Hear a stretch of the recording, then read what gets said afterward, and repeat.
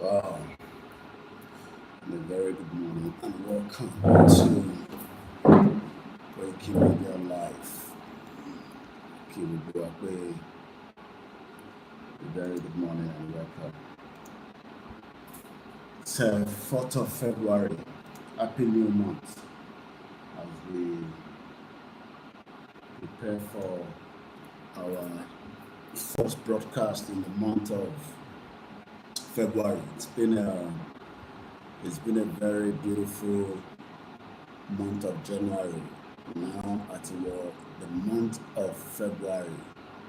Oṣù tí a máa ń pè ní February, oṣù kejì nínú ọdún.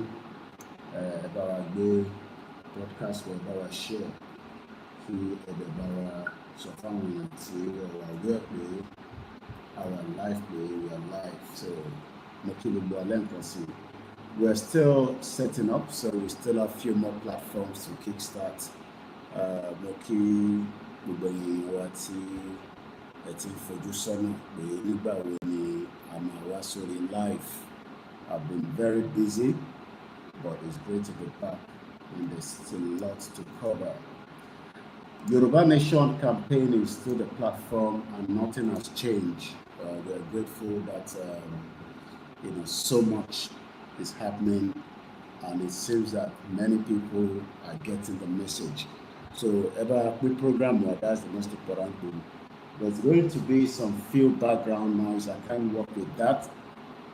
Afiteba fún ani enough owó tí bá change the background to air condition. But for now, as you all know, I'm currently in Africa. That's all I can tell you. And I'll be discussing more about the visit and so many other things that we need to know, especially Yoruba Nation. So if you are a true person that believes in Akintoye and Igboho, then you should be sharing the program and inviting others to join us as well. So we're live as usual on all my platforms. I believe the internet is quite stable in Africa, at least for now. So I haven't missed much in terms of the internet. It's quite expensive, but I don't know for long. So let's kickstart the program slowly and slowly. Share the program and invite others to do so. Koikimedia, we're bringing the world closer to your doorstep.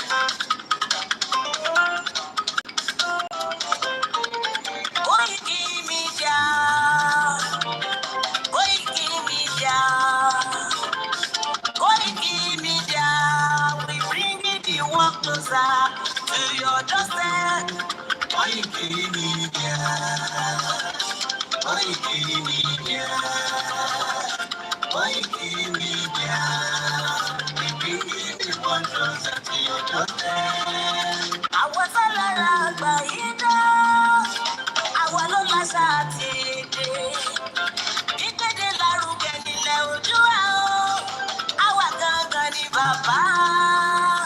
Koikimedia, Koikimedia, Koikimedia, we bring the world closer to your doorstep.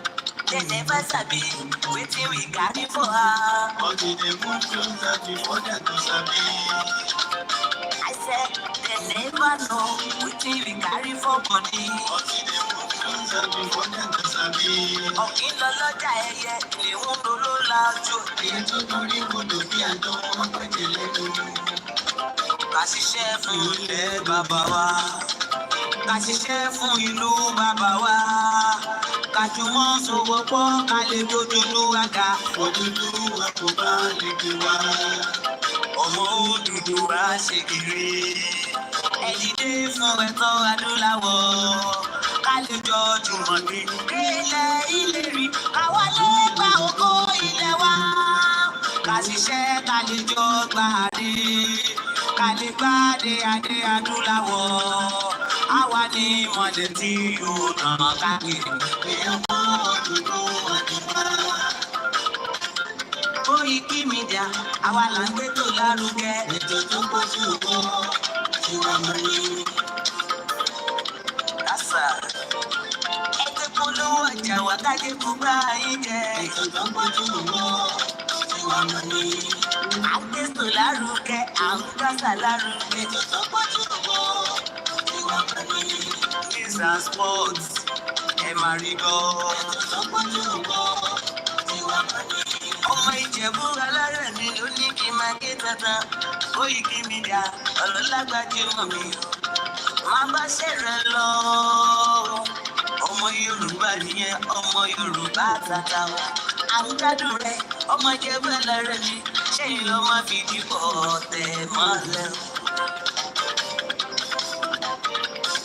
Ẹ̀yin lọ́mọ onígbò máa dé máa dé máa dé. Ẹ̀yin lọ́mọ onígbò máa wọ̀ máa wọ̀ máa wọ̀. Igbó máa wọ̀ sájòjì ò gbọ́dọ̀ wọ̀. Àjòjì tó bá wọ̀ á tẹ̀lé ní bọ́ra. Ẹ̀yin lọ́mọ náwó òyìnbó tó dé. Ìgbà tó yìnbó dé o, owó ṣàdé tó pọ̀ sí o. Koikimedia sáwà ní bàbá. Koikimedia àwọn ní bàbá. Koikimedia àwọn ní bàbá.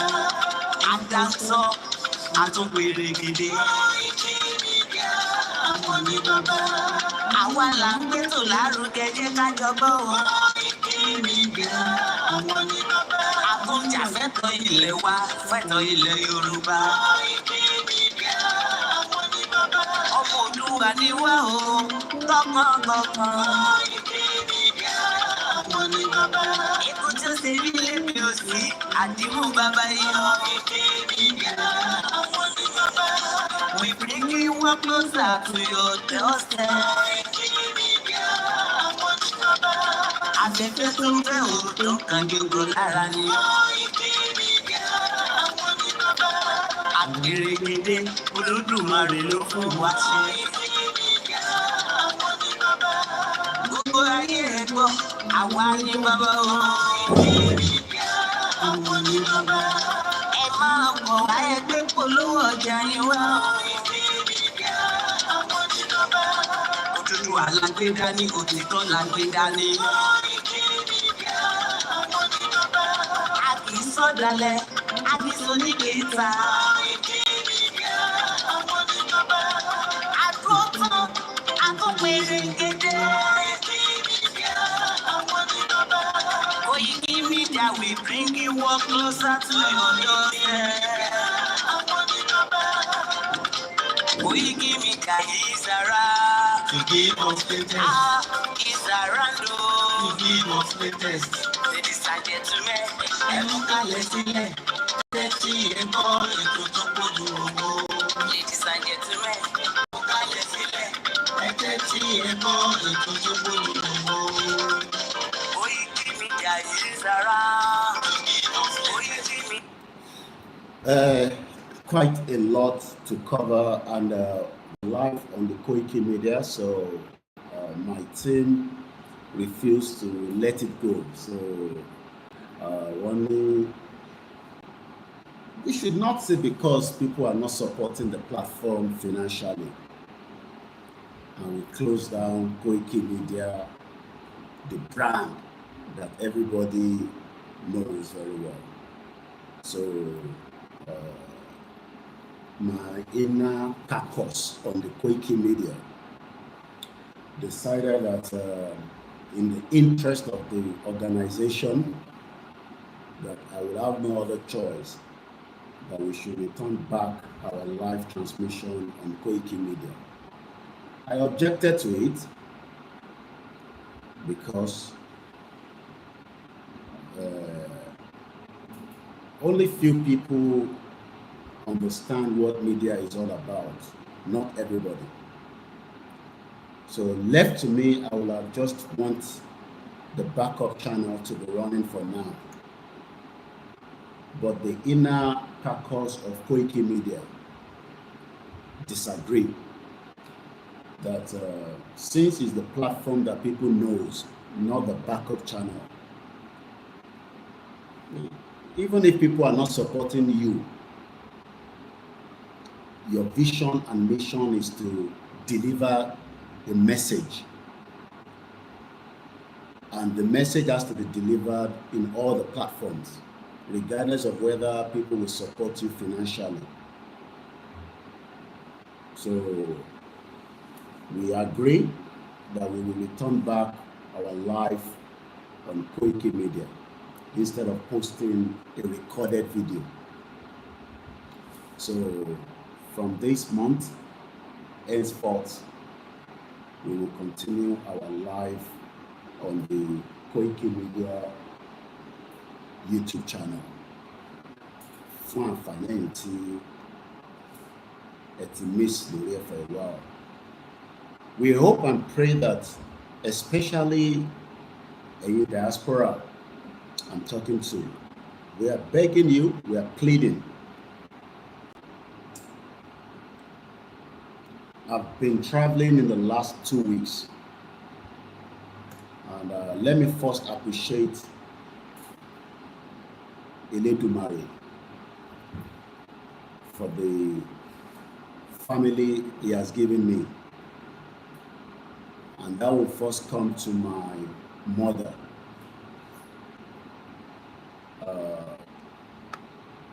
Mo dúpẹ́ fún ìyá tó bí mi. Mo dẹ̀ tara ẹ̀ mo ní bẹ́ẹ̀ mo dúpẹ́ fún bàbá mi tó ti jáde láyé. It's 4 years precisely, almost 4 years, that I left Africa. Just like yesterday. So when I made up my mind that I'll be traveling, because there's a lot of places I'm going to touch in Africa. Few places, not a lot. My mom decided that she will come along with me.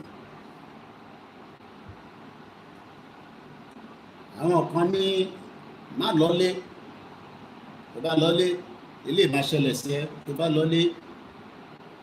And my mom decided that whatever is going to happen to me, kó kúkú jọ ṣẹlẹ̀ sáwa méjèèjì. So even though I know that internship does not warrant me to be worried or scared to travel down to Africa at any time. Torí ọmọ ọkọ lèmi, mo sọ fún yín, èmi ń ṣọmọ àlè. Ọmọ ọkọ gidi ni mí. But ìyá tó bí mi ní má ẹ̀ka ṣe bẹ́ẹ̀. Let me also come along with you. Especially, we have a father on the ground that just lost the wife. So, at the last minute, my mom made up her mind that she would travel with me. And I'm very grateful to her. I would not have been able to do this without her. I'll now go to my wives that also understood the big task ahead. For those of us that understand, torí mo ní fún gbogbo ẹnu sọ̀rọ̀, èyí tó bá lè mú nínú ẹ̀ ní kẹ́ mú nínú ẹ̀.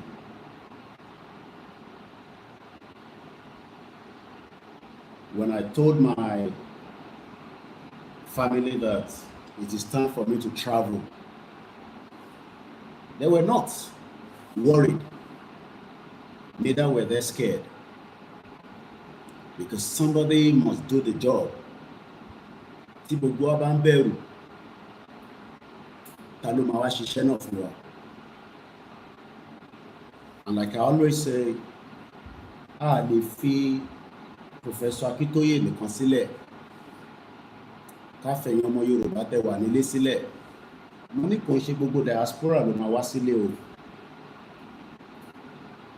but àwa kan máa wá, kò dẹ̀ ń ṣèmi nìkan. A máa wá, a máa lọ, a máa wá, a máa lọ, until we finally achieve our aims and objectives. Orí social media kọ́lẹ̀ tí wọ́n gba Yorùbá Nation. Yoruba nation will be delivered by every one of us. I am just playing my own role, nothing special.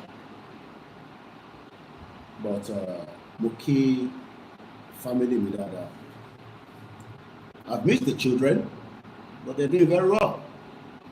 And I'm sure I don't want my children to be shouting Yoruba nation on social media in the next 10 years, 5 years.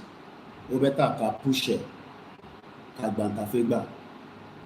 so that everybody can live a better life, especially in the diaspora. I'm sure most of us have lived there for 30 years, 40 years, 50 years. So tabani andro pé káwọn ọmọ tàbí sílùú òyìnbó kó wá fight pẹ̀lú àwọn Gen Z tó wà nísìnyí tó jẹ́ pé wọ́n wá bó ṣe fẹ́ ṣèṣe mẹ́kọ̀ọ́. Yoruba nation ni wáyé o. So let's play the anthem, and then I will appreciate again my inner caucus, and which are the Koikimedia team. I would not have been Koikimedia without them. I cannot be in Europe and still be in Africa. It's possible. So the Banriti one project the Koiki song is because you can believe in the vision and the mission of Koikimedia, push and push. And that's why Leshen contributes the little resources steady, like if you support well. And I pray that more of us will support. So let's play the anthem, and then we will appreciate as we go along. The time here, I'm still working with the UK time, so sometimes my laptop is still working like I'm in Europe, even though I'm not longer in Europe. I'm now in Africa, and we'll be touching more on few places, and I will be letting us know as we move into different part of Africa, so that I'll engage in Tebawa there. I was in Togo last week. I'm currently close to Professor Akintoye right now. I'm not far away from him. That's all I can give you for now. He's in good spirits. And may the soul of Mama continue to rest in peace. I wish I met her again, but I did not. A bit late, is it? I wish I met Mama one more time. So, it's the time. We pray for good health, every one of us. We pray for long life. But ìyẹn wà lọ́wọ́ Ọlọ́run. Ìtàmáṣe ní ẹ jẹ́ ká sọ́dọ̀ la, ìtàfíṣe ní ọ̀la, ẹ jẹ́ ká sọ́dọ̀ dúla. Tá bá ń ṣe bẹ́ẹ̀, nígbà Yorùbá nation náà. Ǹtí ẹ ká ṣe ní ọ̀sán yìí, ẹ fi sọ́dọ̀ alẹ́, ẹ tí mo tó fi ṣẹlẹ̀ lálẹ́. Àbí? Let me play the anthem, and then we can move into the program slowly. This is going to be my first program officially. You've been seeing few videos and there, but this is the first official live coming from Africa, in Mama Africa. Abibeko. The weather is beautiful. There is no place like Africa, and Yoruba land is Africa. So Tibani Africa, Yoruba land in Africa, because I want to like Togo, Ghana, Sierra Leone, Liberia, around the empire or your empire, it will be to turn law. Titi de Benin Republic, which is our own country anyway. So let's play our anthem, and then let's crack into the program. Let me appreciate Igboho Oòṣà. I will not say much than just to appreciate him. There are a lot of work he has done sacrifice. And if we continue to knock him, it's fine for some of you. But for some of us, Igboho is our own God. Agbafu yanyan, agbafu tán délẹ̀. Tó bá ní sit, a gbọ́dọ̀ sit. And tó bá wá ní kí òun ò fi sit, tí Igboho bá ní kẹ́ sit, then you have the right to push and do whatever you want to do. Mo kí olóyè Igboho, bá mi ò ṣá, Swahili. About quick program. You see, the problem we have is Amatumawa Mabeni, about a quick program. Some of you are too scared just to share program on your timeline. I don't understand. Some of you are in Europe. You are worried that your family that are suffering will be knowing that they follow Yoruba nation. Our family they involved. Most of them, they are not capable to hand in. Clear tell me so that we don't, just share the program.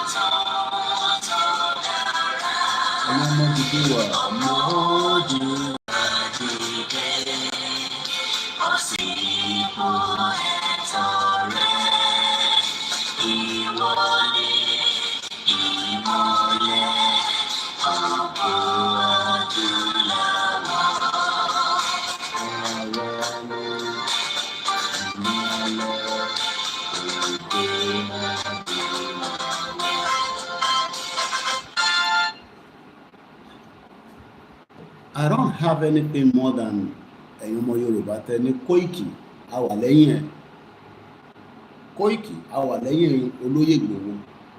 Koiki, our lẹ́yìn Baba Akintoye. So Talawa.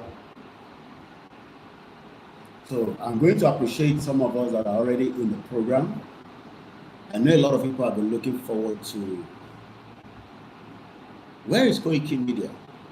But you know I'm in Africa. Confirm, magic.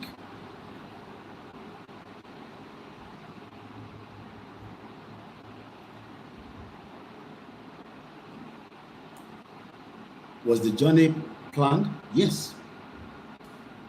At some point we come back home. But this is our home. Europe alo hustle me. Kini mo sọ alo hustle gidi.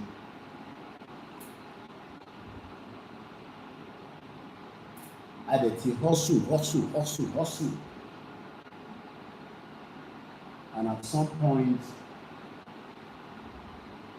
some of us have become at the máa ń pe ẹ̀gbọ́n mi kan ní UK ní mayor of Reading. Ó ti pẹ́ níbẹ̀.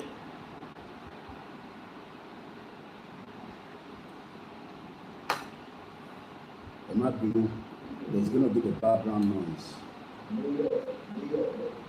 Mayor of Reading. Wow, it's very clear. Ní máa ń pè. We have lived in Europe. Ẹ̀yin tẹ́ ẹ̀ tí lọ, Ọlọ́run á ṣe ọ̀nà fún yín. Gbogbo visa tẹ́ bá ń wá lágbàáyé, Ọlọ́run, even bí Amẹ́ríkà ṣe lè kókókó lójú ẹja, Ọlọ́run á ṣínà visa fún yín. Ẹ má yẹ kẹ́ni kankan sọ fún yín pé don't travel. Don't let anybody fool you not to travel. If you have the privilege and the opportunity, please travel out of Nigeria.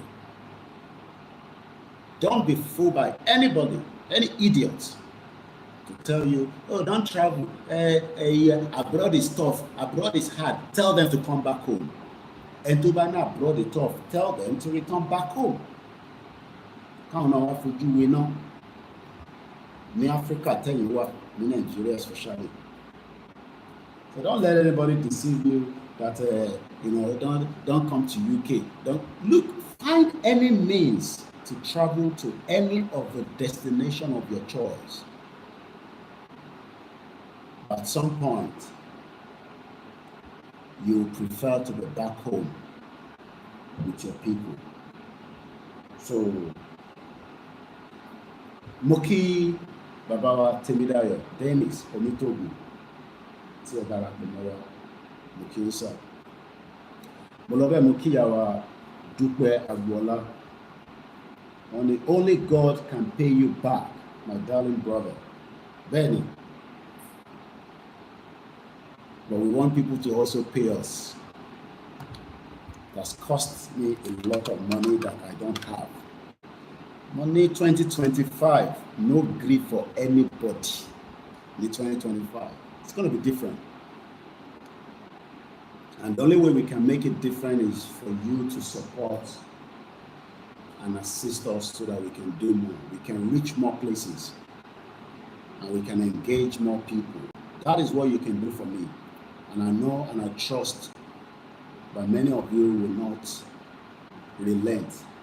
Muki Mr. Oluwole Osho, Clever Ayomide Muki, good morning. Muki our Taiwo Kike Fasami Ekaro. Yawadupa Bolani, good to hear from you, my brother. How was your journey and Baba? With a question mark. Professor Akintoye is in a high spirit. I was a little bit worried that Biatabadodo will be about Bama, but high spirit. I've never seen a man such like him. Just like I left him in 2021. That's about 3 years ago. He's not slow or sorrow. His brain is still articulated.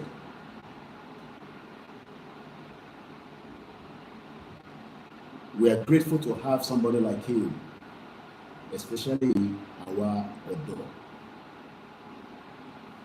Not all these Jaguru Jera politicians and the elites that care less about Yoruba people. So it's a privilege. If you have the means, even if it's just a quick U-turn, come and appreciate this man. I don't think you can appreciate anything more than the fact that he has not shaken. We joke, we laugh. We talked about how people call us only. Imagine. Only. We talked about that. We talked about it. We laughed about it. But one thing about him is that he doesn't allow all things to bother him. Because we are not where we are meant to be. I met him watching TV when we got there, and he was having a nice meal. And I'll be seeing him again very soon. Into Lofaran there and get more spirits. I waited till I meet with Baba before I come live, because it would be bad of me to go live in Africa, even though I've been busy since I arrived and I've also been traveling in between. Moki Ashiri Kokwele Dumari. The journey was stressful. Somebody is asking if my journey was not. It was stressful. Because the journey to Kere, especially when there is no direct flight from your destination to destination. So it's stressful. Throughout, even while I was on the plane, some of you have watched the video. We shall feel better a little bit. So the Vanishiko was stressful. It was stressful. Is it worth it? I would do it again.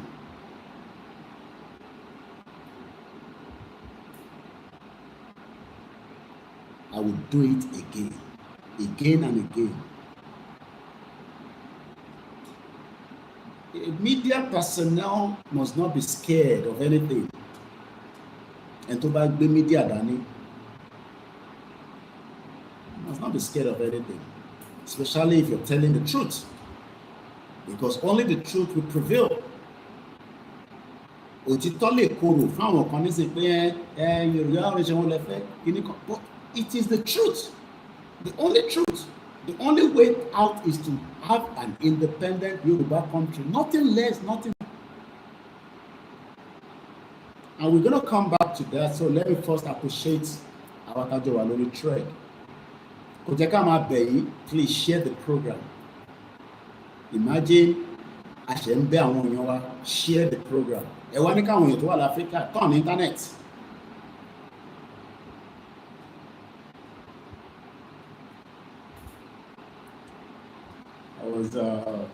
I was in Togo last week, and while I was in the public transport, sitting there watching, Africa are glued to TikTok.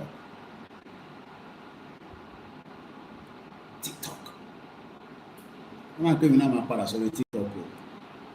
see that the Africans are using TikTok like mad.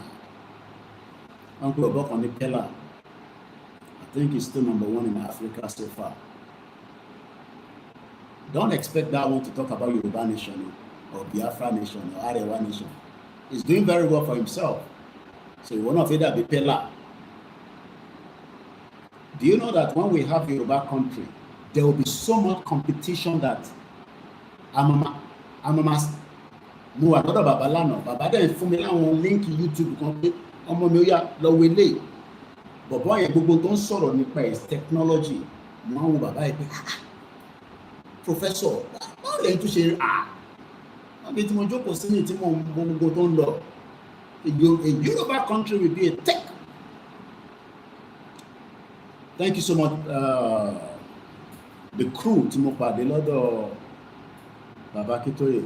Must be my prayer. Don't call, I'll call you material. So I'm still around. I'm not in a rush to go back to UK.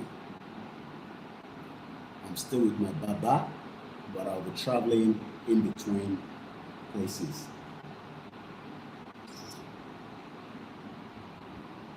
Moki Mr. Yakubu Jimo Ekaro. Would like the sound of Boshi Punu. What you told me that you go, you know, it's beautiful.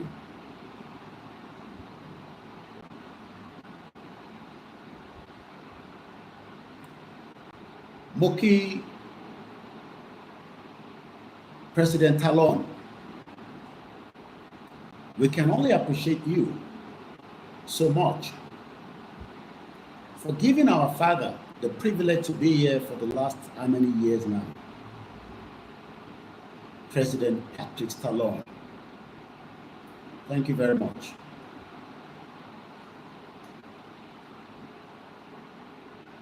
It's a privilege that you've given Professor Akintoye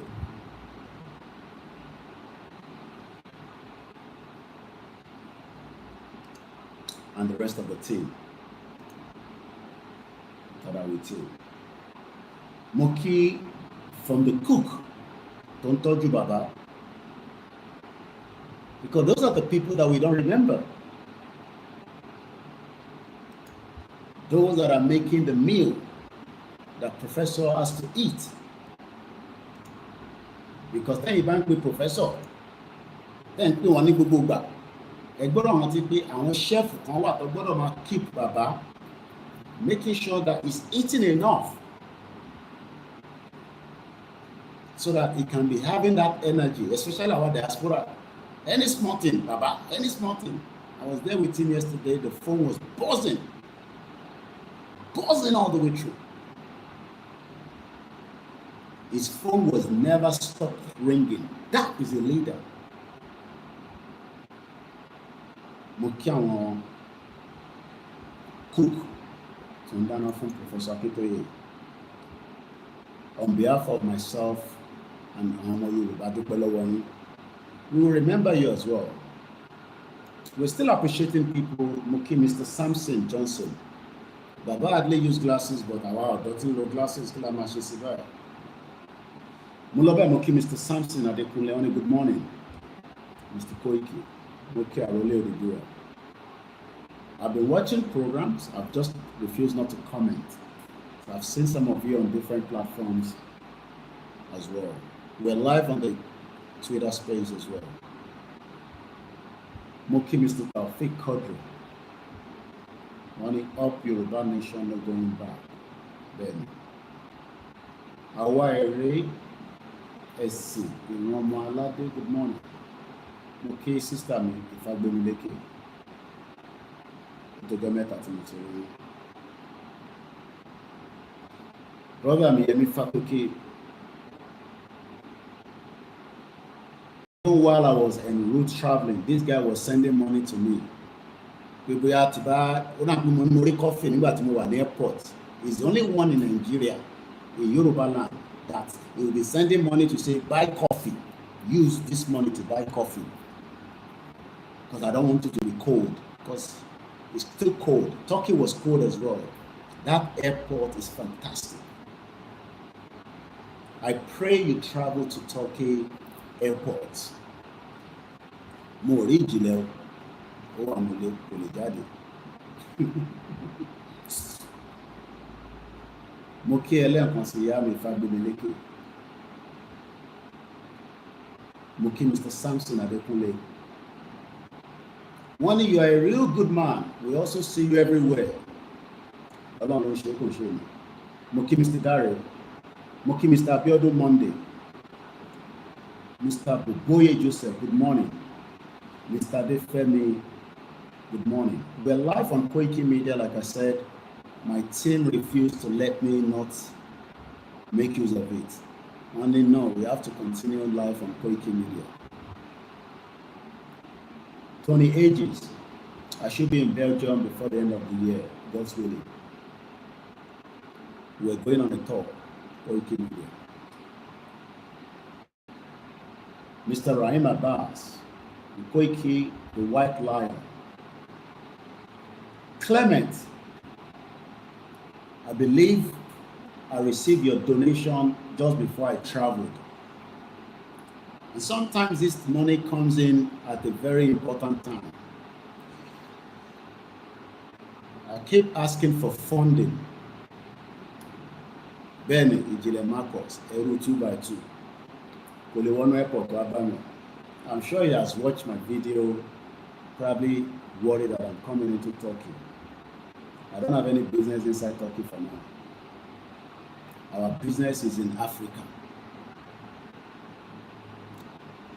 Moki Yoruba World Media, Moki Home-Based Media. Mr. Oladele Rotimi, good morning. As this Shakiru was worried about me, it's quite, yeah, good. Some of you, when you don't hear from me, you start calling me, especially you have my number. Koiki, where are you? I was very busy the last few days before I traveled. I had to tidy up a lot of things, especially go to the Palm of Yoruba Command. Ó dẹ̀ fìyàwó sílẹ̀ lábúrọ́dù fáwọn ọmọ sílẹ̀ o àbí o Yorùbá nation náà la máa fi tọ́jú wọn àbí bastard all over the place ẹni ṣòro rẹ̀ èpè ní mo máa fún gbogbo yín Some of you that doesn't even know what the airport looks like. Hello, me or plane in. Thanks to my beautiful mother. Yoruba nation money come from Nigeria, come from Africa, then come from Togo. My mother asked me, whatever I want to spend, this is the money. Go and do whatever you want to do for now, and you don't have to return it. I don't have money, but at least my mom has money.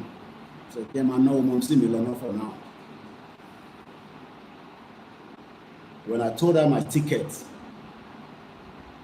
because my ticket is high, because the way I've routed my ticket, I gave the bill to my mom. She looked at it. She did not even argue. She just did what she needs to do, and the money got to me. So go to the pay, mama, to follow Yoruba nation and travel. Money me calling Yanje officially, but officially Yanje Gubowa.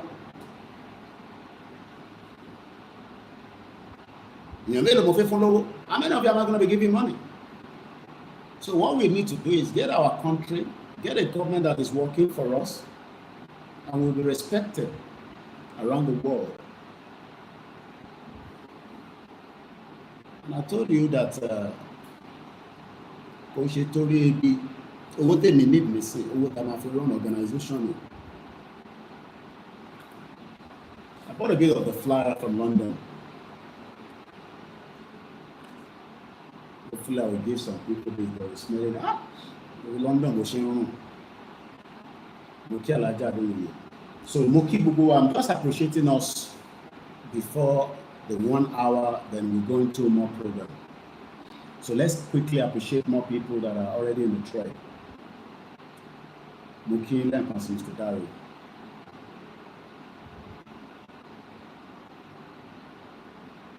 Moki ita lórí Twitter space. Moki, let us hold firm.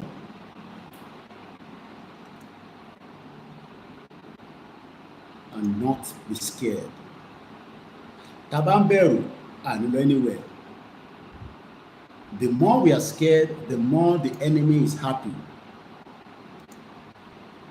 Kenzi Abiola Fakuda Moki, Yakubu Jima Moki Yashabansa, Moki brother me. Jamie, thank you. Moki went there and Cote d'Ivoire. Hopefully I might see you before I go back. Hopefully. Omobolaja Abdullah Moki, Mr. Sunday Kayo de Moki, Adebanji Karabali. It's beautiful. The weather can't beat it. The rain. The middle bug omi ojo sara inú mi ń dùn. Òjò rọ̀ ṣeré nulẹ̀ irọ́ ìta lèmi ti fẹ́ ṣeré. Jẹ́ kójò kan ìta ni mo ti fẹ́ ṣeré ní òjò bí ọmọ kékeré. You know, there are some things that you have missed so much that you just want to feel it. Especially if you have lived in Europe where it's like everything is like a remote control. It's a beautiful place. I've lived in UK for 25 years. But this is home, Yorubaland. If you have not had the privilege to travel out, please find any means to travel out, but don't kill somebody to travel out. But find any means, if you can. Not be me about Europe. I don't care, because I'm not a visa agent. I can advise to bat it down. I can advise you. Muki sister me.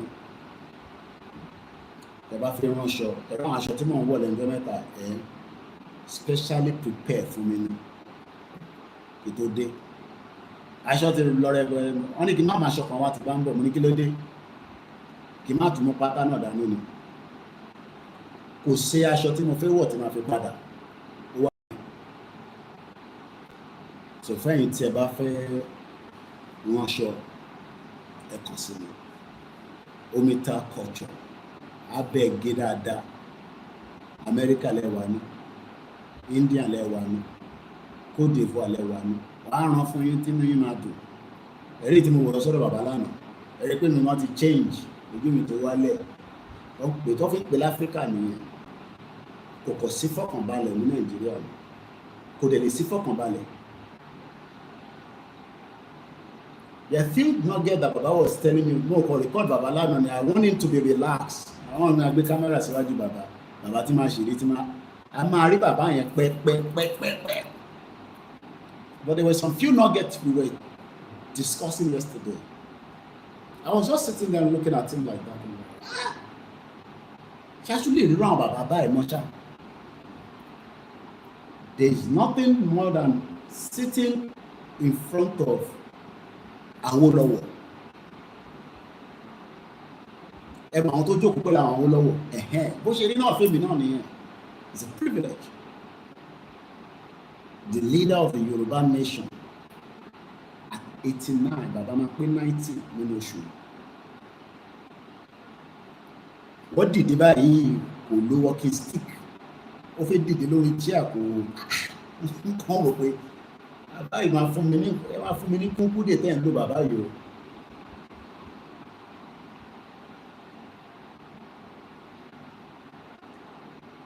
Corruption ló rò kó máa tán Nàìjíríà. You know, Baba said something that we are alien to each other in Nigeria. Mọ́ra wa rí. Alien ni wá.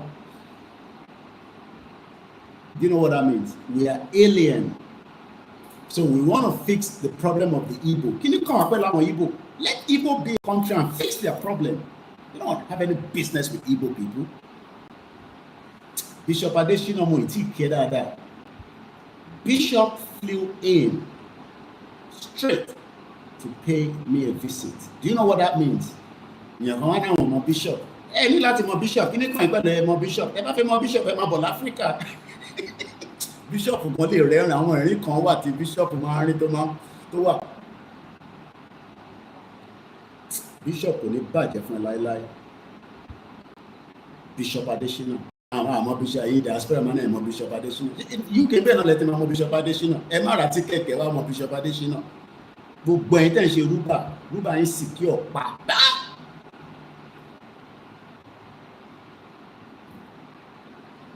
Wọn ò ní rí àwọn ọmọ Yorùbá gbé l'Amẹ́ríkà o bí Trump ṣe ń gbé wọn o. But tó bá mọ̀ ó níwèé l'Amẹ́ríkà bí nǹkan ṣe lọ lọ́wọ́lọ́wọ́ ẹ̀, wọn ò ní rí yín gbé o. Ẹ tètè mobilize owó yín sí rúbà. A ti pariwo ẹ̀ ní 2 years ago. A lè sọ gbogbo ọ̀rọ̀ kan lẹ́nu.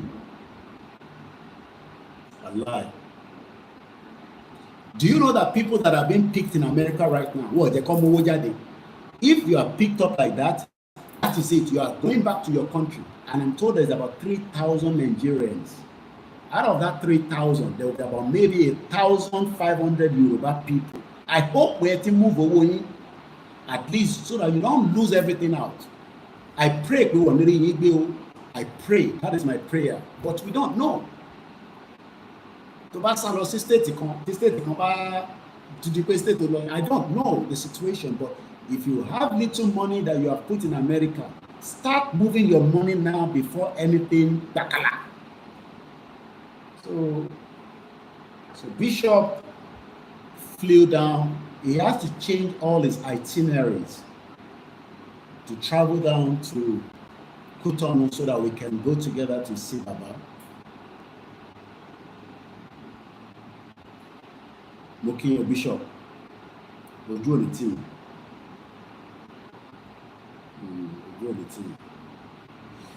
And that is the book Bishop just wrote. Yoruba Nation máa wáyé. Mo ní ẹni máa kú, ẹni máa yè ló máa yè. Èmi ti sọ yẹn, ṣé tá ń bẹ̀rù fún. But ikú kan lójú tiwa báyìí. Don't come back home. Don't come back home. Shut up your mouth. Don't come back home. Shut up your dirty stinking mouth. Mo kí jàre ìyá mi Ìyábọ̀. Gbogbo mi olúwọlé ìyá dáadáa. Don't come back home. Tinubu gan nígbà tí Tinubu gan lọ exile. He came back home in 1999. máa sọ fún wa pé kẹ́ máa wálé ilé wa ń dẹ́rù bà wá ni wọ́n kàn bá kan àwọn ọ̀rẹ́ máa sọ pé kẹ́ máa wálé. Ọdún 2025 no grief for anybody eléyìí ṣe 2024 but kò ń ṣẹnu lásán àfẹ́gbà Yorùbá nation ẹ nídi owó gidi but I need the intelligent people, strategic people. Àwọn ń ṣe Igbo à ń ṣe Biafra káwọn Biafra máa ṣe tí wọn lọ ọ̀nà táwa máa gbà tá máa fi gba Yorùbá nation ó wà lọ́wọ́ bàbá Akintoye.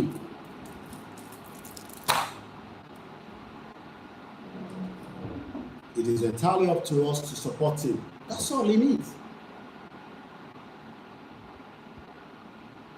Kò ṣe gbogbo aláma l'opportunity láti wálé. So, where do you come in? How do you support? Ojú ló ń kọ́ gbogbo ẹ̀yin tẹ́ ń sọ pé rally ṣe ẹ gbọ́ pé rally ń bọ̀ tẹ́lẹ̀ ni ẹ tún ní àwọn mega rally ń bọ̀. Ìgbòho ní ojú ń kán ìbòjì òun ń bọ̀ níbẹ̀. Tinubu himself was out of Nigeria for a very long time and he returned back. So kí ẹ̀kọ́ máa dẹ́rù bàbá pé don't come back home. Mo máa ń sọ fún yín ẹ̀yin kọ́ lẹ máa sọ fún wa nígbà tá a bá máa wálé. Lálẹ́ yìí tẹ́ máa sọ fún wa pé don't come back home or come back home. Mo kí Ọlákúnlé. So Yorùbá làwa. At exactly 1 hour to the program, I will start going into the program. But let me first more appreciate the internet is stable, right? I hope the internet is stable. Hello, ma te kọ́kọ́ sanwó internet mi padà. Hello, ma fún mi lówó internet padà. It's expensive. At least mo ti write okay, but if I move between the brothers, you know, I have to keep switching. So if I do my support to our internet, mo lè máa gba mo rà kó mo lè gba momo ní sanwó ní mo lè gba momo bẹ́ẹ̀ pé dọ́là náà lè fẹ́ fún mi bẹ́ẹ̀ pé pounds gbogbo owó ni mo gbà. Mo kí Ọlákúnlé mo gbọ́ lórí Yorùbá wo ìlú ìjọba mo wà lórí program ẹnu kọ̀dá kẹ́mi. Let me first appreciate more before we go into the program. Ibi tí mo fẹ́ gbà wọlé mo ti mọ̀, but mo ṣì kọ́kọ́ dúpẹ́ pé after 3 years, òun ló kó bá Ìgbòho, ó ti sá lọ o, Koiki ti sá lọ o, ẹ bá wá Koiki o. Remember 2021? I dúpẹ́ fọlọ́run. Mo kí bàbá mi mo kí gbogbo ẹ̀yin tẹ́tí wọlé. Good morning Ọláníyàn ẹ̀ṣọ́gbọ̀n. Ẹ wá Koiki jáde o, lórí Koikimedia wá o, wọ́n ti mú Ìgbòho. Adúpẹ́ fọlọ́run. Mo kí àwa Margaret ẹ káàárọ̀ grandma.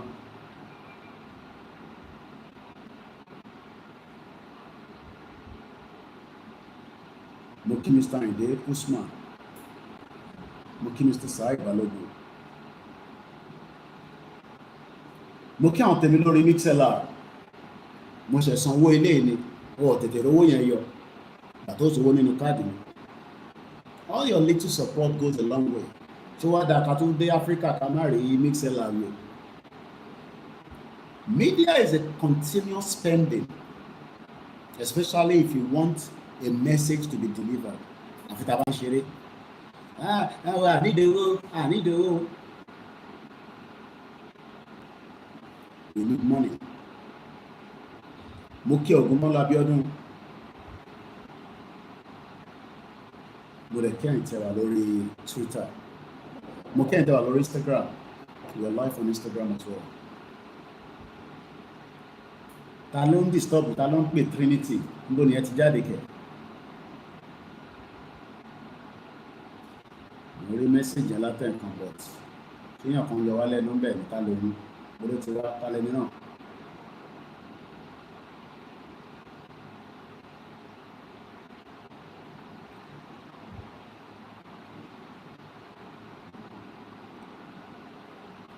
òkè lẹ́ẹ̀kan sí Clement mo kí gbogbo ẹ̀mọ́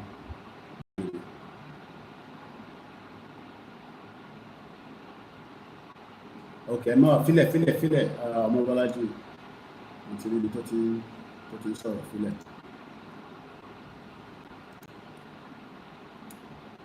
àwọn ọmọ àlè tó ń gbọ́n àmì ní bomb blaster lórí burúkú ẹ má jẹ́ kó disturb yẹn fi sílẹ̀.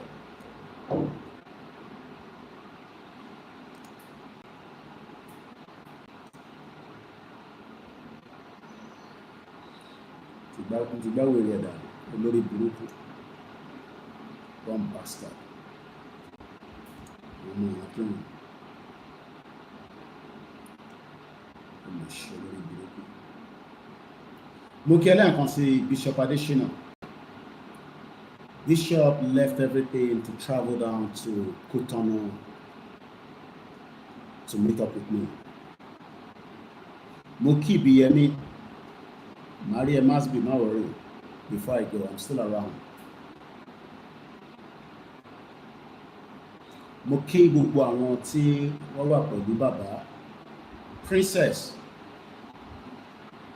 Wọ́n á kí mo ti return message ní láàárọ̀ yìí. I think I did reply this morning. I've been very busy, so I've not catch up with a lot of my messages. So I think we've done enough, meet and greet, and we need to crack on into the program. Cannot waste too much time. I'm not in a hurry. We should run our 3 hours, if not a little bit extra. I'll open the phone line at some point. We are fully live. All the platforms are stable. If there's a background noise, it's the fan. There's no air condition. Biafra superstar, I cite you, my brother. Thank you so much. Motibawe the Trinity here than Trinity. Dúpọ̀ ní tìrì gan ọ̀dúbà bẹ́ẹ̀ dà kó jáde níbi kíbi tó bá wà báyìí. Dúpẹ́ la wá ń sọ. Ìyàwó èrè 2x2 tó ní kó síbi káṣù ọ̀rọ̀ bomb blaster. Maryland lórí àkọ́nú wà ní sí ìdíyà Maryland Ìkẹjà dẹ̀ ní ọlọ́lọ́mọdé tó wà. Àwọn olùṣèlú lórí burúkú. Ẹ̀rí tó ń bára wọn jà. Wọ́n wà lórí show Yorùbá Wuyì mọ̀kàn rẹ́rìn ni. Video all over the place. Lẹ́ẹ̀kan sí mo tún kí President Talon. Thank you very much. The expectation in 2021 was that Igboho will still be in the prison. Do you know what it means for Igboho to be free? Travel to UK, travel to Belfast, travel to Germany, travel to Europe, travel to America, and anywhere he wants to go. Mo kí brother mi Bùnmi Borí lẹ́ẹ̀kan. Mo appreciate you. Ìfẹ́ ṣe Koikimedia nìdúrà ìkìlẹ̀ kí àwọn tó wà bẹ́ẹ̀ pàtó máa tẹ̀síwájú. So expectation àwọn èèyàn ni pé Igboho must remain in the prison while this government continue its operation. Ìyẹn ló ṣe máa ní wọ́n máa mú Igboho kọ́ sọ fún Igboho mo ti rí Prophet Nasiru tó tún sọ the same thing. Ẹ̀yin ò ṣe ń ṣàdúrà pé kọ́ máa rí Igboho mú. Àdúrà tẹ̀yin máa ń ṣe vision tẹ̀ máa ń rí ni pé kọ́ ṣàmú Igboho. Tẹ bá ti gbọ́ pé nǹkan kan ti fẹ́ pọ́pọ̀ wọ́n ti fẹ́ ṣe rálì ìgbà ilẹ̀ máa ń ní nǹkan kan tó máa ń rí tó máa ń ẹ má sọ mo sọ pé ẹ bá wa sọ fún Ọlọ́run pé anything that is evil tó fẹ́ ṣẹlẹ̀ sí wa Ọlọ́run kó dá padà. Ẹ máa dẹ́rù bà wá mo ti sọ fún yín kí ọkàn má dẹ́rù ẹ má fi àlá kọ̀ọ̀kan dẹ́rù bà wá. Ẹni máa kú ẹni máa yè ń lọ̀rọ̀ tó wà nílẹ̀.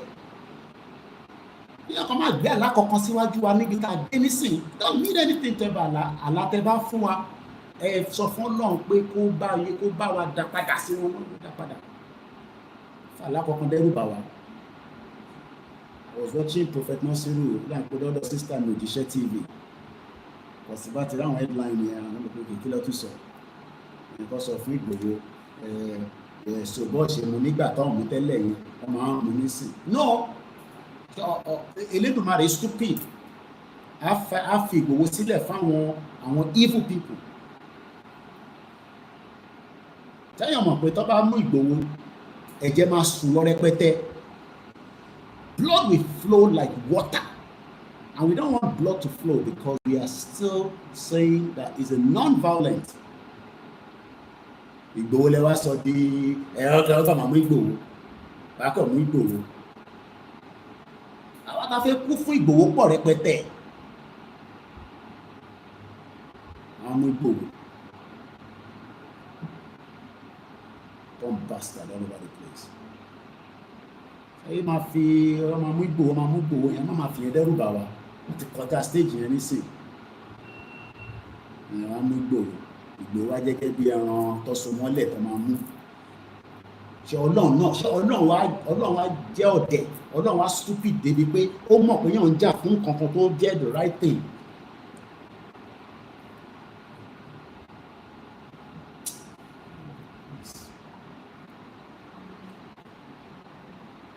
Bí bàbá ń ṣe ìsọ̀kan náà ìjọ kan náà nìyẹn tí yàn kan wá pè mí pé kí ni wá bá bàbá yẹn sí nítorí bá wọn sọ. I don't need anybody, I don't need to talk to anybody. So gbẹ̀yìn tẹ máa ń rìnrìn yẹn ẹ mọ̀ bí tẹ fẹ́ rìnrìn yín sí o. Jẹ́ àwa Yorùbá ara ń kan Gaza. Ara ń kan Gaza gidi, a manage ni. Ìyà ń já àwọn èèyàn, òbí pa àwọn èèyàn oríṣẹ́. Wọ́n ń deport àwọn èèyàn. Ẹ̀wọ́n náà ríran. Kí ọkọ̀ máa ríran kankan sí wa. Ìran tẹ bá ń rí ẹ̀fà ẹ̀sọ́ fọ́lọ̀ kó kápá. Ìta fẹ́ rí gangan àti mọ̀ lọ́dọ̀ bishop. Àwa náà láwọn àfà lọ́wọ́. Mo ti pa àwọn àfà mi. Mo ti pa àwọn babaláwo mi. Mo ti pa àwọn wòlíì. Oríṣiríṣi làwa náà ní tó ń ṣàdúrà. So kí ọkọ̀ máa fi àdúrà tí kẹ máa fi contradict táwa gbé dání. Gbogbo àwọn ọmọ Yorùbá ń ṣàdúrà lójoojúmọ́. Multi-faith ń ṣàdúrà lójoojúmọ́. Wọ́n máa bẹ̀rẹ̀ ríran sí wa. Ní ọkọ̀ máa ríran kankan sí wa, mo sọ fún yín. Àdẹ̀fẹ́ disrespect èèyàn Ọlọ́run. Ẹ ti gbọ́ pé ọ̀rọ̀ ti fi jáde rálì ìgbà ẹni ọ máa mú Ìgbòho, ọ máa mú Kóìkì o, ọ máa mú kinní kan. Tó bá mú mi ẹlòmíì máa tún dìde. Kí nígbà tó mú Simon Ekpa ní ṣe Biafra tán. Wọ́n ti mú Simon Ekpa láti November nísìn. Biafra is still ongoing. Kódà Ngozi Eriabuweze yẹn tẹ̀ tó wá burú bí wèrè. Ẹlòmíì á tún dìde. Tó bá mú Kóìkì ẹlòmíì á dìde. Ẹlòmíì tó tún máa lejú wò. Ẹtọ́ tẹ̀ fún àdìdé nísìn. Kò tẹ̀lé gbọ́ ti bàbá Akintoye ìgbọ̀nsẹ̀ débi pé a kò máa bà nǹkan jẹ́ lọ ni. Yorùbá wa tẹ̀ sí ń gbọ́ sí bàbá lẹ́nu. Jùlọ ọmọlúwàbí láwa. Bàbá ò gbọ́dọ̀ máa bá wa sọ̀rọ̀. Káwa máa sọ pé dá ẹni tiwa náà. Tó a gbọ́dọ̀ ní lídà méjì. Lídà kan náà ni. Mo kí bàbá mi Simon Adébáyọ̀. So èèyàn kan béèrè pé kí ni solution now? Kí lẹ̀yin rò pé solution? Ẹ̀yin tẹ́ béèrè yẹn náà, kí lẹ̀yin rò pé kí ni solution? Ẹni kí ni solution náà? Èmi náà wá bí pé kí lẹ̀yin rò pé solution? Okay, kí ni solution? We should continue with one Nigeria. Àti wà ní program báyìí nísìnyí.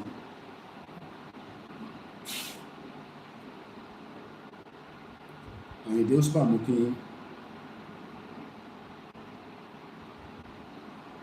kí ni solution?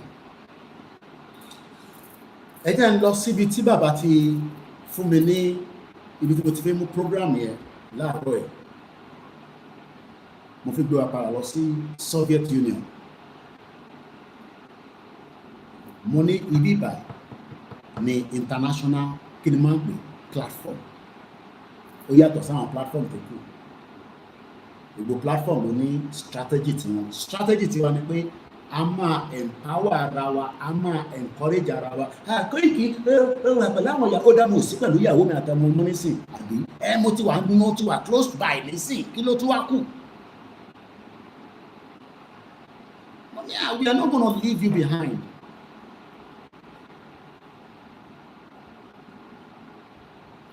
Bàbá wà ní Kótọ́nù, àwa kan máa wà ní Europe, àwa máa bẹ̀rù. Ẹ̀yin ni kẹ́ ṣọkàn gírí, kẹ́ mú ọkàn yín kó le. Tí ọmọ Yorùbá ọkàn tó le ní wá. and we should not be scared of anything. Because what we are doing is not against the law.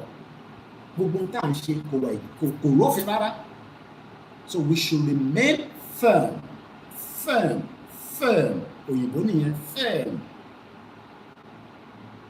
and stay focused. Come on. Okay, I am home now. I am home. Koiki, shut up, come back home. I am home. I am home. I am home right now. But that is not the issue. The issue is you and me. Are we ready to fold out together and get the push? Let's start from here. I told us 4 years ago that Sultan of Sokoto controls Nigeria. How many people remember that? You must obey. You're replatforming. How many? Please help me out. We are still interacting. I'm reading your comments. So you are with me. I can see my comment. This TV is big like my TV for UK. My wife, the one where she my wife buy 65 inch, but this one is moderate. At least I can see myself.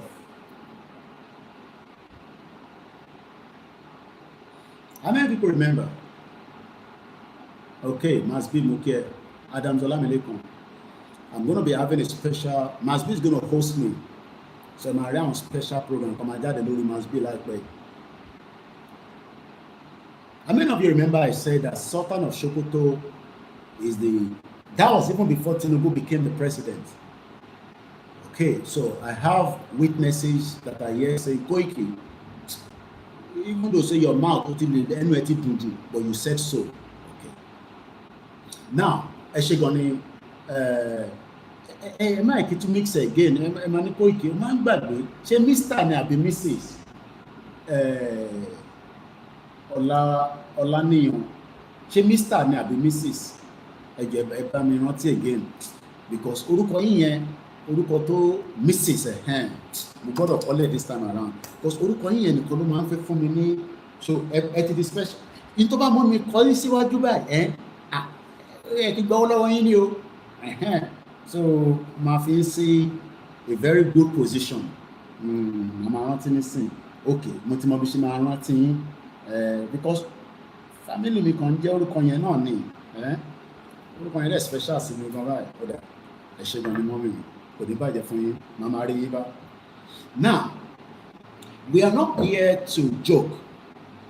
We are now, bàbá mi Ògúndélé, àwọn wòlíì nìyẹn. Àwọn bàbá ẹ̀ ti rí wọn pé Nàìjíríà máa ń kò ń ṣọ̀rọ̀ 10-20 years ago. He lives in UK, wọ́n fún wọn níwèé. He lives in UK for more than 15 years, wọ́n fún wọn níwèé. Ọlọ́dẹ sọ fún wọn pé your mission here has completed, return back home. Kó wá máa kéde ìyìn rere. We are Christians, we are Muslims, we are traditionalists, and we love ourselves. But we are encircled. Montanera, First Bank, we did in Shishapada. Everything has been activated. But I need, if you didn't want anything, we need the world on. So, you know me, I'm not familiar. I do my Sapada, lost in London. So, I shake on the moment. Thank you very much. Okay, on our Instagram. We are live on OLAYOMI KOIKI, but more on the spare phone. Mimo. But we are good on all the platforms. We are also live on Twitter space. Eshekoni Daddy, John Ogundele Prophet. What am I trying to bring out this morning is that I am happy that Bubomo Yoruba, they are now getting the message that, okay, Yoruba nation, what does it mean? It means to protect our identity. It means to protect who we are. It means to give us the kind of, freedom.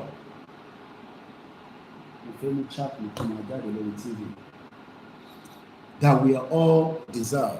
So I came with my normal book from UK. So Tabani, we want Yoruba country. The first major thing that you will be asking is, are we one people? But Koiki, are we one people? Ṣé a ti rí Ìjẹ̀bú àti Èkìtì tó fẹ́ra wọn rí? Ṣé a ti rí Oǹdó àti Ọ̀ṣun tọ́jọ́ ń gbé papọ̀ rí? Ṣé a rí Kírísítẹ́nì Ìlọrin àti Mùsùlùmù Ìlọrin tó ń gbé ní another state rí tọ́dẹ̀ ń gbégbé àlàáfíà? All these are possible.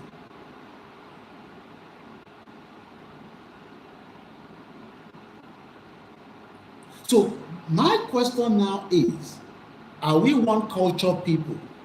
Yes. Are we one language? Yes, but I need different dialects in between it. Tí Èkìtì bá ń sọ̀rọ̀, ó ṣe é ṣe kí n má gbọ́ dáadáa, bọ̀ má sì máa gbọ́ Yorùbá nínú ẹ̀. Tí Ìjẹ̀bú bá ń sọ̀rọ̀, so nígbà tí mò ń sọ ní 4 years ago, Sultan of Sokoto, mo ní bí ṣe wà live báyìí nísìnyí, wọ́n record mi live, wọ́n ní studio fún mi ní Sokoto wọ́n bẹ̀. How many people remember I said that? That every time I go live, they are going live with me, they are recording. How many people remember I said that as well? With any time, even if it's just a short video, àfi tí ọba tètè mọ̀ pé mo máa go live, they will download the video because they're scared. Wọ́n mọ̀ pé Yorùbá, we are very intelligent people. Ẹ wá wo bí ọ̀rọ̀ Sharia, ẹ wo bó ṣe expose the Sultan of Sokoto sí gbogbo ẹ̀yọ́ ọmọ Yorùbá lọ́wọ́. I know you've watched a lot of analysis on it. Me, I'm not here to analyze what evil Olórí Burúkú Sultan of Sokoto is saying. Is it okay? And I believe if I've watched a lot of analysis from both sides, I think Yorubaland did the best analysis as well around it. So coming here to do analysis about it is not my business. No. Mine is to encourage Yoruba people, àwọn ọmọ Yorùbá, ká gbà pé the end of Nigeria is here, but it is going to be a lot of push to get it done. I cannot do it alone. Look, Igboho cannot do it alone. So possible kí Igboho nìkan jáde nísìnyí kó máa dárìn. Every one of us must fold us together at this junction and get that push. Ẹ̀yin tí ẹ disagree, tẹ́ ní good TikTok discussion. Ẹ̀yin tẹ́ ní Twitter, Instagram, Facebook, YouTube. This is the time to come and say that Yoruba nation ni kan lọ́nà àbáyọ. Ṣé ní gbogbo ẹ̀yin Yoruba, ṣé conservative lè máa pera yín yẹn? Stop wasting all the time. Nobody hates Bola Tinubu. We have said this continuously. We have said this continuously. Bàbá ṣì sọ lánàá nígbà tá a wà lọ́dọ̀ bàbá Bishop wà lórí live pẹ̀lú mi, èmi àti Bishop làjọ lọ sọ́dọ̀ bàbá lánàá. We are not enemy to Bola Tinubu, and you cannot push us to be an enemy to Bola Tinubu. It's possible. But Bola Tinubu wants a one Nigeria. Níbi tí a ti disagree. Nobody can push us as enemy against President Bola Ahmed Tinubu. The only part is that Tinubu believes in one Nigeria and Baba Akintoye does not believe in one Nigeria. That is where our paths separate. Tinubu cannot control Nigeria because Sultan of Sokoto controls Nigeria. Tinubu cannot control Nigeria because Sultan of Sokoto is the one in charge of Nigeria. Òun ló gbé Nigeria lé lọ́wọ́. Mr. Olalekan, Yoruba nation is sure we shall reach our destination in no time. Bàbá mi Tèmídáyọ̀ ní aláàánú Ọlọ́run Elédùmarè àti àtìlẹ́yìn àwọn alálẹ̀ yóò gbé wa dé orílẹ̀-èdè wa Yorùbá láìpẹ́. lágbára ẹlẹ́dàá. Bàbá mi John ní Yorùbá independent very very soon. Ṣé mọ̀ pé ògiri tó máa ń ọ̀hún ògiri Áfíríkà yìí ó yàtọ̀ sí ti UK o tàbí cardboard ibi tó bá gba báyìí ó máa ó lè explode the other side. Eléyìí tó bá mú ìṣó tó nǹkan ara ògiri tí kò wọlé dáadáa torí pé ìṣó yẹn ń bend, what are you going to use again? O dẹ̀ fi penetrate ara ògiri yẹn wà lọ mú chisel àbí kò mú àwa máa mú drill wà drill through. We are drilling through to penetrate and achieve our aims to become an independent country. But people like Sultan of Sokoto already knows the game.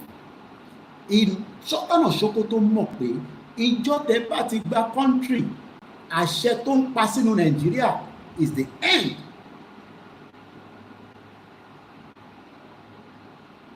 And Sultan of Sokoto doesn't want that.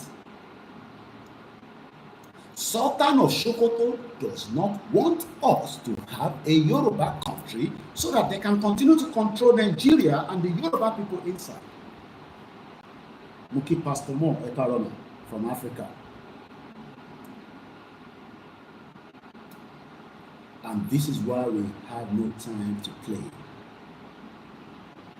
We have been distracted by Dukbonitiri. We have been distracted by all their nonsense. We have been distracted by people that thought that Tinubu has a mission. Restructure. Do you know what it means that Sultan of Sokoto is telling people in Yorubaland that ní àṣẹ lórí lẹ́yìn? Mr. Kola, think Yoruba first before anything. Sultan of Sokoto is telling us that we have no right on our land because the British told them that the land belongs to them. So you can do and undo and put your own ideology and vision into Yorubaland. So I'm happy that every Yoruba people responded after devil of Sokoto, because it's not Sultan, he's a devil of Sokoto, using the term live and let live. So do you know what I say? In terms of let our people live on your land.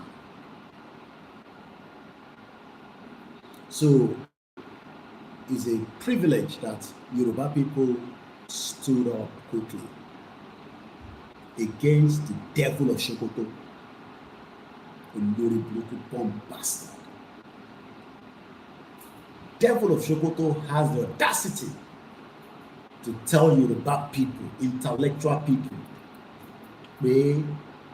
let my people live by putting Sharia on your land. Let's leave that for now. Now, because I'm trying to catch up many areas, let's take you back to Russia. According to something I learned from Akintoye just yesterday. Get pen and paper. Baba mentioned someone called Lenin, Vladimir Lenin. Oh, Boria. I didn't come with my big laptop. I had to leave it behind in the UK. I came with just a small laptop and multiple mobile phone. But we need you to help this platform. Lè máa gbé laptop gbẹ̀ngbẹ̀ yẹn ká fi ṣiṣẹ́ ní UK ká tún máa gbé travel. Ó yẹ kí n nìkan ní Africa. Sọ̀dọ̀ ká bá ṣe ń wo Africa báyìí káwọn ọmọ Koikimedia tọ́gbọ́n bàdé mi pé ọ̀gá ti dé o àwọn boys mi ọ̀gá ti dé Ọlọ́run nìkan lọ́gà. Vladimir Lenin, yes, devil of Sokoto, you're right, Clement. I'm going to come back to him. But before I go to that, let me first give us this, because it is important to put on record that we have a leader. I'm going to take Manikoba mi she picture me ati baba yen Timo Yalano Manikoba mi Shenila. But for now, let me just use this one. You know, Baba responded back to Devil of Sokoto. Let me quickly read that. Then we go into learning. Yoruba self-determination movement rejects Devil of Sokoto's statement on establishing Sharia court in southwest Nigeria. Daniel Adebanji Koiki, he wants Nigeria to be like Afghanistan with the Mujahideen. Could it possible? But like I said, I'm happy that every Yoruba people, even the people who disagree with us, everybody reacts. Everybody they react. Eh? Who be Sultan of Sokoto come tell us everywhere was hot. They thought that the generation of those caricature Yoruba people, where they give wife, Fulani wife, yeah, give Fulani wife, Fulani money, they give them. They forget that this generation is different. So Muki Yoruba from challenging Devil of Sokoto, Olori Burúkú bastard, to tell us to push Sharia in Yorubaland. Idiot all over the place.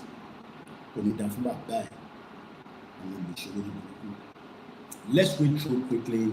Twitter space. Please, I will still have to be reminding you, share this program for me so that we can reach more people. Especially, I've been on and off for a while.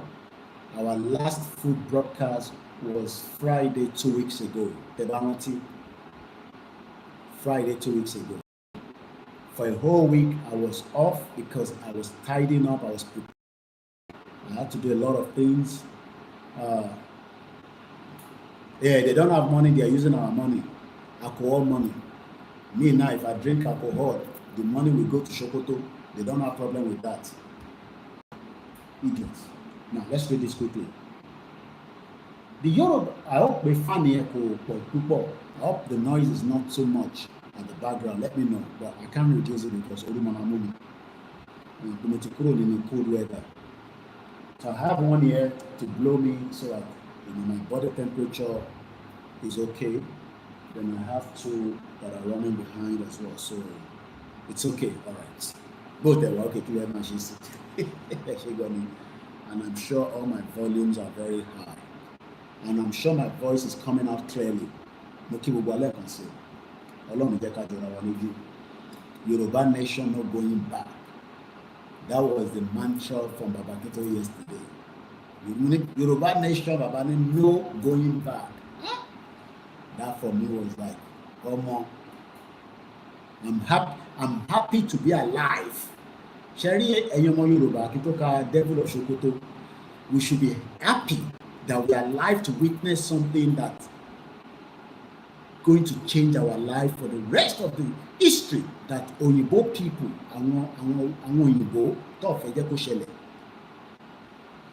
to lock us so that we can be running to Europe, run to America, and go and learn language before you even start work in Germany. You have to learn French before you can start work. It's only people that live in English country like our own that will be lucky.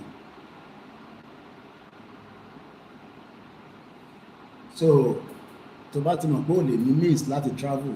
Let us come down together and push and get ourselves out of Nigeria. Because Nigeria is going to collapse.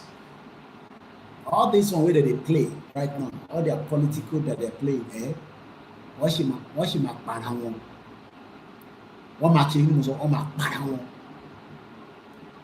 they are not honest people. Evil, they're all. From the Labour Party of Peter Obi to Bola Tinubu to Atiku to every Kwankwaso, all the political party, they are all criminals. None of them have any respect for humanity in that shit hole country you call Nigeria. bombastic. The Yoruba Self-Determination Movement, YSDM, has responded to Devil of Sokoto, Alhaji Muhammad Sa Abubakar, the Devil of Sokoto. It's not a Sultan of Sokoto, it's the Devil of Sokoto, over a statement on establishing Sharia court in southwest Yorubaland, Nigeria. Imagine, had the audacity to establish Sharia court in Yorubaland.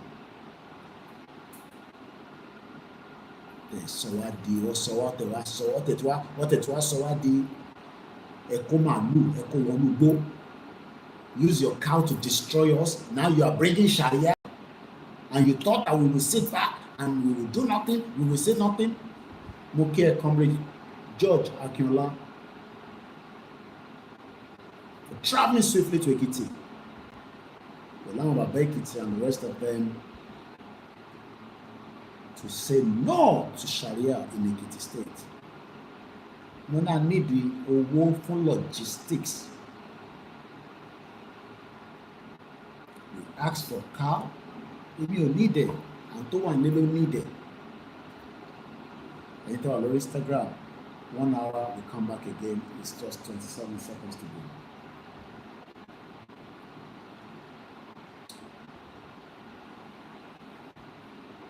They leave the nuts. Wants to come out after you have used your cow to destroy all the farms. The average farmers cannot make money in Nigeria. While I was traveling in between, Benin and Togo, I saw how farmers are moving stuff out. Go cassava. They were moving it out, probably taking it to the market to sell. Our people are now hungry of food. If you want for the negligence, I'm going to recharge one of the phones. Because of the evil of these criminal Fulanis that have destroyed the lives of our people. Our people are now struggling,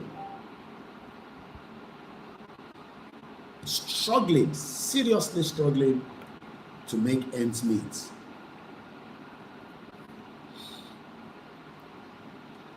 The Deputy National Legal Advisor of the Nigerian Supreme Council of Islamic Affairs, Imam Harun Muhammad Eze.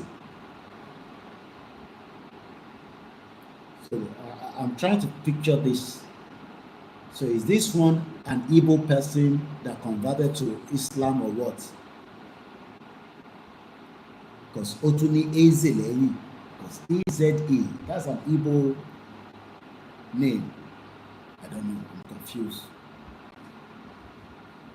Imam Haruna Muhammad Eze. So Igbo Lele Maje. Towaja Muslim. Had issued a press release that was dated on the 29th of January 2025, just last month and just about 5 days ago, which advocate for the establishment of Sharia arbitration panels in Ekiti, Oyo, and other. They are not even joking at all. Okay, yes, Igbo, he has collected money or looking for posts. Okay.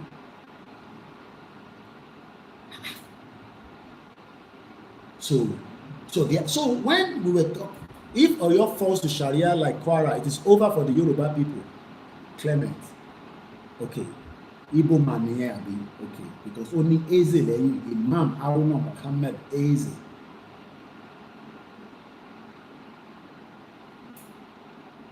Problem 10. That means they are not joking about this Sharia. What is Tinubu saying to this? Is this part of the Muslim ticket? Is that part of the deal? That we give you Muslim ticket, but we will establish Sharia across Yorubaland. Sharia. What is our business with Sharia in Yorubaland?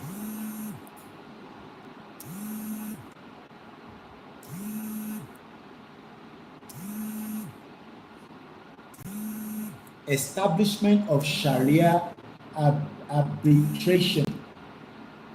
But man like a Caroline, good morning. You've never listened to me before, please share the program where we discuss the self-determination. No more Vaseline, wow, just to keep my lips moisture. So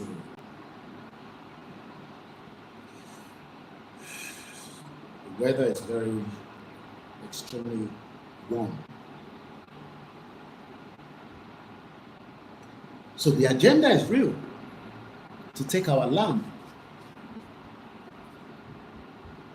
The agenda is real. Mr. Timajekini, arbitration by who? Prince Benga Jaini is one of the Igbo that converted to Islam because of money. That phrase. Ashake TV show, Eku Dilemu.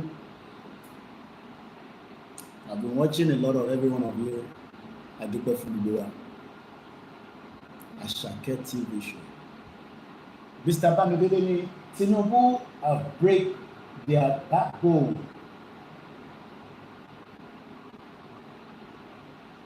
Ashake, yes, it's Igbo. They want to turn our culture and people like that of Pakistan and Clement, it is confirmed. Igbo, Koiki, that one, Igbo, we don't collect money with that one.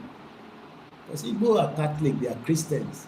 Igbo don't worry, Imam Haruna Muhammad Eze. That one is their Deputy National Legal Advisor. Deputy National Legal Advisor of the Nigerian Supreme Council of it. So that means, I'm doing analysis on this quickly. That means the whole idea of Nigeria joining ICC Islamic Clinic Anthony Babangida grew in 1980. That means those agenda has been coming gradually. Mr. Tinubu says he wanted to be the president, and I'm sure they've told Tinubu, well, he will be president, but with options on the table. Wọ́n fẹ́ fi Sharia pa gbogbo ará ìlú ni o. Ẹ ṣé gan-an ìyá mi Mrs. Ọláníyàn Oyèrónkẹ́ tí mo fi tọ̀wọ̀tọ̀wọ̀ dárúkọ. Igbo ni o, Yèyédára said it okay on our program last night. Ìyẹn kan ti send owó mi máa ń like kí n máa rí alert. Àwọn ọmọ Ìjẹ̀bú mo ti rí alert. Ẹ ṣé gan-an ni. Thank you so much. We're grateful. Ẹ jẹ́ ká lọ wo meaning arbitration. Ẹ mọ̀ pé English is a, let's go and look at the meaning of arbitration. Ẹ má bínú pé ti miss Koiki for a while. I've been traveling, I've been busy, but we are fully now. And I wanted to make sure that I met with Manitobami, she picture and Lenny, the bigger one, came at Babaya, so that Ali Mawalenyi, because I love this man so much.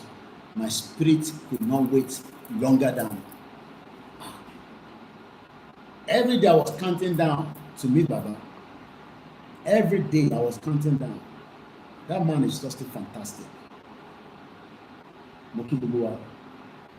Now, I'm going to read it in English. Muki Mr. Ebu Yusuf. If I haven't seen your comment to read it out, I will at some point. So keep the comment flowing and let's enjoy it. I am in Africa. There's no doubt about it. You know that already. So don't tell me, come back home. We are already home. I'm close to my Baba Akintoye, but I'm still going to visit some other places. But I'm not going to Kenya. I don't trust Kenya. So don't expect to see me in Kenya. But Kenya is the one that kidnapped Nnamdi Kanu. I don't want anybody to kidnap me. You get me? Where do they come to Kenya? No, I'm not coming to Kenya. Kenya has no rule of law.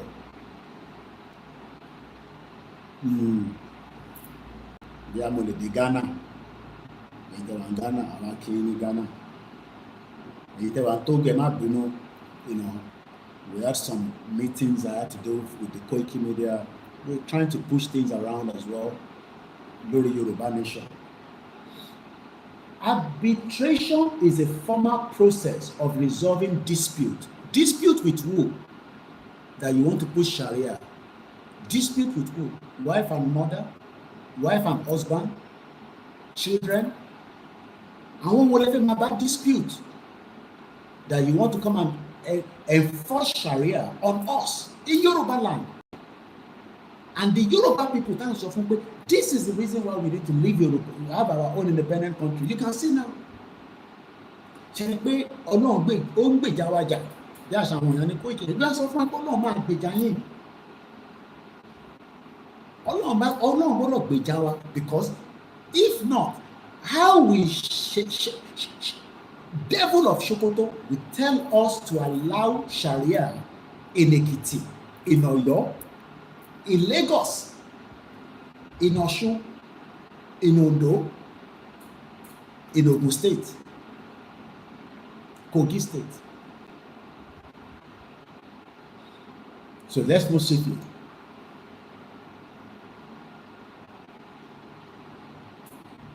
The Yoruba self-determination movement rejects the Sultan's statement, adding that it was made in a manner that implies the Yoruba people are subordinate to him. Let me give us the meaning of subordinate. Ṣé our subordinate? Ṣé devil of Sokoto ló gbọ́dọ̀ máa pàṣẹ fáwa ni? Let's even agree that we are still in Nigeria. Must it be devil of Sokoto that will tell us what to do on our own side, which is Yoruba land, southwest part of Nigeria? Mo kí Akintoye Àbẹ̀bí, kò ní bàjẹ́ fún láíláí. Àwọn irú mọ̀lẹ̀ nìyẹn. Ẹ̀mí ẹ̀ yí bí Akintoye tẹ̀rí yẹn. Àdèkó palẹ̀mọ́. Mama's wife will be buried this month. Ṣé ti ra aṣọ? Àbẹ́ ti ra aṣọ yẹn, ẹ̀ ti ra aṣọ. Ẹ lọ máa múra lẹ̀ for the biggest burial of our mother. Ilé ló lọ, talala, ilé ló lọ. Mo kí Akintoye, ìfẹ́ ló dùn àpapọ̀. Mo kí gbogbo àwọn Ìgbòho Iron Lady from their president. Mo bọ̀ àkí gbogbo ẹ̀yìn groups like that. I'm focused lórí the devil of Sokoto, lórí burúkú tó pé rẹ̀ ní Sultan of Sokoto, one bastard, Mr. Johnson mo kí ni. Gbogbo ẹ̀yìn tèmi ní UK. Kútọ́nù, èmi ní gbádùn Kútọ́nù, mo ti lọ rí bàbá mi lánàá. Èmi àti my heart, ó yẹ kí n fi gbé sí nígbà yìí. Nífẹ̀ẹ́ bàbá yẹn tó pọ̀ jù. Professor, I don't joke with him at all. He's the only man that will call me at 6:45. Sunni, mo ní message tí mo fẹ́ ní kó bá mi deliver ní message fún ẹ. That day I máa sùn. I met him having his lunch yesterday, but right there he was also communicating, with all his staff there. The computer was there, paperwork, and you say this man is not working. He then saw kaba, hey, I mean, he wasn't wearing his hat yesterday, he was relaxed. You can see the picture. Fún bàbá yẹn máa kọ́ máa kí fún bàbá yẹn máa ṣépè fún yín. And Baba Akintoye is not doing anything. He's just sitting down there. He's not doing anything. The pile of paperwork that I met there yesterday in his office.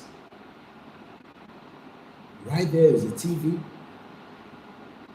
And some of you will say, Àlàáfíà ni Monsiwa. Baba is not doing anything. Àlàáfíà ni Yoruba nation. Àwọn káwa lọ prepare for Baba. That's all I will say. àwa ni káwa lọ múra sílẹ̀ fún bàbá yìí.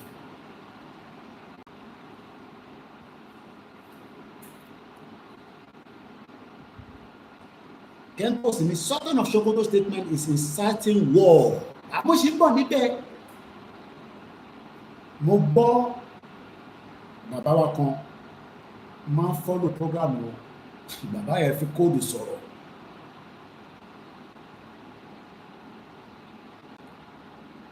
Wọ́n máa gbógun wá bá wa o.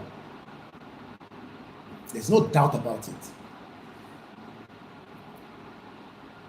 Ẹ má ẹ̀ka tí ì lọ sí ibi ọ̀rọ̀ ológun dé nísìn. Wọ́n máa ní, hey, Koiki òtútù dé bí ogun ni.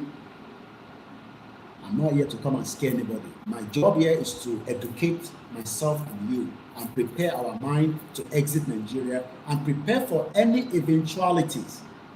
Mo dẹ̀ dúpẹ́ pé kò ṣe mi nìkan ni mo ti ń sọ pé nǹkan kan ní lọ ṣẹlẹ̀.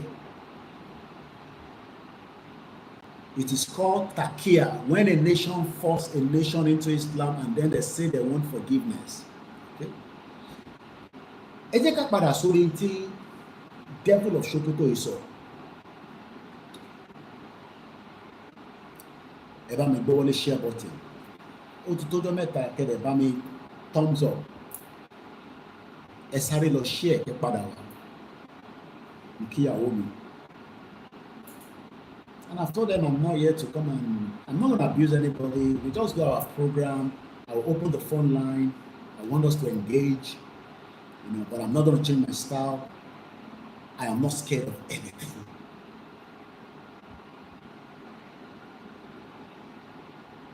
But the dúró dáadáa. Lórí movement, mo dúró fún gbogbo ọmọ Yorùbá. And I've delivered your message to Professor Akintoye. Lẹ́tà ogun ni Sharia yìí o, because devil of Sokoto think is like olden days. So let's continue. Ẹ̀yin diaspora, ẹ̀yin ní data tó pọ̀, ẹ̀yin tí America, ẹ máa tún lò, ẹ bá jí. Mo kí Aziz, brother mi, mo kí gbogbo ilé àkànṣe. Ọlọ́run jẹ́ ká jọra wa lójú.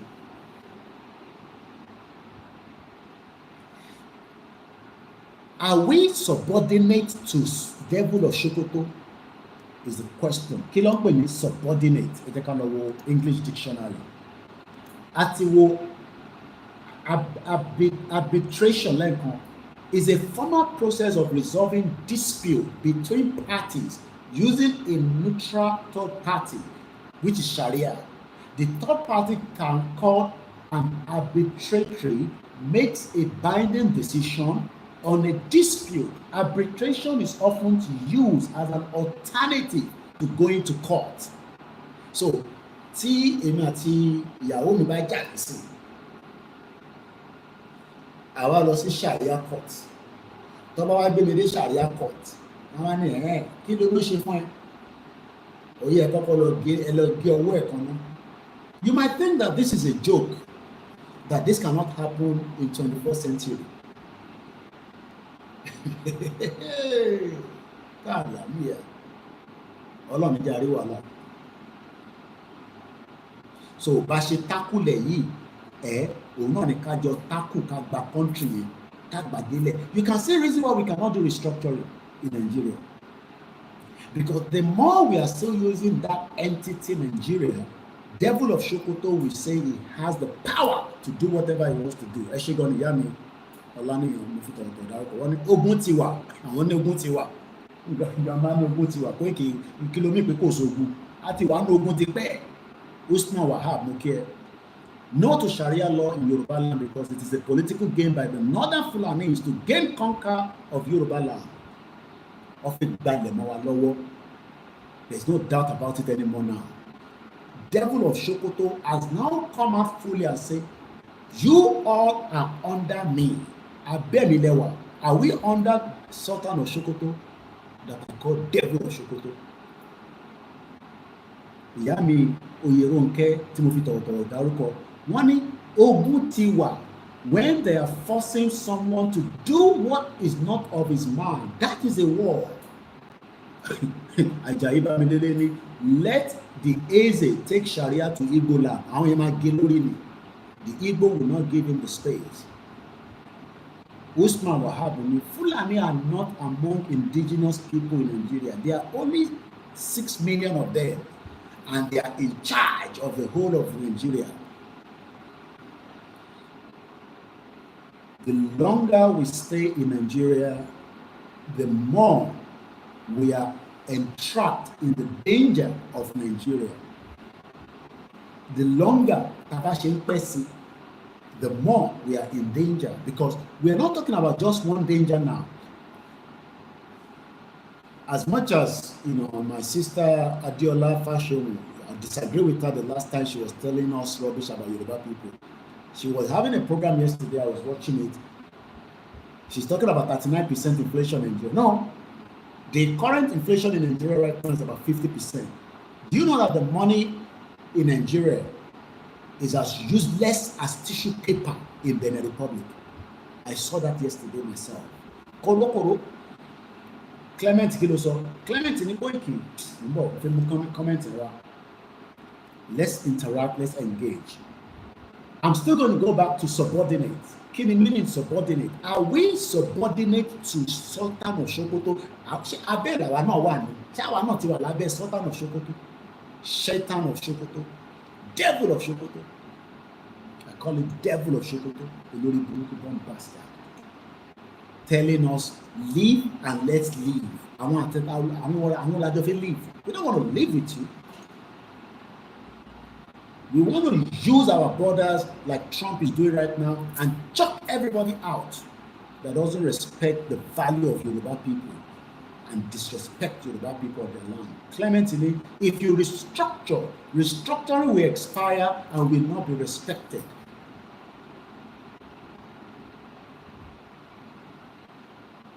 Let's go back to subordinate. To get the meaning of arbitration is a dispute resolution process in which a Sharia court is established in Yoruba land by devil of Sokoto. So that means he is the one engineering it. Sultan of Sokoto is the one that was engineering the Sharia court process across Yoruba land. He's the one. So he wants to sit in Sokoto and determine what happened in Ekiti. So Songo làwọn bá ti wá wà. Ado of Ekiti. Ọ̀ọ̀ni of Ifẹ̀, mo ṣí fìlà fún bàbá mi o. Kábíyèsí o. Awùjalẹ̀, tìjẹ̀bú òde lọ́hùn. Mo kí Ajagun. So subordinate. What is the meaning of the word mob? Gbádùn Orlando lánìjọ́ mẹ́ta yìí. It's good to be home. Mo kàn ń gbọ́ àwọn Orlando kan ní mo ń gbọ́ láti bàtí mo ti dé. Are we subordinate? S-U-B-O-R-D-I-N-T-E. Are we subordinate to Sultan of Sokoto? What is the meaning of subordinate? So are we now also under the caliphate? And if we are under the caliphate, what do we do? So we accept everything that the caliphate is saying. Already, they cheated us on cut-off mark. Say cut-off mark, somebody in the north, they will get 10. 1, 2, 3, 4, 5, 6, 7, 8, 9, 10. In WAEC. No. In JAM. Eshegoni Alagbuara, traditional medicine. Eshegoni Moki Mommy. I believe it's a woman behind it. Program. Are we meaning subordinate ní èdè Yorùbá? Ẹ bá mi ṣe comment jáde kí lè sọ ní Yorùbá torí English ẹ̀ lè nílò nísìn. Kí ló ń pè ní subordinate? The meaning of subordinate is treat or regard as of lesser importance than something else. What do you mean by subordinate? A person who has a less important position than you in an organization. Are we subordinate to Sultan of Sokoto? From from where to where? I decide I don't want to go to Sokoto. I am now in Ekiti. And now I still have to be subordinate to Sokoto. How? Láti bó síbò. Abẹ́lẹ̀, okay, wọ́n ní abẹ́lẹ̀. Okay, I hope I pronounce it very well. Bí a Yorùbá yà tún tidy up díẹ̀ tí Nìjẹ́mi àti bàbá Akintoye bàbá ń sọ̀rọ̀ lójoojúmọ́. Ṣé àdé sọ English síra wa? From Kwara di one of your warriors, okay, wàá ṣeré kò ní bàjẹ́ fún ẹ. Ẹ ṣáà máa tù wálẹ̀ gbogbo ọmọ Yorùbá. Ẹ máa ẹ̀ka tù wálẹ̀. Lower rank, abẹ́lẹ̀. So we are now lower in rank. That he sit down in his own palace. It's not like it's not the message coming from Ile-Ife say, Koiki o, we are having Osun Osogbo and everything is going in accordance, everything is fine o. So somebody in Sokoto is making a decision. Fífi ara wa sílẹ̀ sábẹ́ Sokoto láti bó sí. From where to where? But I'm happy that every Yoruba tí kò bá respond á jẹ́ pé Mr. Bamidele Ali kílẹ̀ sọ wọ́n ní Mr. Koiki, don't blame them. We blame our kings and some of our leaders who are selling themselves to sultan of devil and make problem in Yoruba land. But it has to stop. How do we stop this? That's the next question I'm going to ask. The average Yoruba man that doesn't want an independent Yoruba country. Báwo lẹ ṣe fẹ́ kí ọ̀rọ̀ yẹn kó níyànjú? Because the devil of Sokoto is not yet satisfied. Our response is not going to change their hearts. But the meaning of subordinate, a person who has a less important position than you in the organization, is subordinate. So, the YSDM has rejected the Sultan's statement. She Afenifere to release statement lórí ọ̀rọ̀ Sultan of Sokoto. Only kankan tí mo fẹ́ mú jáde ńbẹ̀. Did anybody, because I've been very busy, I've not catch up with all the news, especially when you're traveling. I'm just settling down gradually. As Afenifere responded to Sultan of Sokoto, she statement kankan ti jáde lórí ẹ̀. To respond back to Sultan of Sokoto, I have not seen any response. OLAKUNLE, Mr. Bamidele, I don't know. Àwọn méjì péré. Johnson, I'm not sure about Afenifere. So, is Afenifere excited that Sultan of Sokoto is sending a message from the Caliphate? Okay, we are in a hurry. Sultan of Sokoto released their statement on the 29th. How many days? 30, 31, 1st, 2nd, 3rd, 4th, 6 days. All right. How many more days should we give Afenifere before they respond to this devil of Sokoto? Mokiba Bami Olawale Jibono. Ìjọ mélòó ni ká fún àwọn Afenifere? Because Afenifere is still a social cultural group within Yorubaland. We might not agree with them, but they are still relevant. Bàbá mi John Ogundele ní Afenifere tí wọ́n ti gbowó lọ́wọ́ Sokoto. Àìrọ́ mo disagree. Ẹ má bínú dádì. Mo kò disagree ní kò tó bẹ́ẹ̀. Wọ́n tó bẹ́ẹ̀ ọgbọ́wọ́ lọ́wọ́ Sokoto. How many more days should we give them? 4 more days. Somebody suggest 4 days more. Kó pé 10. After 10 days, if Afenifere does not come out and release a statement to dispute this devil of Sokoto, we will then know what to do. I still have a bit of respect for them. But tó bá response sí, á jẹ́ pé àjọmọ̀ Afenifere àti Tinubu àti Sultan of Sokoto ní gbogbo tí Sharia yìí bọ̀. Á jẹ́ pé àwọn Afenifere náà ti wà.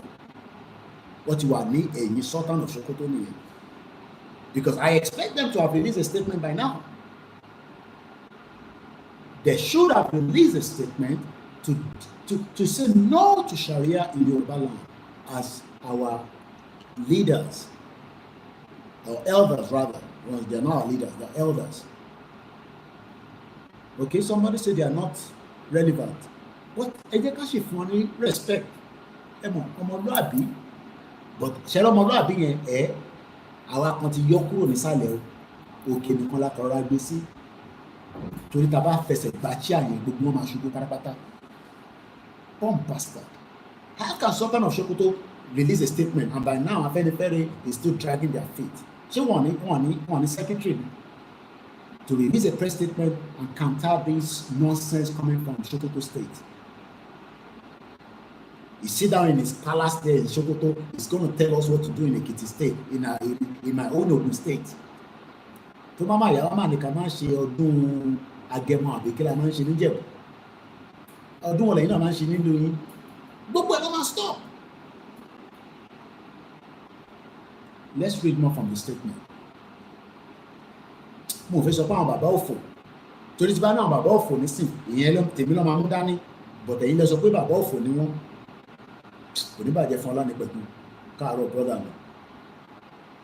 How can Afenifere not have responded to this nonsense coming from Devil of Sokoto telling us that you shut up, we are bringing Sharia to your land? Ṣé Sultan of Sokoto tó tún fún wọn níyàwó ni? Ṣé ó ti fún wọn ní Fúlàní ni? Irọ́ reach mi rọ́ ló pa máa pàrọ̀ wọn tó bá reach mi gbogbo fóònù wà lọ́wọ́ mi kò sí fóònù tó bá pè máa gbé fóònù méjèèjì tó bá pè máa gbé kò reach mi bí ara Koiki mi lò reach bí àwọn staff mi àlàáfíà mo wà. Bẹ́ẹ̀ni ìyá mi by now every organization in Yorubaland, whether you agree with Yoruba Nation or not, is not what we are discussing now. We are talking about people that are moving with an agenda to bring Sharia. Mokia, you innovate. Africa is beautiful. There's no place like home. Let's move swiftly because mo fẹ́ padà lọ sórí learning adẹ̀tí lo almost 1 hour lórí Devil of Sokoto yìí. But kò ń ṣe tí a máa sọ tán níjọ́ kan. 4 more days la fún àwọn Afenifere to release a press statement, even if it's just to give us fudu. Because tógun bá ṣẹlẹ̀ nílẹ̀ Yorùbá a máa mú àwọn Afenifere for allowing Sharia to bring their rubbish. Ẹ má máa sọ̀rọ̀ olúwo ìṣọba àwọn fẹ́ bá ẹ sílẹ̀ ìṣọba olúwo wò lọ́kàn sọ ọgbọ́n wọn bá. Bàbá ń sọ bàbá ń ṣe program náà ó mọ̀ pé àwọn kan máa ń ṣe àwọn àròlé 10-10 àwọn ní time lórí platform wọn á dárúkọ bàbá olúwo wò.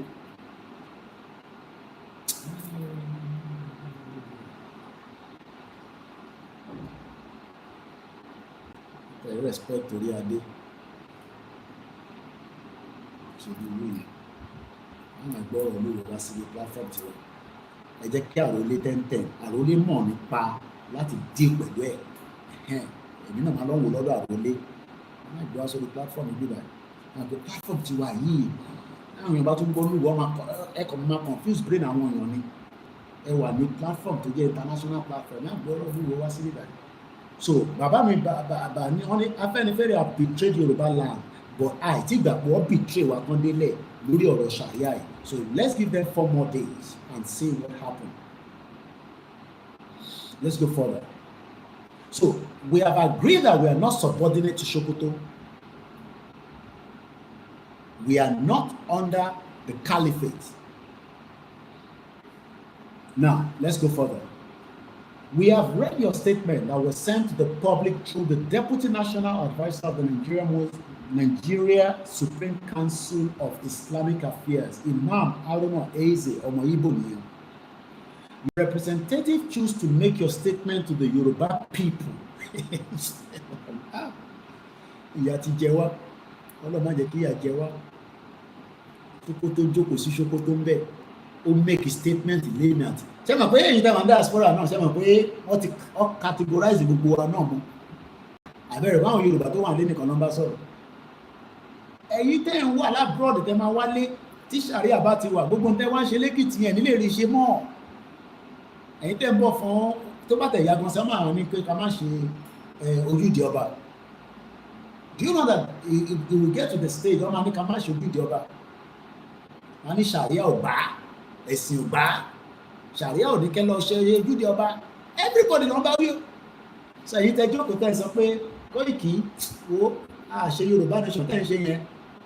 Okay. Koiki kí ni ọba Ọ̀jájá Oòduà ti sọ lórí ọ̀rọ̀ yìí? Ọ̀rọ̀ àgbà tún nìyẹn o.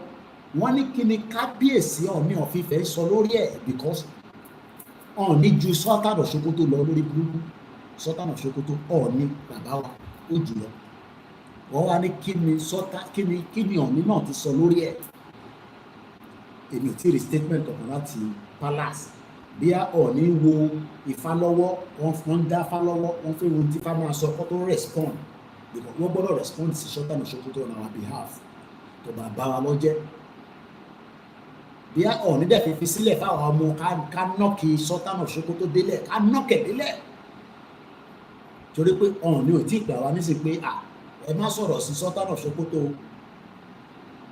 Olórí burúkú ni Sultan of Sokoto. Tó bá ń ṣe olórí burúkú ni, báwo ló ṣe máa jókòó mo kí ẹ láti Ogun State Usman, báwo ló ṣe máa jókòó sí Sokoto tó ránṣẹ́ sí ọmọ Yorùbá tó wà ní diaspora? Ẹ̀yin tẹ́ wà ní diaspora, you are part of it o. Ṣé máa rò pé Koiki kò kàn mí, ó kàn gbogbo wa? Everybody is involved. Now let's go further. That is why I like YSDA. Àwọn òkè slow down. Bàbá Akintoye, try le bàbá dáadáa. Bàbá kí ni mo pè é? Bàbá dáadáa. Bàbá yẹn ànílànà tí mo dọ́dọ̀ Prof. The amount of paperwork and computer and printer and yes, this man is working. Ara respond tí bàbá fún ọ lélẹ̀. And this was, I believe, over 2 days ago now, Baba to release statement.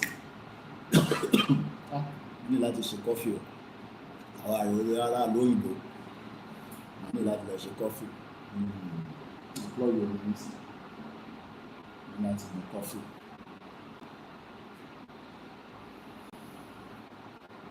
Àbójú ń kan yín ní ojú òkan mi o tó jẹ́ mẹ́ta. Àwọn tó wà ní diaspora understand the game. It's just that wọ́n fẹ́ support Yorùbá nation. Wọ́n nítorí àwọn ọmọ bíi tí à ń gbé àwọn lọ. Okay, let me ask this question. Between Yoruba nation and Sharia, which one are you going to prefer? There is a question yẹn ó ṣe díẹ̀. Mo kí ẹ Mr. Sunday ṣe gan ni. Between Yoruba nation and Sharia, which one do you prefer?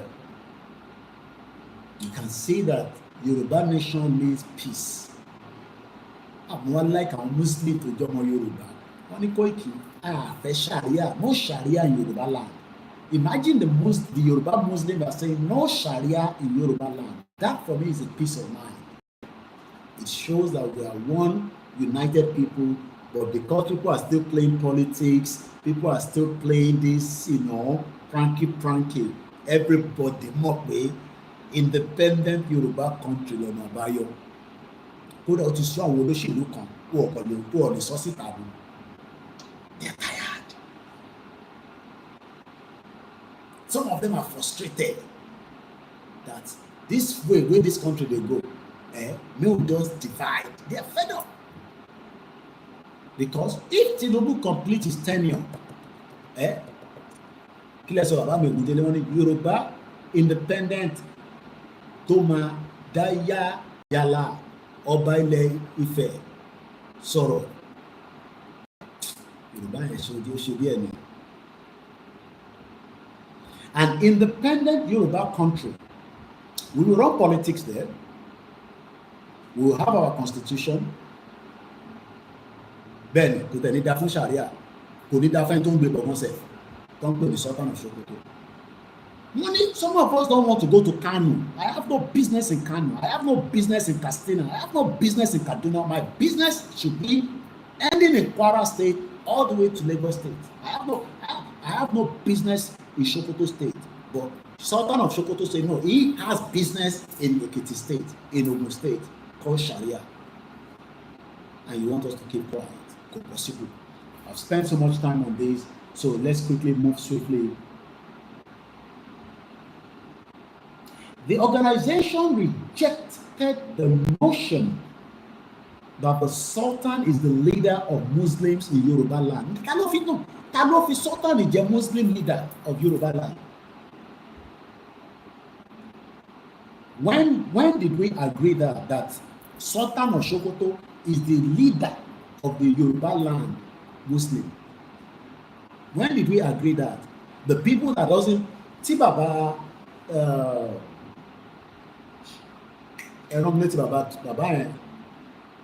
Ṣé Olagege wọ́n ti kú o, Ṣé Adams Fulani ò kírun lẹ́yìn bàbá yẹn lágége. All the Yoruba imam, the Fulani don't pray behind them. They don't like wọ́n tó máa ń pè wọ́n ni kí ló máa ń pè Yoruba Muslim wọ́n ní ẹ̀yin kafir èyí tẹ́ ẹ̀ gbàgbọ́. I know because I'm a Muslim. At least I was in Nigeria up to 1998 to travel. Ní phase 2, I was born as a Muslim. At least mo káàkiri díẹ̀. Lọ sí Tasil, this, that. Oh, never rí Hausa kó jókòó tì àbí Fúlàní nǹkan tó máa jókòó tì níbi tó ti ṣe Tasil. Because wọ́n gbà fún wa pé àwa ni pure Muslim, àwọn believe àwọn ọmọ ni Muslim. So ìwọ Yorùbá tó ní òfẹ́ Yorùbá country ṣé àárín àwọn yẹn ló fẹ́ gbé? You can't live with them. There's no way. And everybody knows the truth. You know the truth. I know the truth. Moki Mr. Sunday Silva. When even as Obasanjo responded to Sultan, Obasanjo didn't respond. Obasanjo. Baba mi tèmi dára ni, this year is the final match. Mo like language here. Year yìí la máa gbá. Tí mo ló fẹ́ play ní year yìí. This year must be a push for us. Mo sọ fún yín láti last year. Ọlọ́run jẹ́ ká tó wá máa jókòó níbo la bá ṣe dé ní December. Òwe fẹ́ ká máa wá jókòó sí bíbá fún mi lówó. Business wà tí yàn lè ṣe l'Africa, but at the end of the day o gbọ́dọ̀ kọ́kọ́ ní country tó fẹ́ fi ṣe business yẹn. Ṣé Nàìjíríà ni máa fi negotiate business mo fẹ́ ṣe ní Africa? Where from? I'm from Nigeria. You're from Nigeria. Okay, Ambo. Where are you from? Yorubaland. Yoruba people. Yeah? Yoruba people. I'm proud.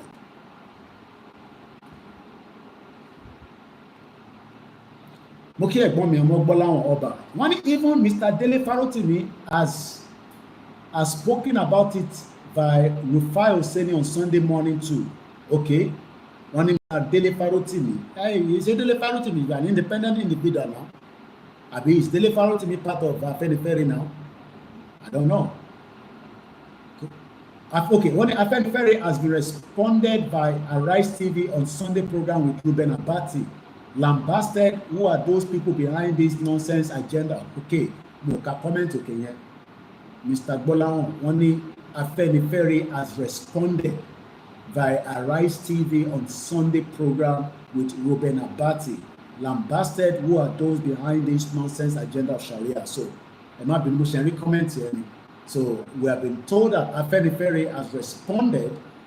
Moki brother mi Mr. Femi ẹ kú oríire o. And then I'll send the way, send them all up. Ti pè é báyìí o. Ẹ gbé mi to Africa, the mama need the whole lójoojúmọ́. Africa máa náwó bí kíní ni alábàá ń bọ̀ láṣìírí o. Okay, wọ́n ní Afenifere responded through Dele Farotimi. So is Dele Farotimi now the spokesperson for Afenifere? I'm confused. I've been offline for a while. Okay, somebody is saying that superior, subordinate means ọ̀gá ni Sultan ní jẹ́ fáwa Yorùbá. Yorùbá versus Nigeria 10 to 2. Ìwà lóye ẹ ṣe gan ni. Okay, so we have been given an update now that Afenifere has responded. Mokia Karim rather, Abdurrahman, Bank County, Ibadan. Adebayo Kike man, Moki brother me. All right, so Afenifere has responded. I didn't watch the program. If the Baba may send the link here, I will appreciate. Gomi, Amogola, all that. Sultan under our foot. All right. We've got the grasp of it. So our father responded back. What I'm going to do now is I'm going to read everything without any analysis around it. Koiki_1. That's like one of my family. I don't know who is behind it on the Instagram. It says Koiki_1. Mokiya Karo. Mokiya on Instagram. Can I drop my blood for Yoruba, but I can never drop my blood for my water for Nigeria? If you drop your blood for Nigeria like Okparaji, nobody will remind you. Nobody even remember Rashidi Yekini. How many of our superstars that have passed on, whether Yoruba, Igbo, other ethnic within Nigeria that died, nobody remember them. So we're going to read it now without no interruption because I want to move to the next phase of the discussion. Koiki, all Yorubas have to put pressure on Tinubu to stop the road project from Badagry to Sokoto. Tabati said the needful, everything will stop. And they're putting my details out there. We're not finishing the program. Support Koikimedia is voluntary donation. And remember to continue to pray for us. If you see any vision for me and Igbowo or Akintoye or any one of us, pray against it so that vision doesn't come to pass. I'm going to kidnap Koikimedia. Pray so that I don't get kidnapped. If I get kidnapped, another person will stand up. The only thing is you will miss Koikimedia for some time. So rather than allow that to happen, pray. Okay? So let's do this quickly so that it goes straight into the proper record that we did a program on it. I think I saw Mayegun did a big program on it as well. Somebody shared that with me. I mean Mayegun General. So Devil of Sokoto, this is your statement from the YSDM. Yoruba Self-Determination Movement rejects Sultan Sokoto's statement on establishing Sharia court in southwest Nigeria. The Yoruba Self-Determination Movement, YHDL, has responded to the Sultan of Sokoto, Alhaji Muhammad Saad Abubakar, over his statement on establishing Sharia court in southwest Nigeria. The Deputy National Legal Advisor of the Nigerian Supreme Council for Islamic Affairs, Imam Haruna Muhammad Eze, had issued a press release dated January 29, 2025, which advocated for the establishment of Sharia arbitration panels in Ekiti State, Oyo State, and the other part of Southwest.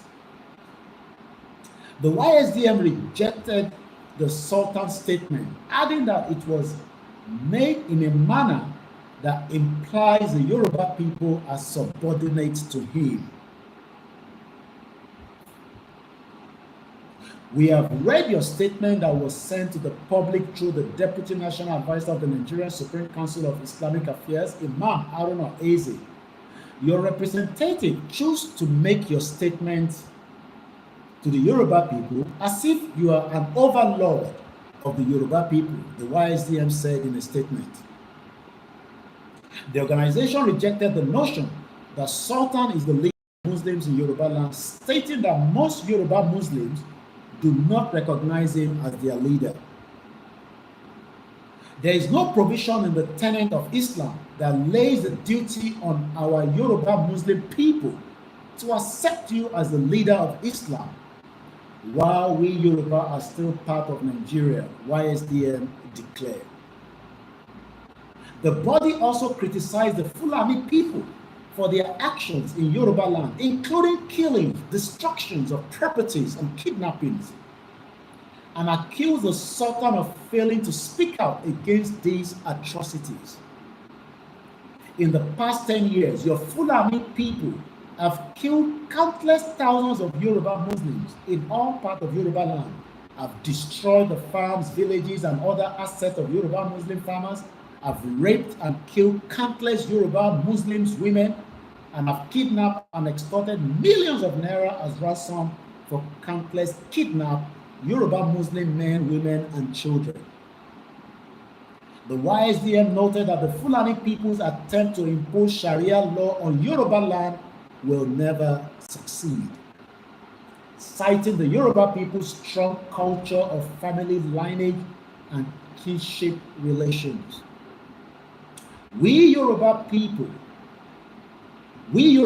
a people who honor family lineage and kinship relations as very important to a normal, stable, and prosperous society. We do not accept the view that family lineage and kinship relations should be subdued to religion. The YSDM advised the Fulani people to abandon their born-to-rule mentality and instead seek to coexist with nations as equals. We suggest to you in law that this is what you should be paying your attention to, rather than trying to insult other people by trying to force Islamic fundamentalists and Sharia law on them with question mark. We Yoruba wish you well. We Yoruba wish you Fulani well, even though we have taken our decision to separate the Yoruba nation from a Nigeria that has been pulverized in sickening detail by lawlessness, anarchy, economic mismanagement, irresistible power of public corruption, economic collapse, Islamic fundamentalism and terrorism, inter-ethnic animosity, and violent and wrenching, almost all pervading poverty. The Yoruba nation youth, both at home and the diaspora, also issued a strong warning to the Sultan of Sokoto, Alhaji Said Abubakar, against pushing for the establishment of Sharia court in the southwest region of Nigeria. There have been series of opposition from groups against the implementation of Sharia in the southwestern region of Nigeria. In January, a Yoruba group held a street awareness in the ancient town of Oyo and a press conference rejecting the introduction of Sharia in the region. Another round of awareness and press conference was held in Ekiti State last Tuesday. The Ewi of Ado-Ekiti, Oba Adeyemo Adejude, last weekend ordered the dissolution of Sharia panel set up at the Central Mosque in Ado-Ekiti. The Ekiti State government has said the existing legal structure in the state doesn't recognize the Sharia court or Sharia arbitration panel, with the State Commissioner for Justice and Attorney General Dayo Apata SAN calling for caution after reports stipulating the first public sitting of a Sharia panel in the state, which resolved two marriage disputes.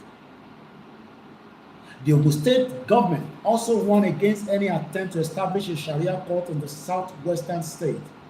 The Yoruba Nation Religious Council, YONRA, a coalition of the Yoruba Nation Christian Association, YONCAN, Muslim Association of the Yoruba Nation, MIYON, and the Imo Odaye Orile-Ede Yoruba, also rejected the Islamic law.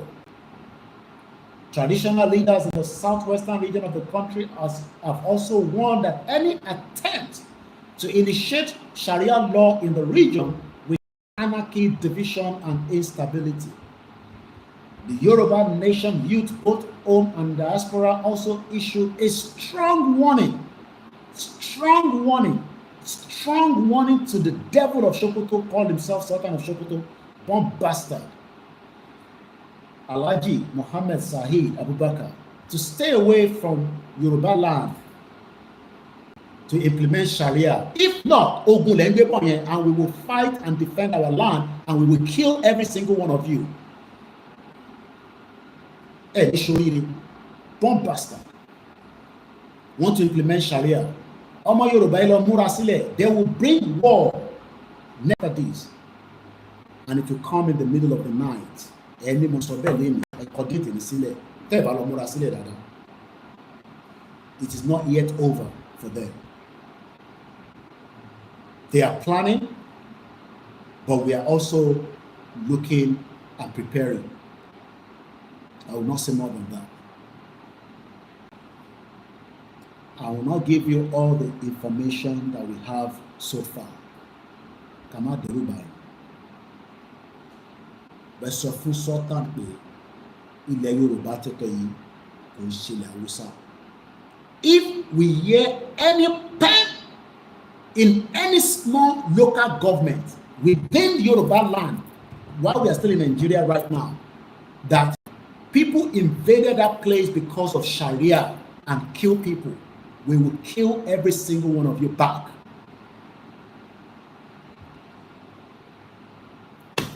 And that's for them.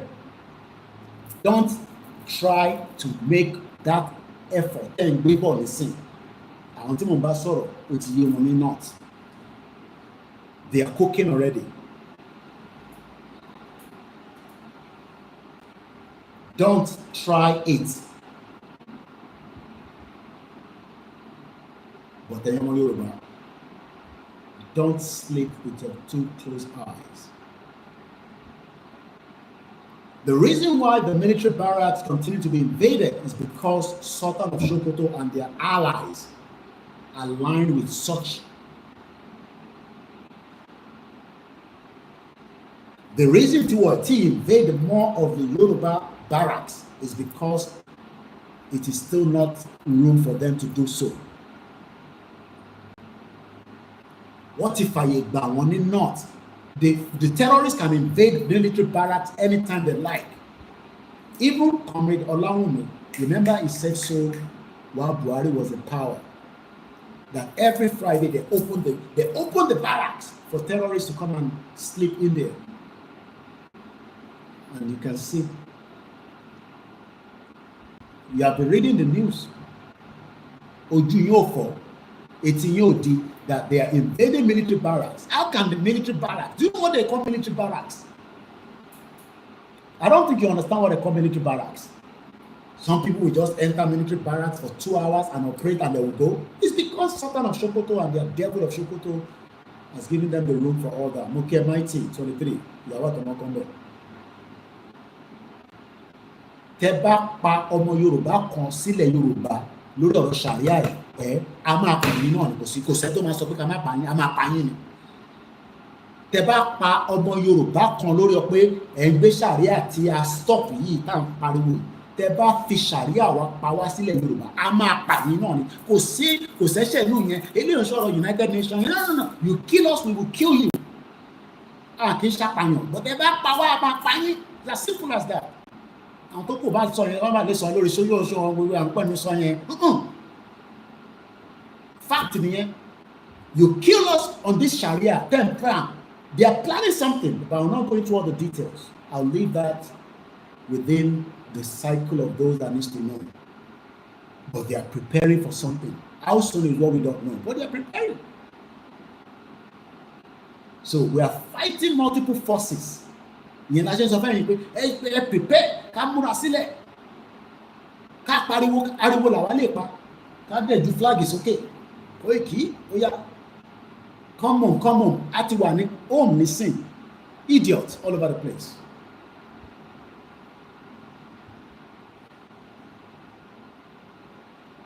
Ikú kan ló máa padà pààyàn náà anyway at some point.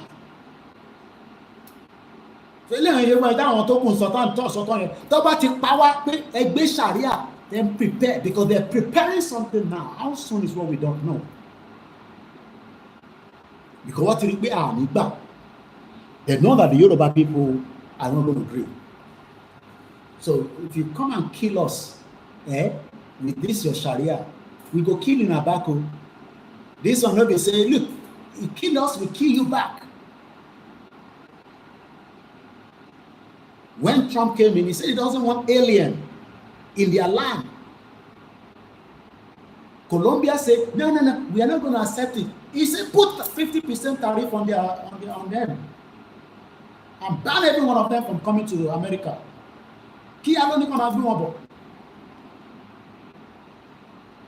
So while we are still pushing for Yoruba nation, does not mean we are stupid and we will allow you like you did in Igogon. You remember that Igogon? Cannot Igogon. Cannot DJ Terry, don't pay. Ẹ bá mi pè Koiki. Ẹ bá mi pè Koiki. Kò ṣe pé àwọn ọ̀tá lè ṣe níjọ́ yẹn. I was boiling and boiling that day. We were boiling on that day. Ó yẹ ká jà tán níjọ́ yẹn ni. How many people remember Igogon where people were massacred? Tẹ́ bá try more sense yẹn this time around pẹ̀lú wa. I'm no doubt about it. There's no doubt about it. And I don't want anybody to cut this video and put any stupid headline on it. I'll flag that show down. No video. Don't use stupid headline because we're not talking cheap here. Use my video, but don't play around with stupid headline. Because we're responding to something. Koiki, Africa, I'll flag your show down. Doesn't matter how close you are to me. I will flag that show down. Because I'm not joking. Because the people that are killing you must be killed because the government is not doing anything. It's a matter of low video. It doesn't matter who you are.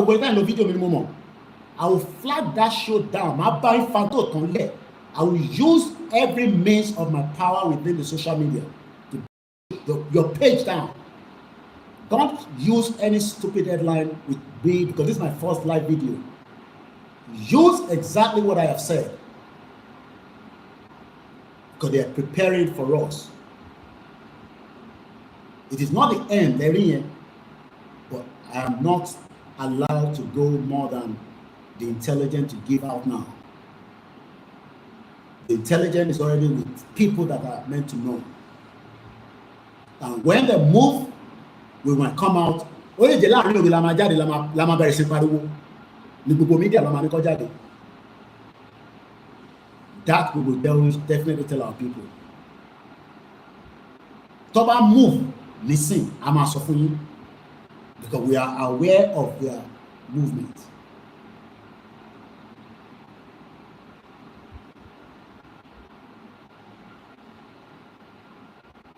And they are moving. But we don't know how soon. But they are cooking something already.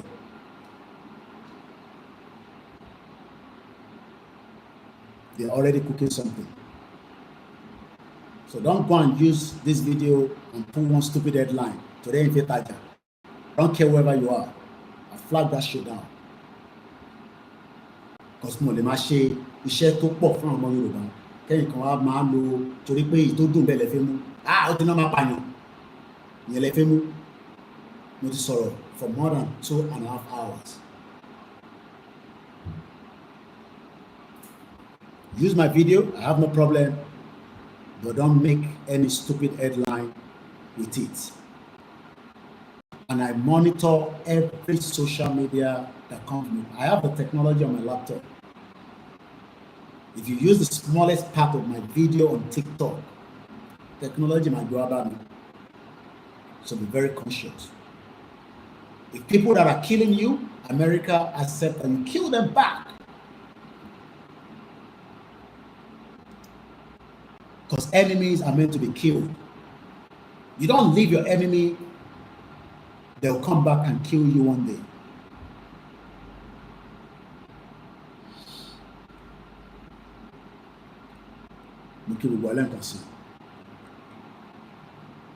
Now, so that is the statement from a leader that knows the importance that we need to protect our people.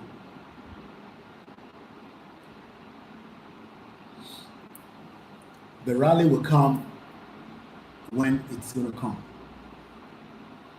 There's a burial this month, and I'm sure you don't want the rally to be on when the burial is also on. So you can so Masiku Yawani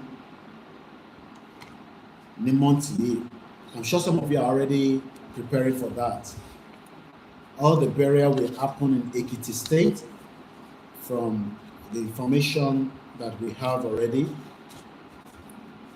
27, 28, I believe, is when the burial will happen. Let me double check.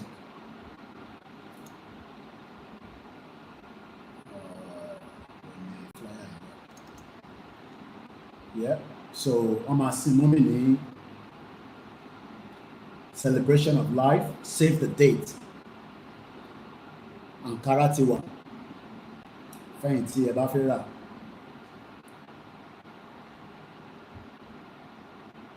Mrs. Julia Olubusola Akintoye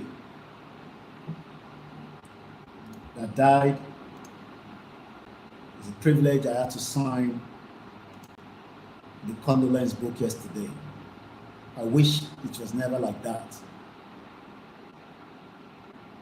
But who are we?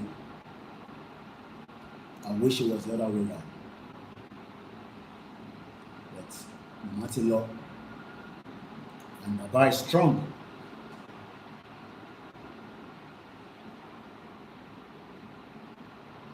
Okay.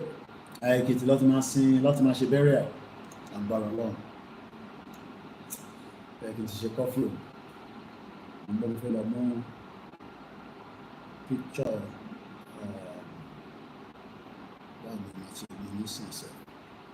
Okay, let's do it this way. I think I can get it from my website. So mo kí gbogbo alẹ́ kan sí tí ẹ ti darapọ̀ mọ́ wa. So yesterday, as you all are aware, I paid my own. I'm going to show you the picture in a minute. Mo kí gbogbo yín wa. Mo kí gbogbo yín diaspora. There's a big task for us, and that task is to support the YSDM, to support Igboho, support Baba Akintoye, and Risha Ishidele Patapata. Then, eye for an eye, blood for blood. The party power and any other choice. I'm not going so much better. So in here, Walori Facebook, you will see me there signing. While I'm going to turn my camera off so that I can allow those in the front. Exactly. The good thing about coming home is that, in as much as I would have loved to meet Mama, yeah. So that is me there yesterday with at the house signing as Mama will be laid to rest by our Lord. So she spent a good life, and we are grateful that the life she spent, we pray that Kawa not live life in. I'm sure most of us wants to live up to 88, which is the year she died. Obasanjo has spoken about this kind of agenda, Islamization agenda, and those behind the nonsense Sharia issue to continue with their initial agenda of Usman Danfodio, devil of Sokoto. So, let's look at the date again. So, on the 24th, there will be service of song in Lagos State. And the wakekeeping is going to happen in Ado-Ekiti on the 27th. So I posted that again, you see. So please keep the date at the back of your mind. On the 28th, there will be funeral service and reception at Ado-Ekiti. The venue, I believe, if I'm perfectly right, will be Afe Babalola University. I will confirm that. That's for the reception. But for now, the month Hawaii, Loma Simama. So at the bottom book at the time, excuse me.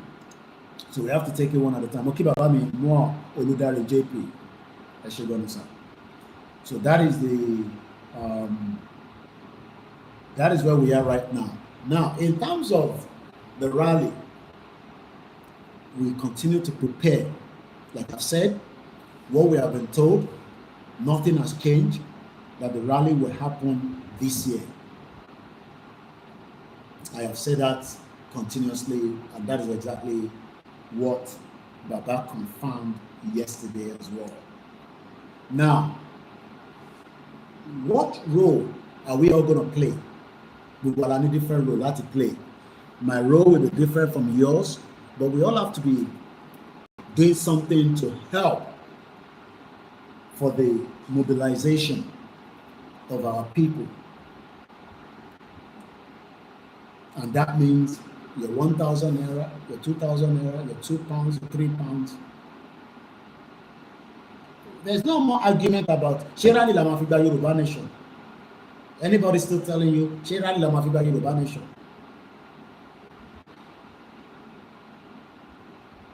I'm not talking about people that have said that you got a country. I don't know about that.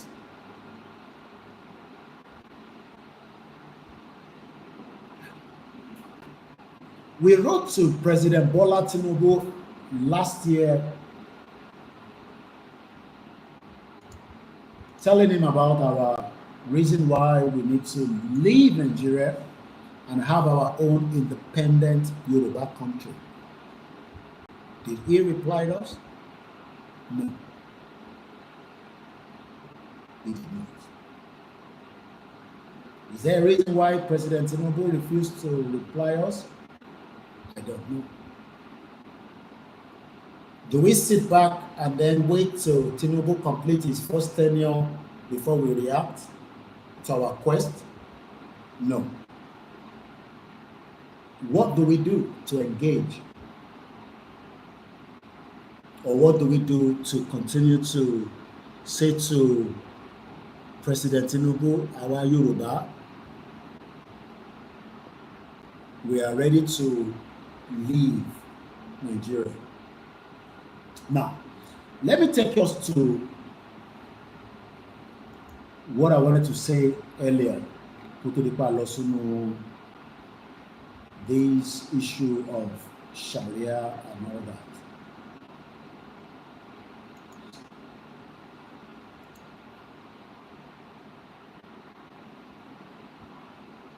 Vladimir Lenin,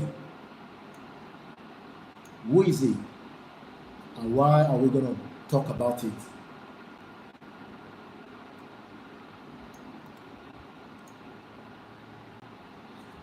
Vladimir Lenin, better known as Vladimir Lenin, Lenin spelled as a Lenin, was a Russian revolutionary, a politician, and a political theorist who was the founder and the first head of the government of the Soviet Russia from 1917 until his death in 1924. He was only 53 years old. You might be wondering, who is he? Why is somebody that died in 1924 still part of a discussion in 21st century after many years? Can somebody help me out with Moki Just Reason, Moki Mr. Sampson, and most of you that came into the program along the line as well while we were running the program? Moki Lori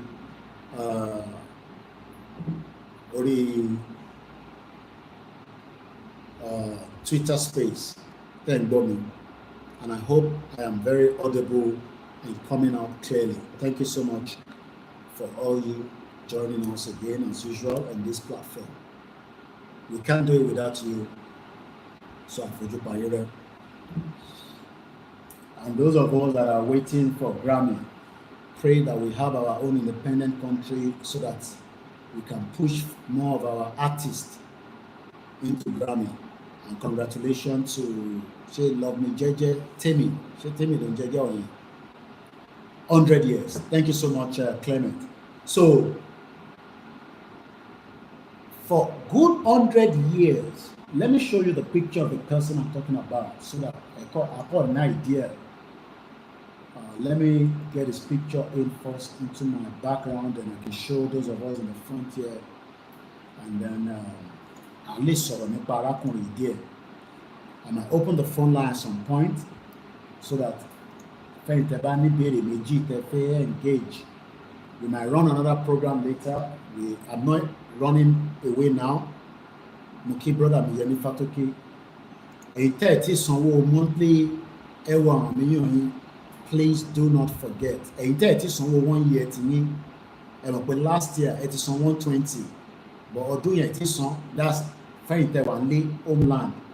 30 naira. Diaspora 10 Cotonou ló wà ní 10, Ghana ní 10, Sierra Leone, Cote d'Ivoire. Gbogbo owó yìí náà ni wọ́n máa need tó bá di pé wọ́n fẹ́ ṣe any activities. Without this money, we can't do much. Even to print in Africa, it's nothing is not free even in Europe. Come on, get it was in Africa. So don't let anybody fool us that we don't need the wood of fishing. We need money for logistic purpose to buy things and do things. Muki brother, so Facebook. So let me turn off my camera again. I just want to show you that I have to keep moving things. So this is the man we're talking about. So that I got an idea. So that is his face there. That is what it looks like. So that is in there. And you can imagine that even after, according to what we know now, 100 years, this man is still relevant. Do you also want to be relevant after 100 years? Has Nigeria been relevant after 100 years? Nigeria expired in 2014. Everybody knows that. Jonathan said it. Nobody can doubt it. You don't have to connect the internet together so that we're not.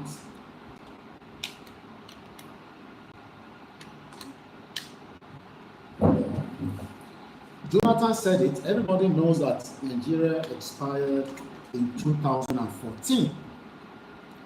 But what people expect is that a miracle must come down for us to finally achieve a Yoruba country of our choice. A miracle that is going to come out than we, the people, demanding our right to self-determination, which is exactly what we are doing. And we are not doing anything against outside, the legal framework. We will continue to engage diplomatically. But that involve the multiple Yoruba people at home. And not just to convince them, but to tell them the truth that the way forward and the outer part is that we can no longer continue with this contraction known as One Nigeria, because it's a failure that was put together for a business entity called the Royal Niger to establish Nigeria. So let's take us to history about Vladimir Lenin. Some of you must have probably come across him before, while some of us will probably be hearing it for the first time.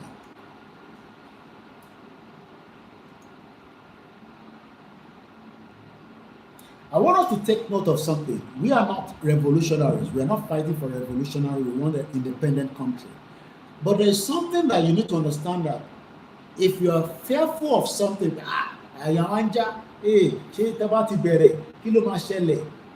why are we worried about kilo mashele? Because a lot is shele every day in Nigeria. A lot is shele. Tobago shele.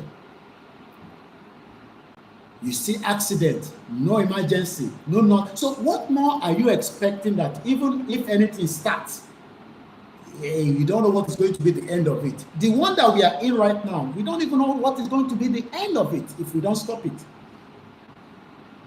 And that is the reason why we must not be lent. we must continue until our demands are met for an independent Yoruba country. Whether our politicians are excited, they like it or don't like it, it's not our business. That is their business is to listen to what we are saying so that we can resolve this amicably. That is their business. Somebody ní pé kàn ṣe business wọn, okay. Ẹ jẹ́ ká wá gbé business tiwa ká lọ gbé bá wọn. Because none of them are stupid. They know that the fact is that Nigeria failed us. Ìdòwú ẹni afẹ́mọ́kẹ́.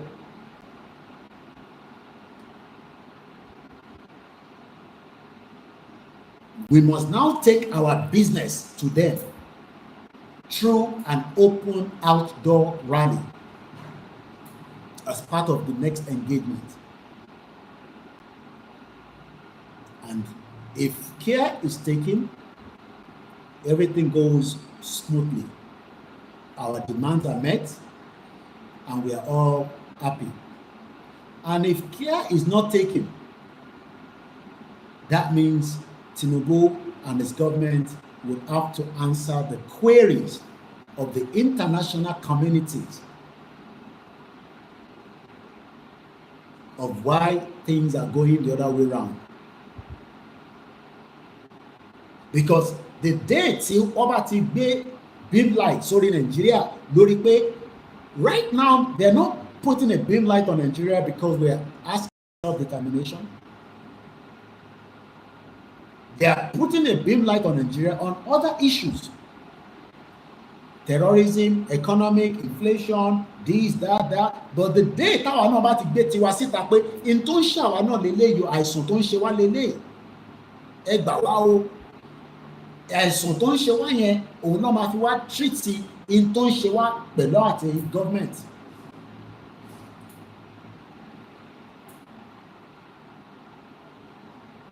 But tá a bá jókòó sínú ilé ta ní àìsàn ṣe wá á jẹ́ kí doctor wá rí, then we'll end up gonna die because Nigeria is not going to function to satisfy you, to satisfy the next person, to bring the joy that you want. It does not matter how much you think that it will. Kò lè gbé joy wá bá yín, but there's no joy in Nigeria. And you all know that. So that's the reason why, we're going to read about this man and I'll do some bit of analysis around it and see what we need from it and how we should prepare our mind. By 1917, it seems to Lenin that the war would never end. Do you imagine that as far back as then, people have been fighting for something, and if you fight for something, you don't achieve it, then you have failed. But if you fight for something and you achieve it, then you have succeeded. So how do we succeed? Tabana country. So you think it's only going to be Igbo? No, it has to be every one of us. Gbogbo ara ní responsibility. I have to leave what I'm doing right now to come down and say Baba Akintoye and engage 1 or 2, 3 people before I travel back to my base. But if I keep saying, if I leave this now, so who am I expecting to come and do my job? So tó bá ti pé gbogbo wa bá jáde, fine, tá bá dá jáde, then we are leaving it for another day. Because the politician doesn't care about you, they are concerned about how they will enrich themselves. Okay. They are not worried about the independence of Yoruba land, to be free from the monsters that are surrounding us. We have too many enemies.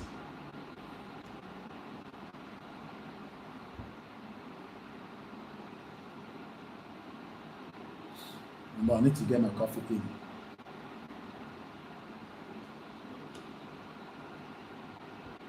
So I'm going to put something in now while I go and sort that out.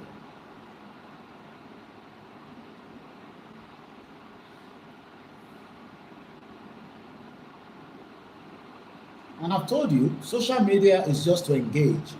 The real deal is on the ground. There's no amount of video to Magba Yoruba Nation. It is good, it is an awareness, but for us to get Yoruba country, it has to be fully on the ground. We have to prove it on the ground to the international community and the African countries surrounding us. So we can shout and make awareness on the social media, but if we are not on the ground to prove it, then we are not ready. No.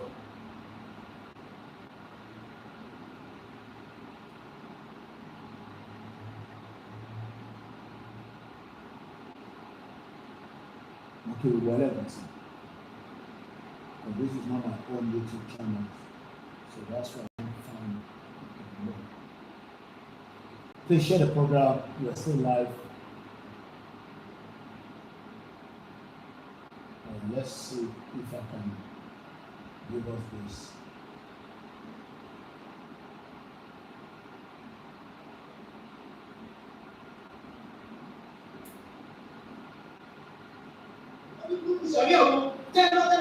Listen to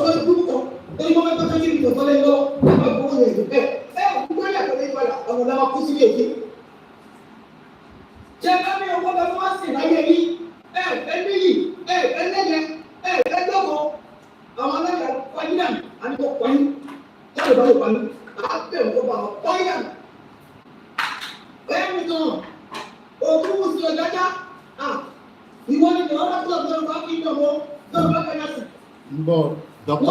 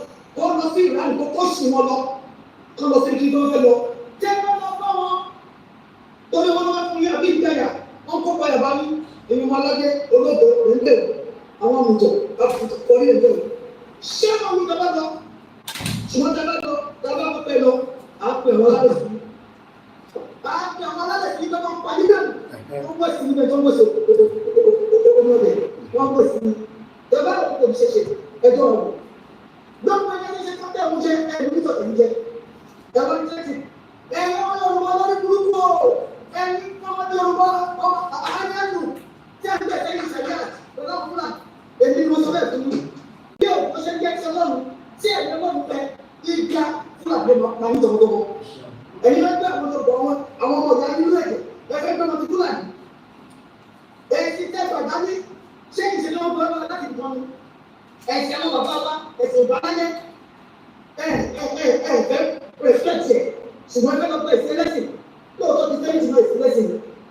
ní ìjọba òun kọ́ òkú ṣe tó bá yàtọ̀ ti ṣàríà ní ìjọba ṣe ẹjọ́ kọ̀ọ̀kan máa ṣe ọ̀tẹ́ máa fọ́ọ̀sẹ̀ dáhùn bọ́ọ̀lì ṣe tẹ́lá lè máa fọ́ọ̀sẹ̀ dáhùn àti ẹjọ́ máa para wa ní. ẹgbẹ́ tí mo sọ tẹ́lá láàbí tẹ́lá máa fà á máa ń pín ìrẹ̀jẹ̀ ẹni tó máa kú ní á kú àwọn You see what I said? Ẹgbọ́n kan tẹ́mi náà sọ lẹ́ǹkan. Ṣẹ̀gbọ́n kan tí mo sọ pé òun náà ni Dr. Momi sọ nísìnyí. Ṣẹ̀gbọ́n kan tí mo sọ lẹ́ǹkan pé ẹni máa kú ló máa kú, ẹni máa yè ló máa yè. So tẹ́ ẹ̀ bá fẹ́ kẹ́jẹ̀ kó spill ẹ̀rọ àgbé Sharia yín kẹgbẹ́ sí north while we are pushing for our exit out of this contraction tó ń pè Nigeria. But it's a pity that tọmọ Yorùbá kan bá ń support nonsense tó ń endorse Fulani agenda. Ajẹ́pọ̀ ọmọ Yorùbá yẹn kò ń ṣe true bona fide ọmọ Yorùbá. I'm still trying to get my water in, so ẹ jẹ́ ká gbọ́ díẹ̀ sí nípa ní tí Dr. Momi sọ. Bẹ́ẹ̀ni bàbá wa ẹgbẹ́ wa bá àwọn yìí ó ti jẹ́ bá àwọn yìí o sọ táwọn ṣọkọtọ tí ọwọ́ ọmọ ìgbà ṣọkọ jókòó sí ìdúró lórí burúkú tó ti gbẹdọ tó bá bá sílẹ̀ tó bá tí ìgbọ̀ bàbá náà bá bẹ̀rẹ̀ ìwọ máa bọ̀ méjì fún ara rẹ̀ tó wá ní ọdún mẹ́tì ó ní pàtó ṣọkọtọ ó ní pàtó ṣọkọtọ wọ́n fẹ́ sọ wọ́n sọ ẹni bí wọ́n fún ẹ wọ́n tó ẹni burúkú ẹni ó lọ sí ọmọdé burúkú ẹgbẹ́ bàbá kúbà àwọn ọmọ Yorùbá ti bàbá kúbà ti kọ́ àtikápá lọ́wọ́dé àti kẹ́kẹ́ wọn nìyẹn àti kẹ́kẹ́ wọn nìyẹn ọmọ ọlọ́tí onítọ̀ àtọ̀ọ́lé àtọ̀ọ́lé ọmọ ọlọ́tí tán ọlọ́run ọmọ ọjọ́ òfin olóòmọ ẹgbẹ́ sí àbúrò ìdùnnú nínú àbúrò ní ó ní àpẹ iná tí ẹ̀dá ti wá bọ̀ sílẹ̀ gbogbo ní ilé Yorùbá ní bẹ́ẹ̀ tó bẹ́ẹ̀ nílẹ̀ ìsinmi tó lọ́wọ́ fún mi ẹ lọ́ọ́ fún ẹ fọ̀dọ̀ yín sílẹ̀ ẹ wá ń bọ̀ lọ́dọ̀ tiwa ẹ fi wá ṣe Sharia so make sense ṣé èèyàn àti mọ̀ nísìn pé agenda wọn ni pé wọ́n fẹ́ gbalẹ̀ mọ́ wa lọ́wọ́ and this is why we are shouting for 3 years. Some of you continue to point finger at us. Koiki, your problem is too much. Wàhálà ẹ̀ ti pọ̀ jù, ìwọ nìkan ní blah blah blah blah blah blah. Now everybody's eyes don't shine. Everybody see now that the agenda is real. Are you ready?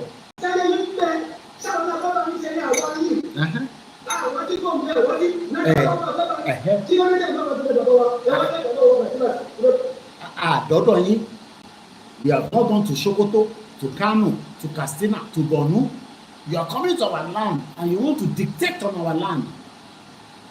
And he's releasing a statement, stupid statement, that we should live and let other people live. Ṣé you take our live in Yorubaland? How many of you are farmers? You can't get to your farm because AK-47 is waiting for you by the Fulani terrorists. How many of you lẹ́wà nílé nísìn? How can a farmer not be rich? It's only happening inside Yorubaland. Remember?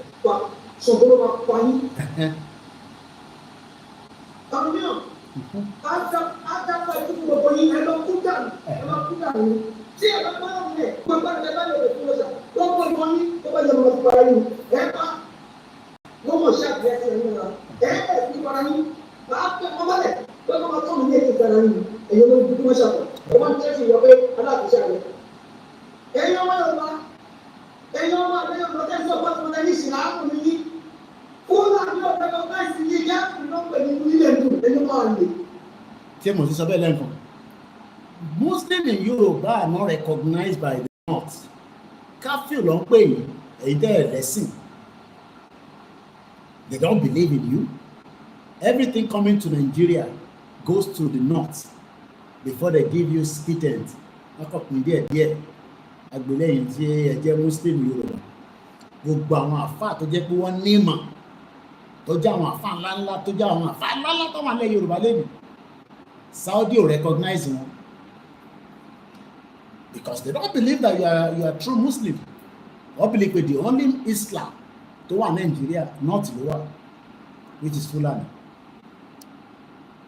And you are there fighting on behalf of the people that doesn't even recognize you. You can see why we are better off to have a Yoruba land that has a Yoruba government that will appreciate you as a Yoruba Muslim.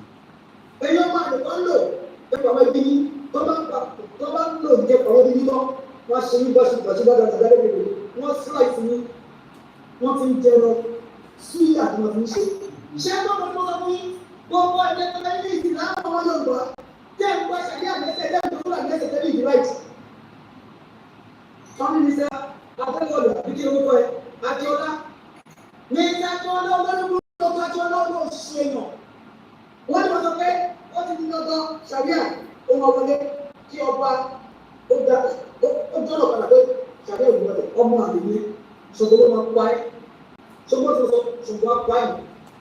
Bí o ti èmi ẹgbẹ́ sọ pé Sharia láti mọ́ lọ́dọ̀ náà ó ní wọ́n ti jẹ́ pẹ̀lú òkè náà lọ́wọ́ bíbí ẹ̀yìn ọmọ àlè.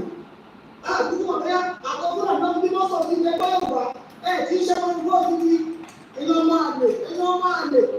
àlè Yorùbá kẹ́sì ọ̀pọ̀ tó Fúlàní ikú ọ̀bẹ Fúlàní ni máa kú èmi ni mo sọ bẹ́ẹ̀ fún mi Fúlàní máa ṣẹ̀ṣẹ̀ pa àwọn ọmọ yín àwọn apá ẹ̀mí náà ọlọ́run ọdún yín ni ẹgbẹ́ náà wá lórí ẹgbẹ́ bàbá a ní kí òfin yá ẹgbẹ́ra a ń ṣàlàyé fún yẹn lórí ẹ máa kú ni ẹ máa kú fún wọn ni òwe ni orí ìgbẹ́ bàbá fún bàbá tó ẹgbẹ́ lọ́wọ́ lọ́wọ́ kẹ́sì ọ̀pọ̀ tó Fúlàní ikú ọ̀rọ̀ ẹ̀ máa kú.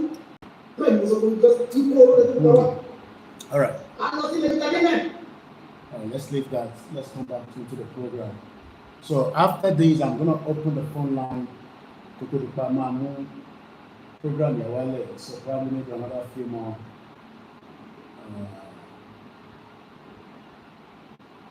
All right. So let's go now back to learning, Vladimir learning that we were discussing earlier. By 1917, which is about 100 years ago, it seems to Lenin that the war Ogun would never end. Koiki, okay, nobody's calling for war. Nobody is calling for war, but we must prepare because war is already inside embedded Nigeria. Terrorists are moving around every day, either on the road, on the side road, economic terrorism, welfare terrorism, healthcare. Everything in Nigeria right now is terrorized. An average Yoruba man opens an OP account asking for 2,000 naira, asking for 3,000 naira, average of $1. So nobody is calling for war, but I'm going to show you.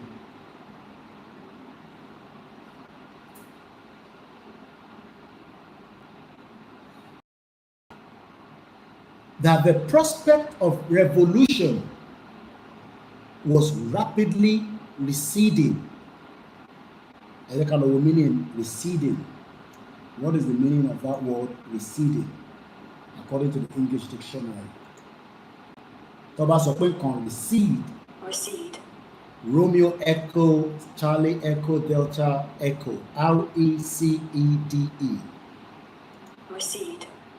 Go or move back or further away from a previous position.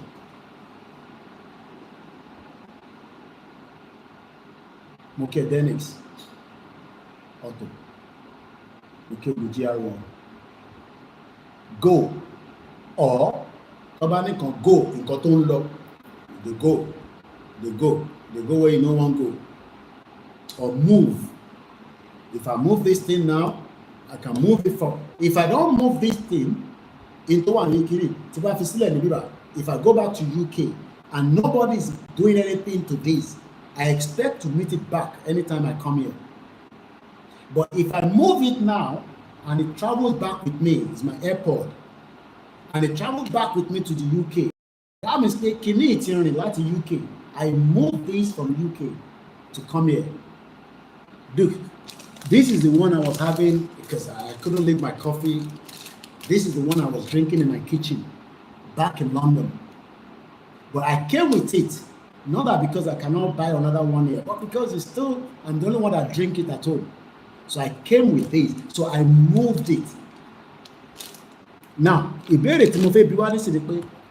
we do not make any effort, if we do not make any impact, are we going to move out of Nigeria?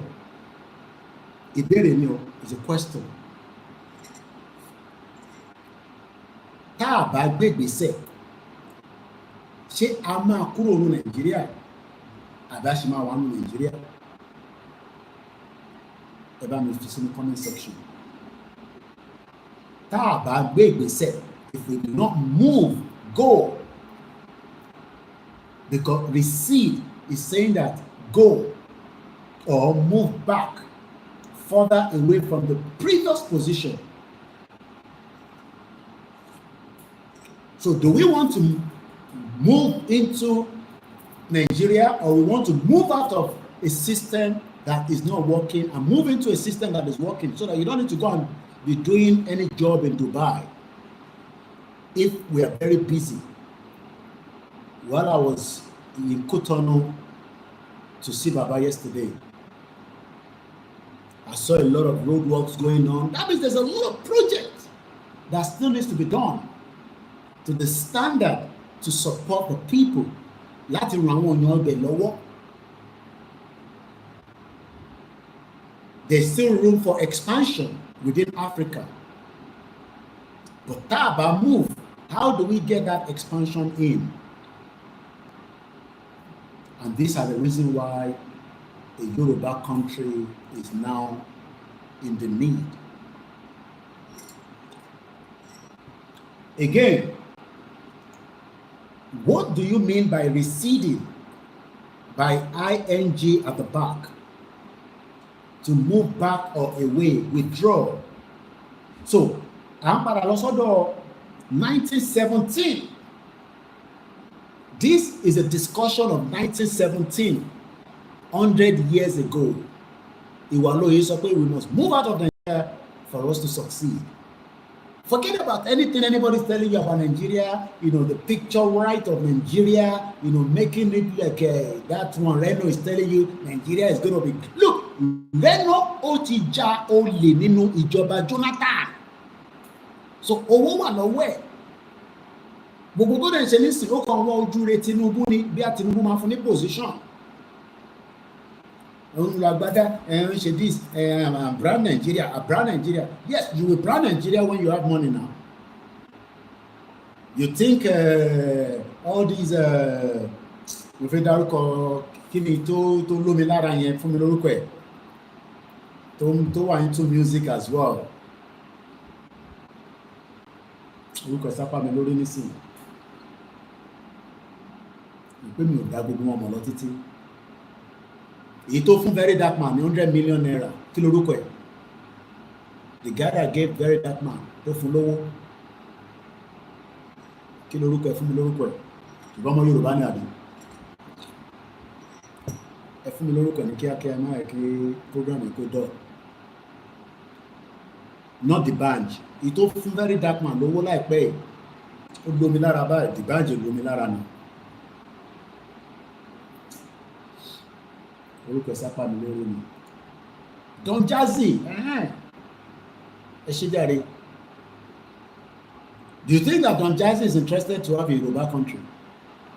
Owó wà lọ́wọ́ ẹ̀, kò sí ìtọ́kàn pẹ̀lú Yoruba country. As far as Don Jazzy is concerned, Nigeria is working. And I don't have anything against him. As far as Cubana chief priest, doesn't care whether Nigeria is not working. Nigeria is working for him. He can be able to afford to buy brand new Range Rover for the wife. But you should be able to drive also a brand new Range Rover, and you don't need the money if you are in a country that is working. You can get it on credit. Ṣẹ́gun Honorable kò ní bàjẹ́ fún ìmọ̀kẹ́ brother mi. Ẹni tí bàdá rúkọ má fi ṣèbínú, Gani Olóyèdè mórí ẹ̀mbẹ̀. So don't let anybody deceive you that Nigeria is working. Nigeria is working for Tiwa Savage. But it's not working for me and you.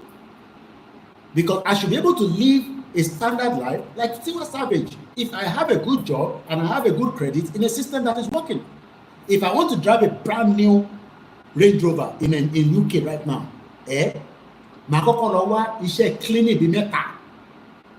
Bẹ́ẹ̀ni, màá dẹ̀ make sure pé mo send owó sẹ́ni kankan ní Nàìjíríà.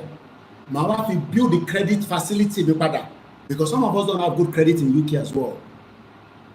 Yes, because you must also have that credit to go into the showroom and tell them you want a brand new Range Rover, and you will drive brand new Mercedes Benz, brand new Chanchara. I know about the motor industry in the UK. You see me, I drive different cars. I know about the car industry because we need a project kan lọ́wọ́ lórí ẹ̀. Brand new, I will drive brand new Aston Martin, and I don't have Shingbai in my account, but I must have good credit to be able to repay it back every month, whatever the cost of it. Can you do the same thing in today's Nigeria? Why must it be Don Jazzy alone that have money? Why must it be Tiwa Savage alone that has money? Yes, we have A-star celebrities as well in the UK, but I can bet you that I will see Otedola's son or daughter rather, DJ Copy. I will see her on the street. I will not even know that she's Otedola's daughter until somebody say that's DJ Copy. Ah, my sister. Oh yeah, come hug me, because she's also an A-star, and we will end up at the same Sainsbury's. If I live close to her, she will come to Sainsbury's to do her shopping if she's not doing shopping online, because sometimes they want to come out outside. They are fed up in the house. I want to come on that baby mansion. But most of you cannot enjoy that kind of life in the present day Nigeria, because Nigeria is not working for me and you.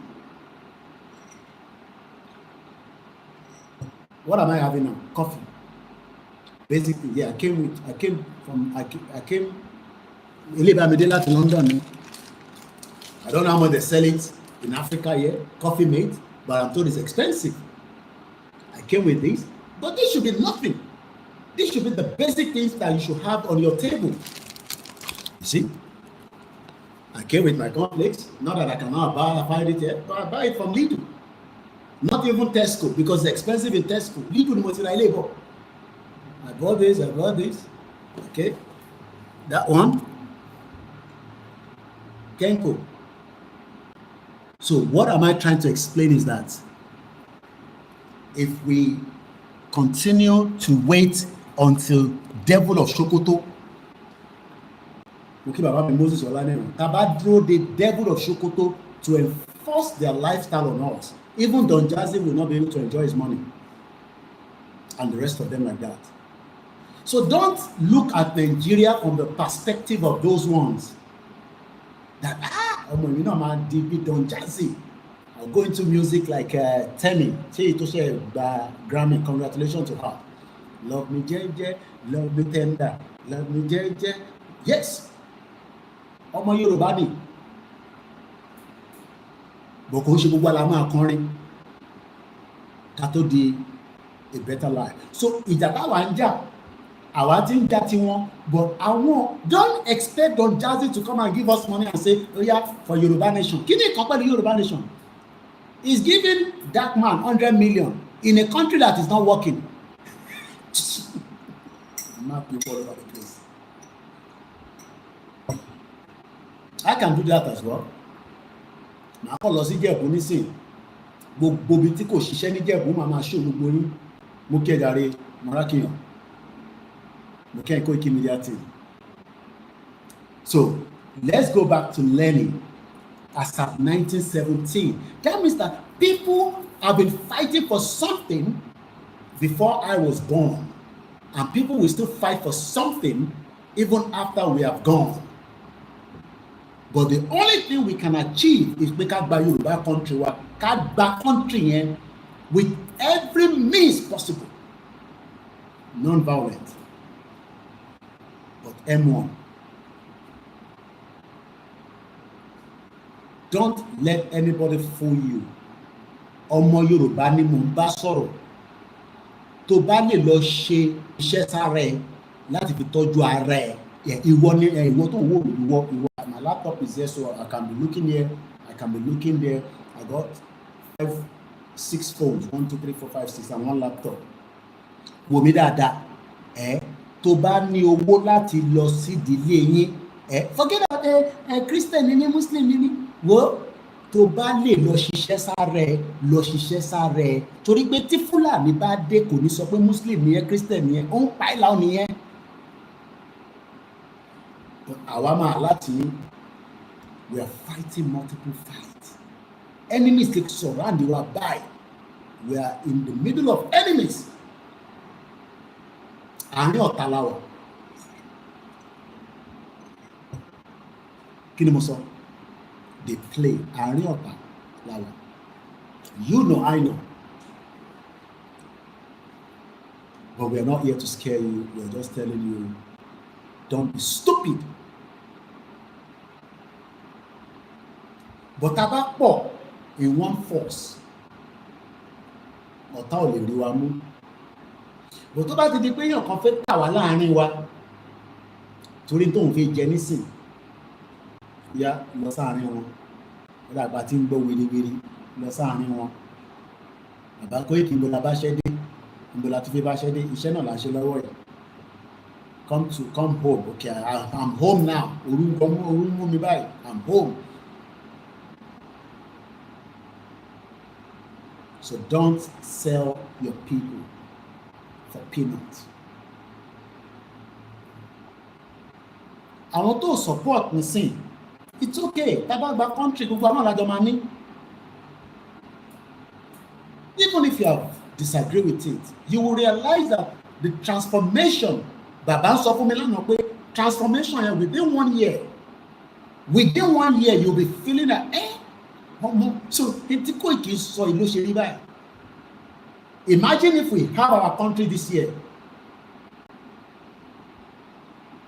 and within sometime end of next year, it's the impact of that country, the respect of that country.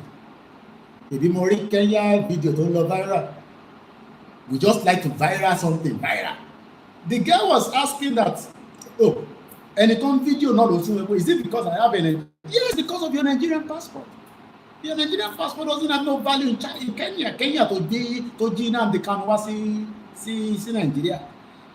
Ṣé Kenya bá jẹ́ ìlú tó dáa, so yẹ kó allow kí Nigeria Gina and the Kanu wá sí Kenya, sí Nigeria rather. It's because of your passport. What more are you talking about? So let's go back again. So we have got the message of receding. So something was playing out in 1917, which is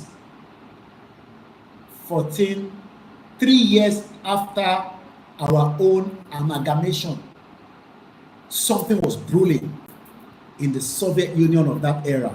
So this year as well, something is brewing, and something has been brewing as far back as 3 years ago, lórí ọ̀rọ̀ Yoruba nation. Some disagree, some did not understand it, some are asking questions, some are disputing it, until Devil of Sokoto now say, I am the owner of Yorubaland. I'm like, you must be crazy, Sultan of Sokoto. How can you be the owner of Yorubaland? Yorubaland is not now. You see what Koiki has been talking about? You understand? That is their plan. Because that time, Devil of Sokoto was still preparing the game. Now, imagine after Tinubu is gone, and the next president is another Fulani. Do you know that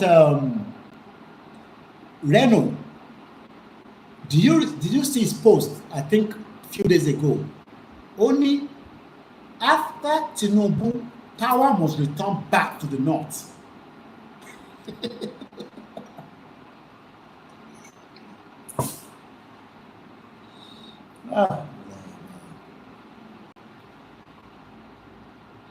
Are you praying for such that after Tinubu, power should return back to the north? How many of you are praying for such? Èèyàn mélòó ló ń gbàdúrà pé tí Tinubu bá parí ìjọba ẹ̀ kí power tó padà lọ sí north? Every goddamn thing that President Bola Tinubu has put in place for the betterment of Nigeria will be destroyed within 24 hours. Especially the Sharia law will come back on a full scale.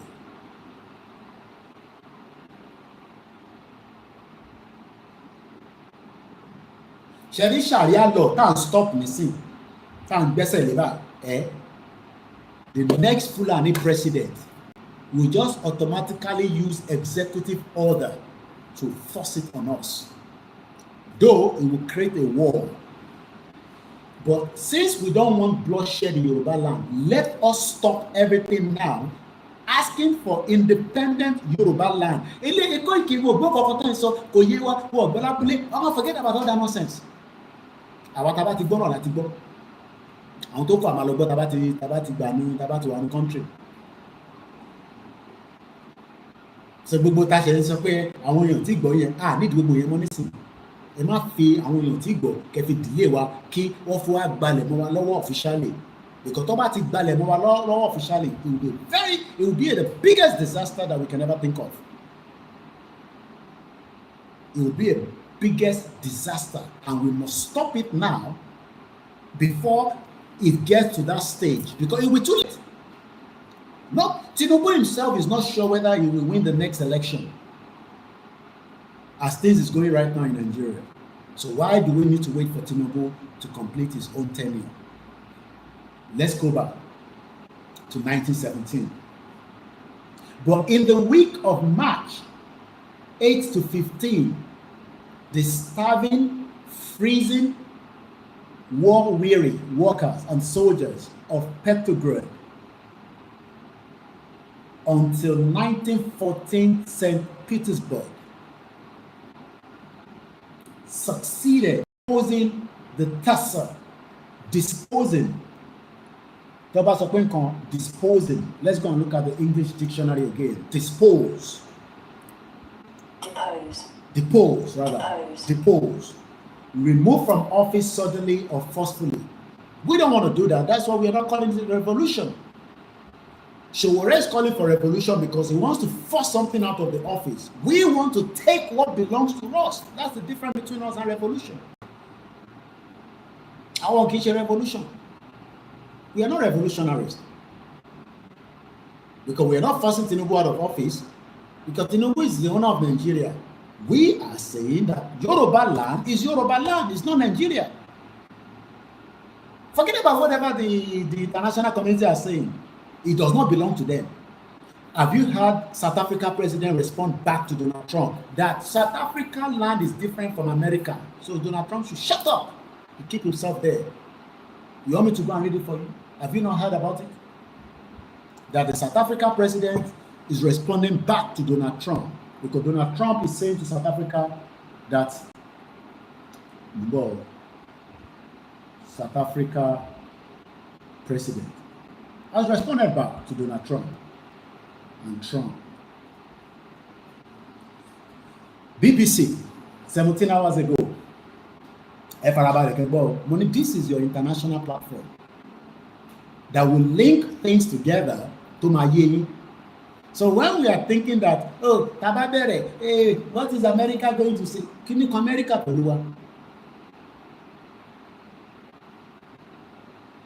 you come UK?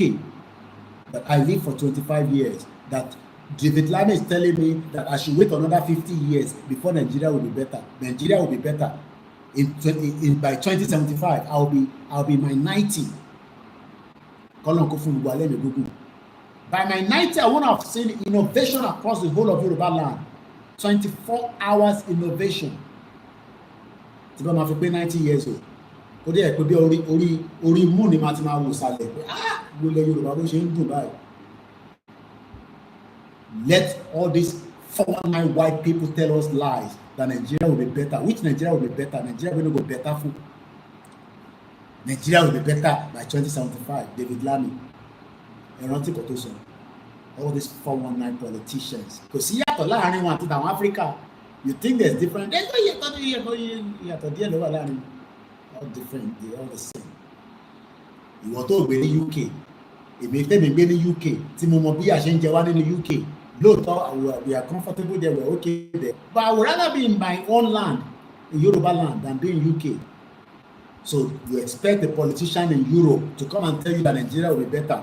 The same politicians that sat down in Berlin 1880 something and defied the whole of Africa that they never visited. They don't even know what it looks like. They just partition it, partition, and put alien and tell us to go and live together. And you expect that to work.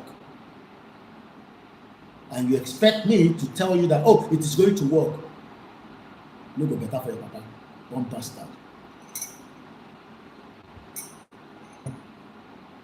Trump threatened to cut funding for South Africa over land policy. Donald Trump threatened to cut funding for South Africa. South Africa will get money that the white people sat on it for many years. Kept Mandela in the prison for many years. Destroyed the whole Africa through their stupidity. Called Mandela terrorists until they now put Mandela statue opposite Westminster in London. You understand what I'm talking about? So you are there now expecting a white man, a white woman to come and tell you that, oh, Nigeria will be a great place, the most populous black nation. How has that put food on your table this morning? You know, remember Barack Obama? The most populous black nation is Nigeria. How did that put food on your table this morning? How did that pay your school fees? Pay your house rent? How has that changed your life? Rather, your life is miserable, including my life, because we are also part of the system. The only miserable that we have is that we have too many food in the house at home in UK. We don't find anybody to help us to eat it, but we are bored. People go to work, they are not happy. On the train, nobody greets you. Local bus that I enter go Togo. People they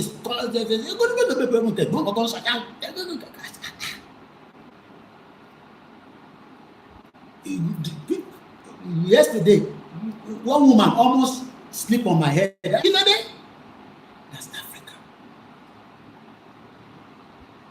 I said, this woman, you go break this my internet where me and the manage they take all over the place. So,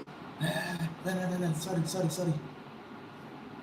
In UK, you can't sit next to people too close. They'll call it a sexual assault. You they look somebody, they go say they look their pint. So you're on the train, we are like a robot. But we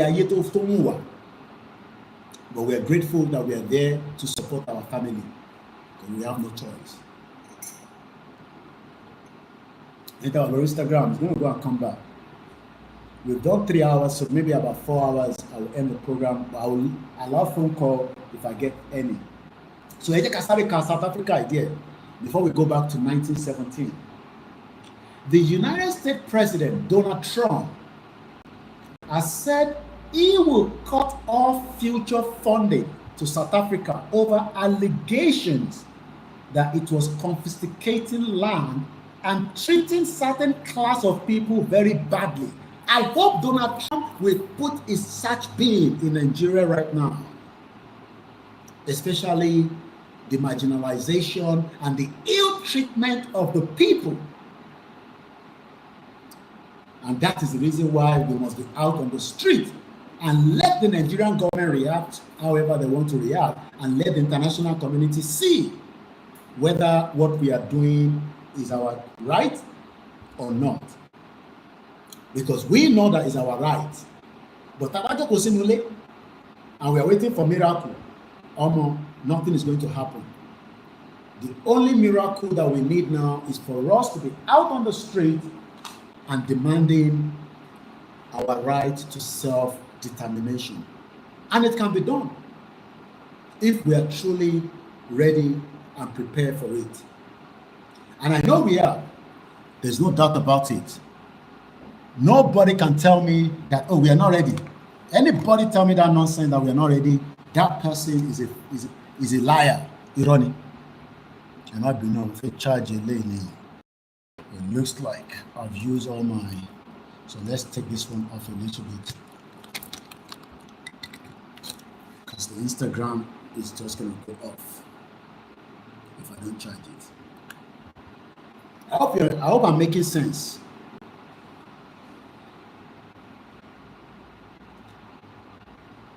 Land ownership has long been a contentious issue in Nigeria, in Yorubaland. Our land now, they want to take it away from us. And we are saying, no, we can't allow you to take our land. It's our land. It's not yours. The land doesn't belong to you. The land belongs to us. The land was given to us by our forefathers. But some people came today, they want to take the land. And you want us to sit back and allow that land to go so that we can satisfy certain set of people, like the current government. No. We will not accept such.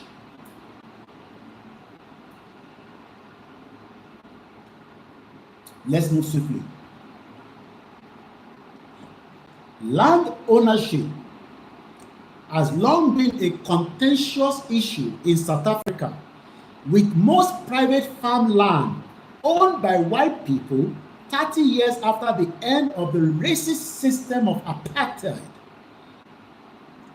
There have been continuous calls for the government to address land reform and deal with the past injustice of racial segregation.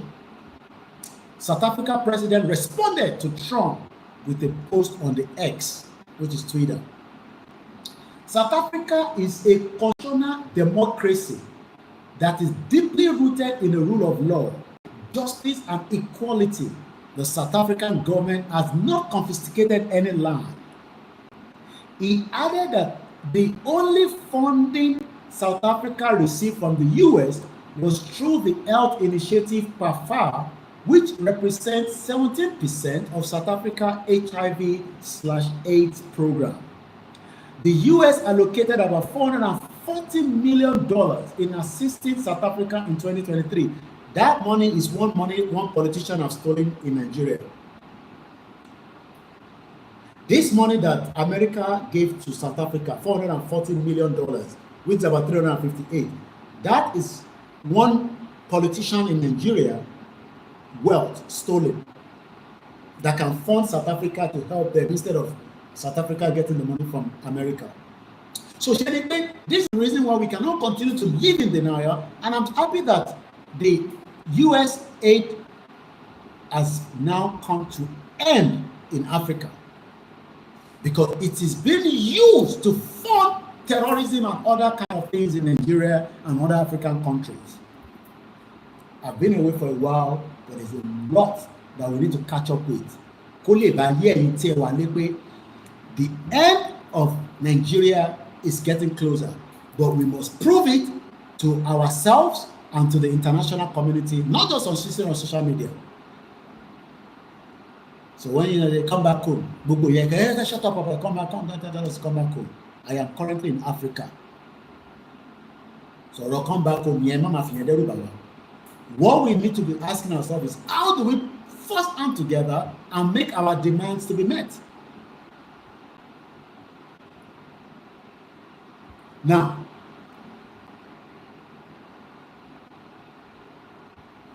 let's go back to learning, because Ibelashua.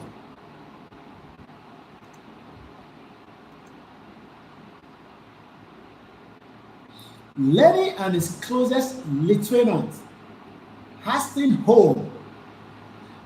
Hastings. What is the meaning? Some of us want Yoruba nation now. Hastings. H-A-S-T-E-N.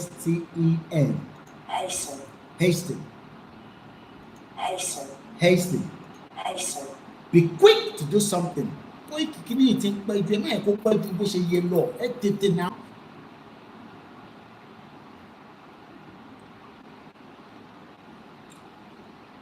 What does the word hasten mean?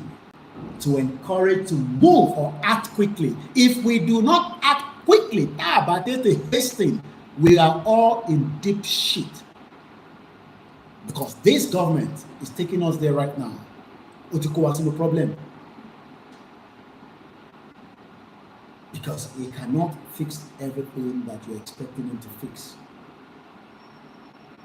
And why, like Baba Akintoye was saying yesterday, why should we worry about how Fulani wants to feed themselves, how the Igbos, the Hausas? We should worry about how Yoruba needs to survive.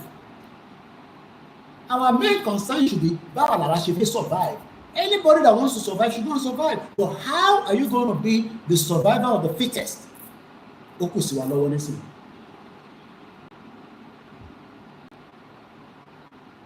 Because nobody wants to help you. America is too busy. UK is going through a lot right now. UK that I just left. Turkey is going through a lot. Every country has their problem. Our own problem is báwo làwọn náà ṣe fẹ́ gbara wa sílẹ̀ ní kíákíá ká lè tètè get the hell out of Nigeria and get ourselves together. Baba mi Ayọ̀lá, I stand with Yoruba nation shoulder to shoulder. Adam Samson Mukinyi, Mukia and Consi brother Ibiyemi. Omogbola Obatni, South Africa responded quite well, although there is a full backup for South Africa through the BRICS. China, Russia, especially Donald Trump, is fighting for his white supremacy to give land to his white people. After America is also enforcing in South Africa. So why am I bringing all this into the discussion today? Hasten. It is not about the world, it is about me and you to help these two to achieve a Yoruba land. Adekoya niye, ogboro support.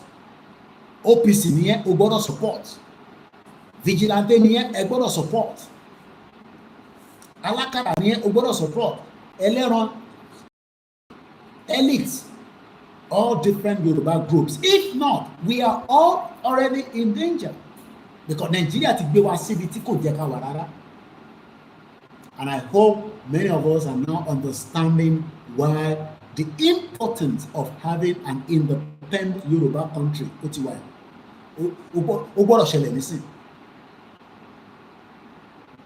So the word hasten was used in 1917. Ojo kọ́ wọn pé káwọn tètè padà. Àwọn wà ní Germany as at the time. Lenin was in Germany. But he was in a hurry to return back home to go and help his people, to liberate them from the nonsense that is going on there. How many of us are ready to help liberate our people from the shackles of the 1914 fraudulent amalgamation? And there's different roles that everybody can play. Ẹlòmíì ò tẹ̀lé kò ní kúrò nílé ẹ̀ ju pé kó ṣàmàbí Ọlọ́run.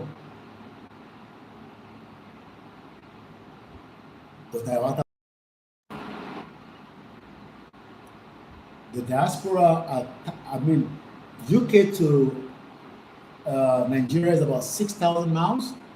I think about 3,000. I can't remember now. So don't expect the over 2 million Yoruba people, or I don't know how many of us that are in the UK, will come back home with the rally. Possible. Anything on the ground, the bulk of the people that we are talking to, that by the way, Daddy crew in Nigeria, the bulk of us are currently inside the Yoruba land. And you only like to travel. You are already on the land. So to expect people in America to travel all the way down will be difficult. To expect people, maybe people that are close by in African countries, Cote d'Ivoire, Togo, Sierra Leone, Ghana, Benin Republic, they can return home and help you, but don't expect much. So, are you going to get prepared to mobilize it? Because it's a peaceful outing. And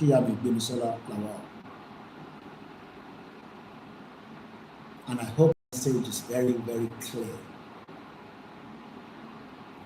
You are not going to Heston, hurry and do America, òun ti escape the poverty to some extent.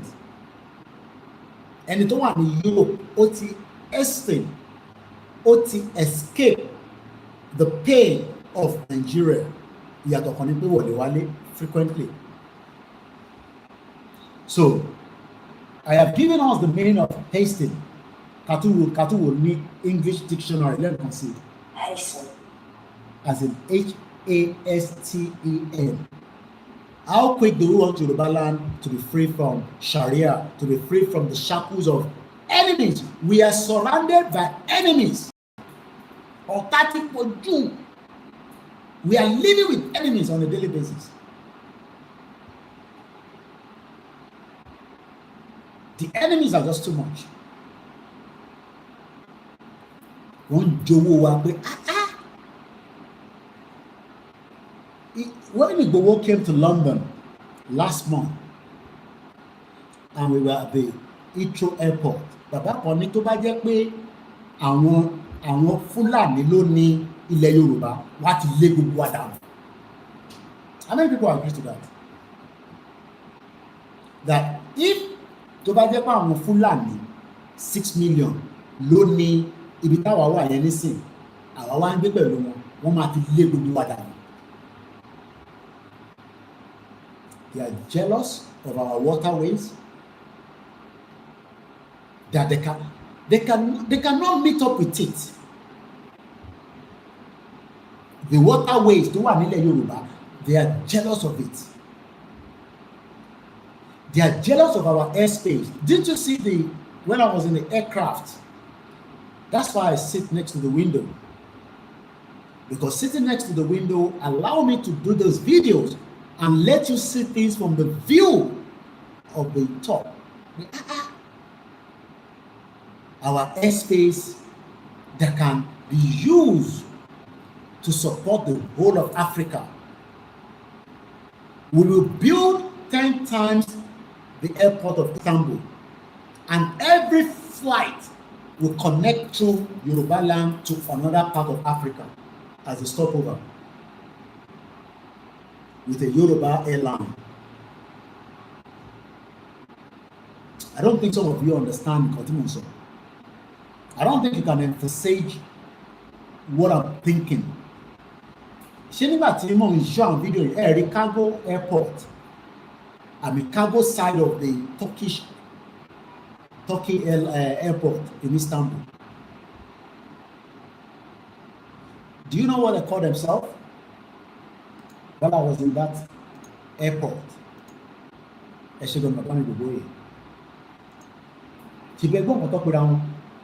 let me give us more. You realize that kò sí nǹkan tó dáa tó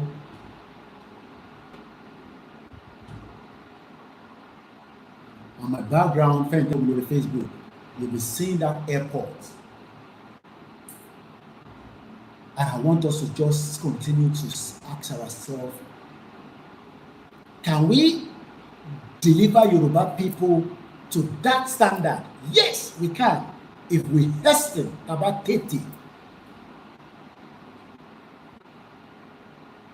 Ẹ̀yin tẹ́ wà nílé, role tẹ́yin fẹ́ play, ó fẹ́ pọ̀ ju role táwa gan táwa ní diaspora fún wa play. Bí ẹ̀ ń rò pé bí diaspora ló máa wá take over ilẹ̀ Yorùbá mọ́ yín lọ́wọ́. No. The future is going to be brighter for every one of us. Not just one person, not just 3 persons. Excuse me. Istanbul airport is where the brands take off. All this will start happening within a year. Somebody communicated with me. I won't give too much intel. The network that this guy has in the country to work, the network to ní lọ́wọ́lọ́wọ́, in terms of the kind of innovative things that you can think of. Just one person that reached out to me lately.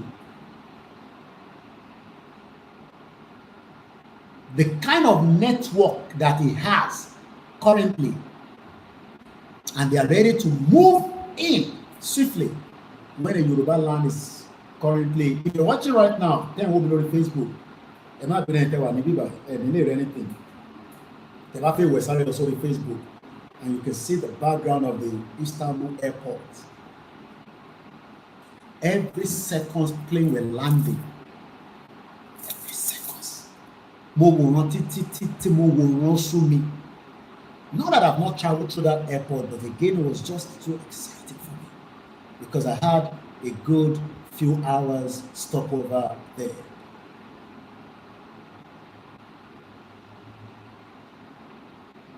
So if we do not hasten to push now, then remember that people have done the same push in 1917 when Vladimir Lenin decided to leave Germany and return back home to help his people.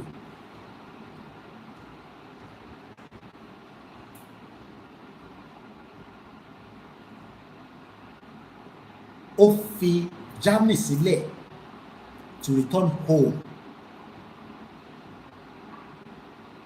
So we're going to have a short break in just 20 minutes, and then we'll come back for the afternoon broadcast again. So let me just wrap it up quickly. By 1917, it seems to Lenin that the war would never end, that the prospect of revolution was rapidly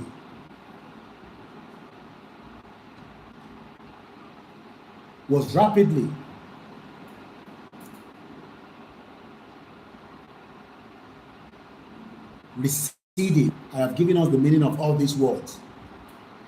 But in the week of March 8 to 15, the starving, the freezing of the two, the war-weary workers and soldiers of Petrograd, until 1914, St. Petersburg succeeded in disposing the Tsars, TSAR. Just like we pray that the Fulani will not dispose us. Because the Tsars was disposed during the 1905 revolution.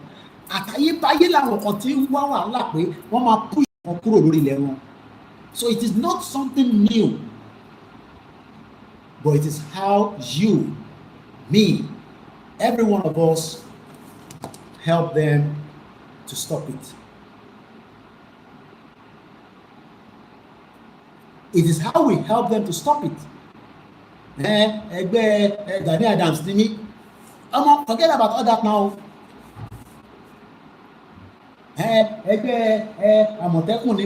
Forget gbogbo yẹn. Let's come together now and get our Yoruba land. Ó tóbi, ó tó gbogbo wa jẹ́. Kí ni mo sọ? Ilẹ̀ Yorùbá tóbi, ó tó gbogbo wa jẹ́. Àwa ọmọ Yorùbá lákọ̀ọ́kọ́ ká tó máa lọ máa wá bẹ́kùbẹ́kù ẹlòmíì. Our government must be ready to pay you even if you are not working. Just like people are being paid in UK. They call it job seekers allowance until you get a job. People get paid for their house rent. We would have a welfare government. So why are we not hastening? Why are we not in a hurry? We can't take back country. The reason why the politicians are making Nigeria look like it's poor is because they are one abo owó yẹn mọ́wọ́. Owó tó yẹ kó lò síta, kó fi ṣe project, kó fi ṣe this, kó fi ṣe that. They keep keeping it in their pocket. They are stealing what they cannot spend for the next. That That's if anybody dies and comes back. That's the reason why you are poor. And all this is deliberately so that we can continue to believe that there's no money in the system. There's bastard money in the system, but the money has been harbored. And I look forward to Dezani's case this year in London. The same Dezani, America just released another $30 million of some money in America. All this money are meant to use for your own lifestyle, to live a better life in that country if there was ever a country called Nigeria. But rather, you also just want to sit back and then wait for miracle to happen. No, miracle doesn't happen. People are the miracle that must push and demand the right. Wherever we end this program, when I come back in the afternoon, we will continue on it again. But for now,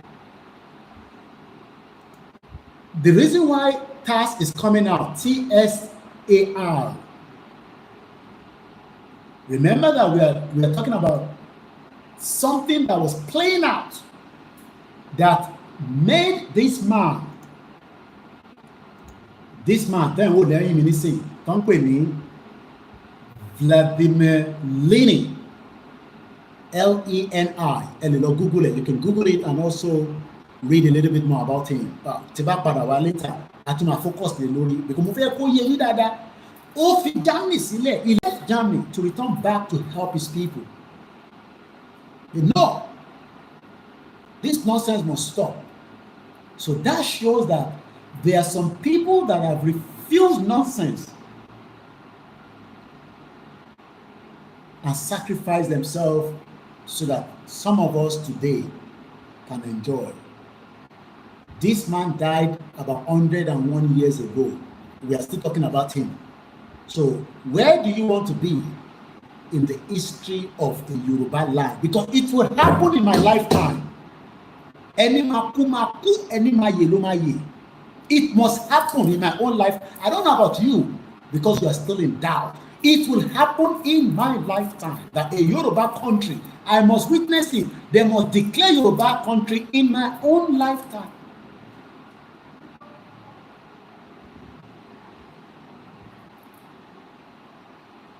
I was reading the paper on Koikimedia.com, Koikimedia International News. The man that designed the Nigerian flag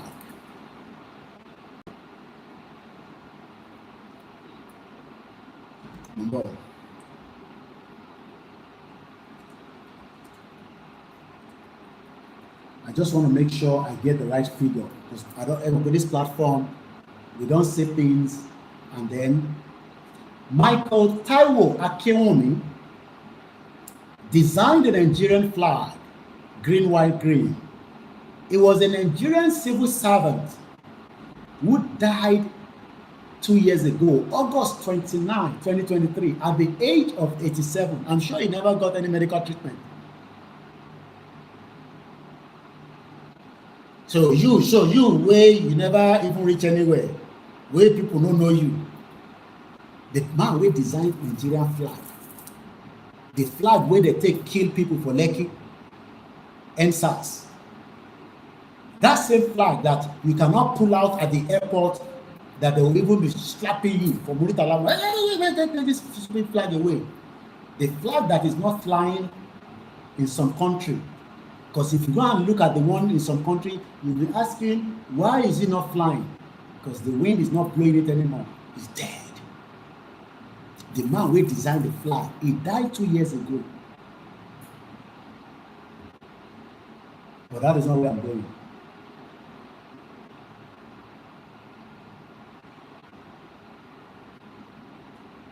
Do you know how much the government donated to the family? I'm a proud Nigerian. I will die as a Nigerian. I die now. Die as a Nigerian. Who would you not to die as a Nigerian? Bomb bastard.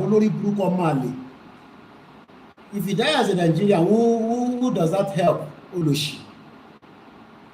Oniya. And I say, I don't want to abuse any one of you. I am proud Nigeria. You cannot be proud Nigeria than a man that designed Nigerian flag a day. You will nobody know your papa until your papa just died because of malaria. Your papa just died because you couldn't afford to go to hospital. Muki, I'm a great solution to Muki, South Africa.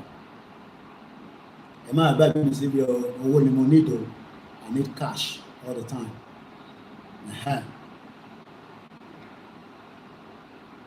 And I send the sound to one, got on us. My mama put me. The gas is finished. Dad, when are you coming back home? Because the gas is finished. Do you know how much imagine the man that designed Nigerian flag? I'm talking about Nigerian flag. Oloshi, you way nobody know your father, nobody know your mother. We are now saying let's hasten. Ká gbára sílẹ̀, ká ṣe gbogbo tó kù, ká support bàbá Akintoye àti gbogbo òòṣà. Kọ́ lè ráṣì yọrí ṣe. Owó dẹ̀ lọ́ máa fi rí ṣe àti intellectual wa, strategy wa. Kò ṣe pé kó wá sínú meeting, kó da meeting rú. Ẹlòmíì nínú wa tí ẹ̀ rí pé tó bá ti pè meeting nísìn, kò ní tètè dé. Tó bá tún dé, ó máa da meeting yẹn rú. And we are going to move in the meeting. That's why I don't attend any meeting anymore.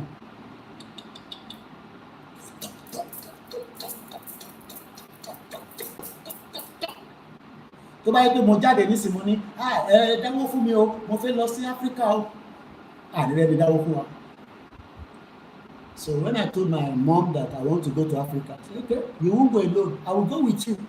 Money you need me, I will be going different places. So I want to visit Cotonou, I want to visit Baba in Cotonou, but I also visit Togo. I want to go to Ghana. So this ticket you are going to buy is not going to be one ticket to.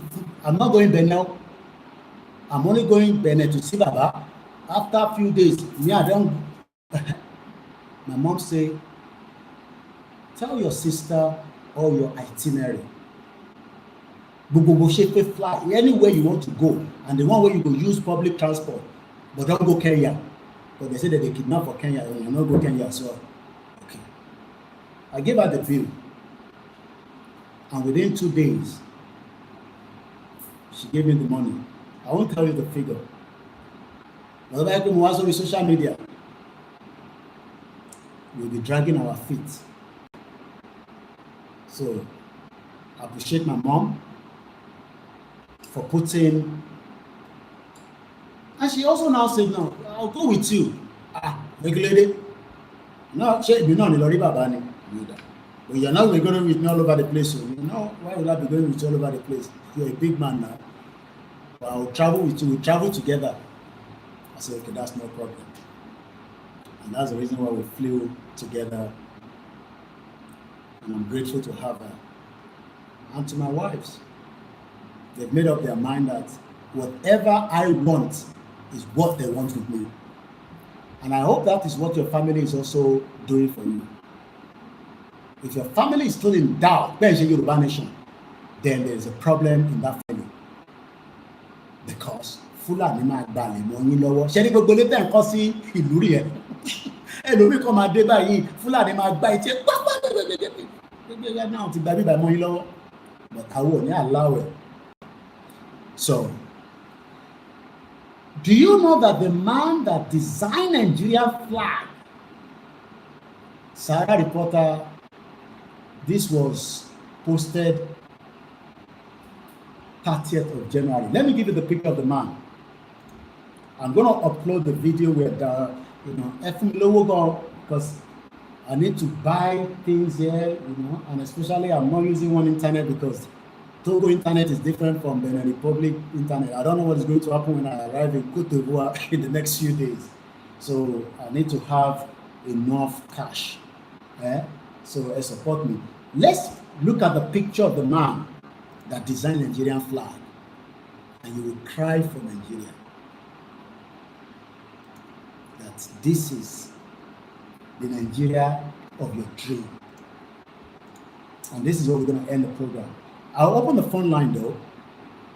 It's 4 hours already, so I enter our Instagram. I'm gonna end it because I need that line to be open in case people wants to give me money, they have advice. And don't tell me not to come home. We're already home, okay? That one is out. What I need now is how to support this Koikimedia, how to support Yoruba Nation, how to pray for Yoruba Nation, or whatever advice. Don't tell me, oh, don't do it. I'm 40 years old, okay? We're not scared of anything, but we're careful. That's all I can say. Now, picture Baba and OLAYOMI. That is our father, because he's our father. But he has already died 2 years ago. You so rest in peace. I pray for the family. That is the man that designed Nigerian flag. Oh, I have to show you this again. Remember? Okay, let me take it from here. Because I'm using the Ethernet, you know, to make sure that my laptop is stable. And I've been walking around the clock since I arrived. Brother, me, voltage, Shalafia. You know, since I arrived, I've been walking non-stop. So this is the picture of the man that designed Nigerian flag. Look at him, a great man, right? Great man. You will expect that this great man will have lived and died in the same Nigeria with the respect that you can never give a president. But they don't respect anybody in Nigeria. Even the living, they don't respect. How are you going to respect the dead? The living, okay, voltage, voltage. How are you doing, sir? I don't know the cause of his death, but I would just believe that it's got to do with some maybe health implication that I couldn't get help from Nigeria. If this man could not get help from Nigeria before he died, you would think that they will still help after he has died. That is the expectation that you would think. The man that designed a flag after 2 years of his death, how much do you think that we should give the family? And let us be fair, because Nigeria doesn't have money. Nigeria is broke. But help me in the comment section, and then we'll open the phone line, and then we'll end the program. How much do you think we should give this family? At least, now that their papa don't die, may so rest in peace. Me, the man that designed the Nigerian flag. How much do you think is worth to give him? I just want to read the comments. Mr. Moses Olani Ramoki, Mr. Dewumati Moki, Ibiyemi Moki. Elo le fi we can from family. Bye-bye. Roughly. How much? Just make up a price. There's no price you can give the dead because it's gone. But the family needs money now because the dead is gone. How much do you think is worth to give the family? 20 billion. Okay. That's about almost what they said they should give Igboho for the damage of his house that Fulani don't want to give. Tinubu has not opened Igboho's account. President Bola Tinubu has, all these Igbo people that say Igboho is free, Igboho is free. Igboho is not free because Igboho cannot come back home. And Tinubu has not opened his account. Okay, 10 million, then you saw, okay. From 20 billion, they drop it down to 10 million. So this Baba is worth 10 million. Talotu Wambe, Talotu Feba comment. Tato Malo. I call it phone line there. Tabale because it's gone. I'm not telling you. I want to see the program. All right, you're not in the worry. You're not in the anywhere can also. Relaxing. Another 10 seconds. How much do you think we should give Baba? Muki Mr. Yodele. Muki brother me. Baba me gbọ́ mi wó labí. Kò ní bàjẹ́ fún yín. aluminium ó yẹ kó máa wọlé fẹ̀yìn ni ó yẹ gbogbo aluminium yẹ ká máa kí n àti máa ṣe business kí n máa import ẹ̀ lọ sí UK but Nàìjíríà ò gbádùn 100 billion àwọn owó nìyẹn nígbà tá a gbé 20 billion tẹ́yìn tí wọ́n mú 10 wá èyí gan dáṣá Mr. Gani Olóyèdè ká fún bàbá yìí ní 10 million ó kéré mo kí Mr. John T. Emmanuel Prince Adekola mo kí yín o mo fojú pa ẹrẹ wọn ni if Afẹ́nifẹ́re fail to talk wọ́n tẹ̀ wọ́n sọ̀rọ̀ níjọ́ Sunday you need my number studio number mi náà ni àti 979 number mi ò change na send ẹ̀sìn ní sí Ìlọrin people should be wise now and stop supporting Fulani in our land ọlọ́run jẹ́ kó gbọ́ o brother mi olúwa ṣẹ́gun ẹ má bínú pé mo ṣe ń ka kọ́mẹ́ǹtì mi o kí gbogbo ilé ẹ̀kan sí alright eye tí wọ́n ná fún bàbá ẹ̀ let me read it out. President Bola Tinubu donates 30 million naira to family of the Nigerian flag designer Akintoye after reneging on the state burial promise.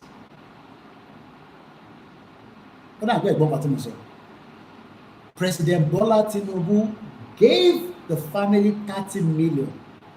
Ṣówó kan fi ra adìyẹ ni torí kò gbọdọ̀ ra màálù. Owó lèèyàn lè ra màálù. Is the 30 million àbí bóyá wọ́n kàn sọ yẹn bóyá owó tó gbé fún wọn tún jù bẹ́ẹ̀ lọ. So clear nísìn. Kò clear. Mo kí ẹlẹ́ǹkan sí Ògúnmọ́lá ní 50 million naira. Mo kí Aki Games. And Ògúnmọ́lá Abíọ́dún wá ní and the family should be put on the royalties kọ́ máa sanwó fún wọn lọ́dọọdún. Mr. Sunday Wálé mo kí ni. Ṣe rí pé Nàìjíríà yóò dára. Ẹni tó design Nigerian flag ó kú ní 2 years ago. Wọ́n ní president nígbà tí ọjà wọn ní Kano èlò ni President Tinubu fún wọn.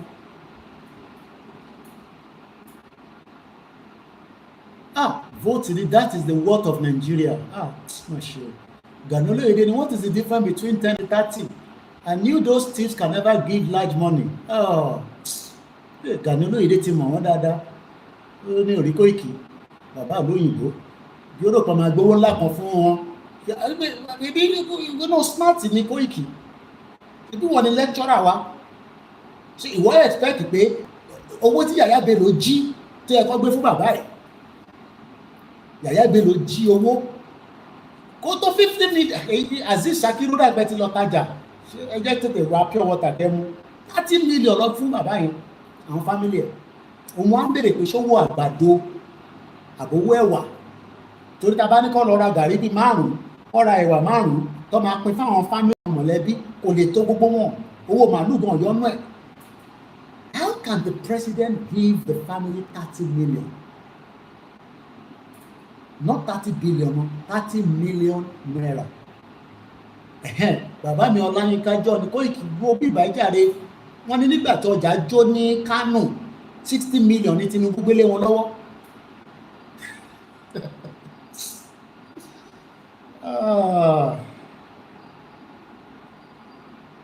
Ẹ ká ṣí phone line bí a lè ráhùn tó máa fẹ́ kọ́fí dá sí. We're back on our full broadcast as long as I'm not on the road. I don't know.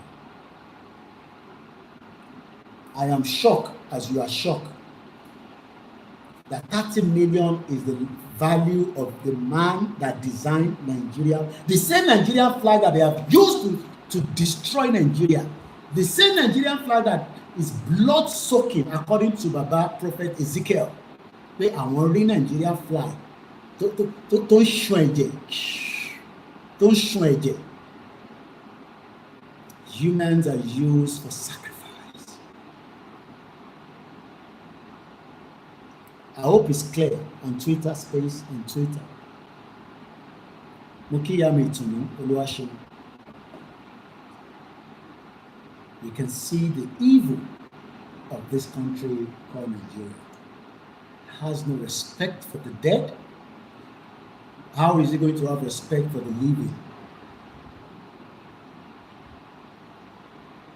Mr. Koiki. I learned from that Cuban soldier man that fight during Biafra. I forget his name. This entity called Nigeria has no respect for human lives.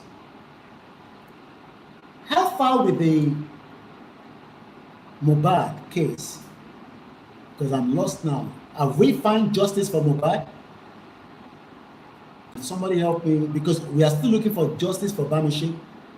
They read justice for Mohbad, because I'm not hearing anything on the social media lately. Did we find justice for Mohbad, or we are still looking? She had to read justice. F girls Nigeria is not a nation. No Koiki. Talking about Nigeria, Jari. I'm a sheep phone line. Listen, Bishop Adesina, how much is 30 million naira one member of House of Assembly collects monthly? Is it clear now that the value of human life in Nigeria for a man that designed the flag is 30 million naira? I pray Nigeria will not happen to you before we leave. Moki Mr. Adebayo, F Girls TV, Moki, Yoruba is one, and we must go. So I hit our Instagram, because I don't have a spare phone, but I am on the other platform, on Twitter Space, on Facebook, YouTube. Please join us from there so that, Kelly, if you enjoy the last part of the program, we've done a straight 4 hours that I've never done for a very long time, but it's just to catch up. I plan to be out as many times as I can. I'm here for campaign and awareness, which is what we are doing right now, and I hope that you will join us again. So thank you so much. Now, enter Walori thread. I'll call the phone number. If I don't see any call, then I will wind down and I will come back out later for more program. But for now, the line is now officially open. The studio number is, I brought my template pounds.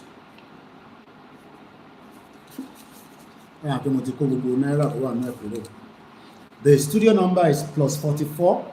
It's a WhatsApp. You can't call direct because I'm not in UK.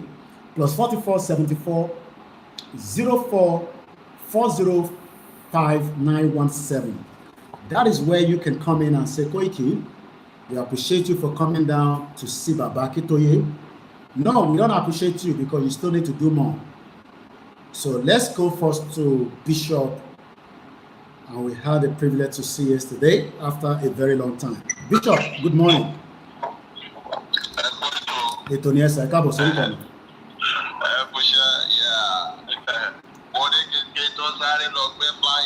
Okay. Oh, that bad. What is the justice one in Nigeria? Justice Lara. Opa one more justice because in Nigeria. What if you want the police station? I want to have justice. One day I don't know. Wow. Yeah. It is well. It is well. Ọlọ́pàá àgbà wa. Àmín. Adé ilẹ̀ wa. Ilẹ̀ Yorùbá nation. Tá a fẹ́ bá àríṣe látàrí lẹ́dùnmáre. Concern the other Naira account or SEPA account see me. So I can do any of the two. All right. To support. Thank you so much. All right. All right. Ati Marina. Ọlọ́run aṣọ ilé base padà. Thank you. Mo kí our Grace Olúṣòótọ́, ẹni tó bá fẹ́ pè àsìkò láti pè wọlé ní +44, which is the code, +44 74 04 40 So we'll leave that for probably another 15 minutes. By 60 minutes from now, or 15 minutes precisely, I will end the program. I get 4 hours, 30 minutes. Then I'll refresh. Then probably later in the afternoon, we'll have part 2. Anyone in Nigeria, the Yorubaland, I know internet is expensive. If you want to wait till the program is finished, and you can always download it and watch it in the night, I don't know how you're going to do it. But then when you afford that now, my internet, even while I'm on the ground there, my internet, you know, and especially because I'm moving in between different countries, so the internet is a different thing entirely. The one I'm using right now, you can see it, you know, so I can't afford not to be online, especially, you know, with the nature of my job. So that's how far we can go on this live transmission. Our Koikimedia live, my team have insisted that I must continue to go live on it, which is good news for some of you. We will also continue to have the back end channel that will also be live. If you don't have anything to offer in this movement, you must be able to offer at least the grace of God, whatever the gods of your belief, so that we can survive the last part and succeed. Survive and succeed. Because the devil of Sokoto does not want us to survive, and he does not want us to succeed. So ó kù sẹ́yìn ọmọ Yorùbá láti make sure pé we do everything to succeed. Kò ṣe gbogbo ala lọ́wọ́lọ́wọ́, but we must be able to do something to succeed lórí ìrìn àjò yìí, no matter how small it is. Bàbá wa Muyideen ní a lifetime asset that his family will be benefiting from. Lẹ́ẹ̀kan fún bàbá yẹn lọ Nàìjíríà láwà. As we are coming to the final closure of the program, what are the summary? The summary is that I met our leader. I'll tell them to do the picture I had with him yesterday. You know, ẹ bá mi ṣe picture yẹn jọ, ẹ tí mo bá sọ̀rọ̀ ti yé wọn. The value by me printed, at least a good size card. If you see, I hope somebody is not calling. Okay, at least a call. And if you see, my lad, if you see calling, you know, I just call a brother me to be no ni Koiki. Ṣé kò sí, kò wá sórí show. That bá ti gúre, àwọn ọ̀fẹ́ yẹn. Ọlọ́dẹ ti ní ká gúrò ara wa báyìí. Ó yẹ gbóhùn sókè, brother mi. Mo wà pẹ̀lú Isa. Àṣẹ Ìmàrè. Àṣẹ. Àmín Jésù Kristi. Àṣẹ. Àṣẹ. Happy to see you from the Republic. Thank you so much. Thank you so much. Èmi gan akàn mi balẹ̀, inú mi dùn, mo sùn dáadáa wà láàrin àwọn bàbá yẹn.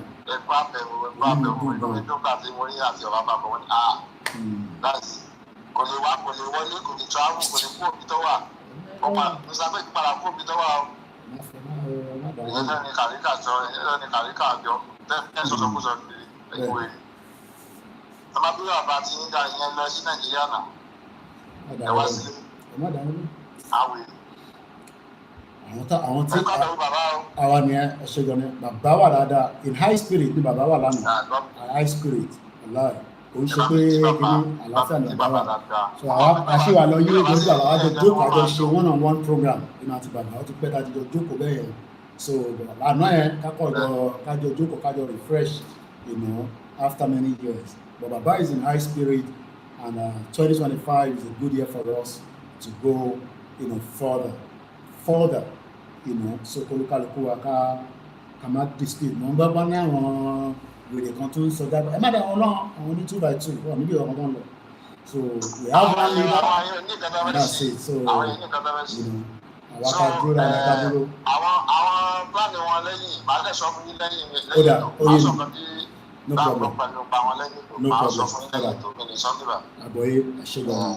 All right, thank you so much. Àṣegbọ̀n láàmú ṣáájú. All right, mo lọ bẹ́ẹ̀ mo kí gbogbo ẹ̀yin tí ẹ̀ ń bẹ tẹjọ́ ọmọ Yorùbá ní Benin Republic.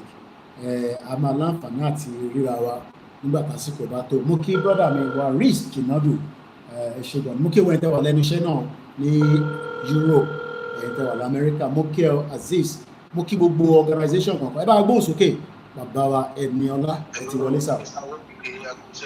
èmi ni ẹ sà. ọjọ́ kan pẹ̀lú sà. àdúpẹ́. nǹkan tí mo fẹ́ sọ bẹ́ẹ̀ ní sẹ́ni gbogbo mẹ́sẹ̀gì awareness wa àti gbọ́ clear and loud àti gbọ́ dáadáa especially ilé tó ṣẹlẹ̀ lẹ́yìn lọ́jọ́ mẹ́ta ìgbọ̀jẹ́ kó dú àwọn èèyàn wa ńlá pátápátá wípé àbúrò láti kúrò ní Nàìjíríà àti àwa náà máa ń gbàdúrà náà ó ní gbàdúrà wa ti gbà ọ̀rẹ́dì àdúrà wa ti gbà ṣẹ́rí àdúrà láìsí iṣẹ́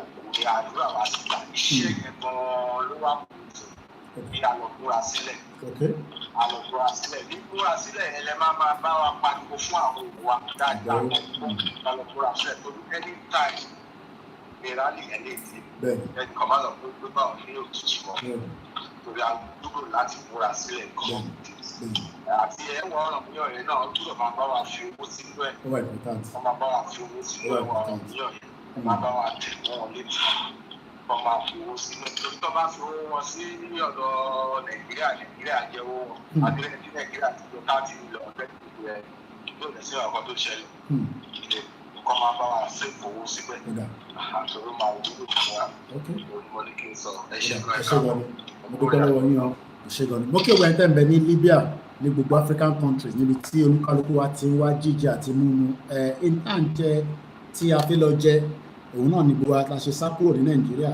èèyàn kan kúrò ní Nàìjíríà láti lọ ṣeré lábúrọ̀dù even if it's African country ló bá lọ gbogbo a lọ hustle a lọ jápa torí pé ilẹ̀ wa kò ṣe pé kò ní gbogbo facilities bọ̀wọ̀ jẹ́ kí ó ṣiṣẹ́ fún wa àfi tó bá darapọ̀ mọ́ àwọn jẹgúdújẹrá olóṣèlú àdẹ̀fẹ́ darapọ̀ mọ́ wọn. In fact, seeing you sitting with Baba at Cotonou make me more happier. I'm sọ fún yín pé àti dé tán. Sọ fún yín pé àti dé tán.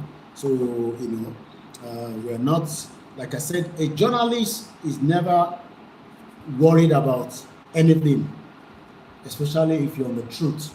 Baba Miwari, the Nigerian red flag carrier was shot at the NSAR. Their corpse remain a mystery with triple question mark.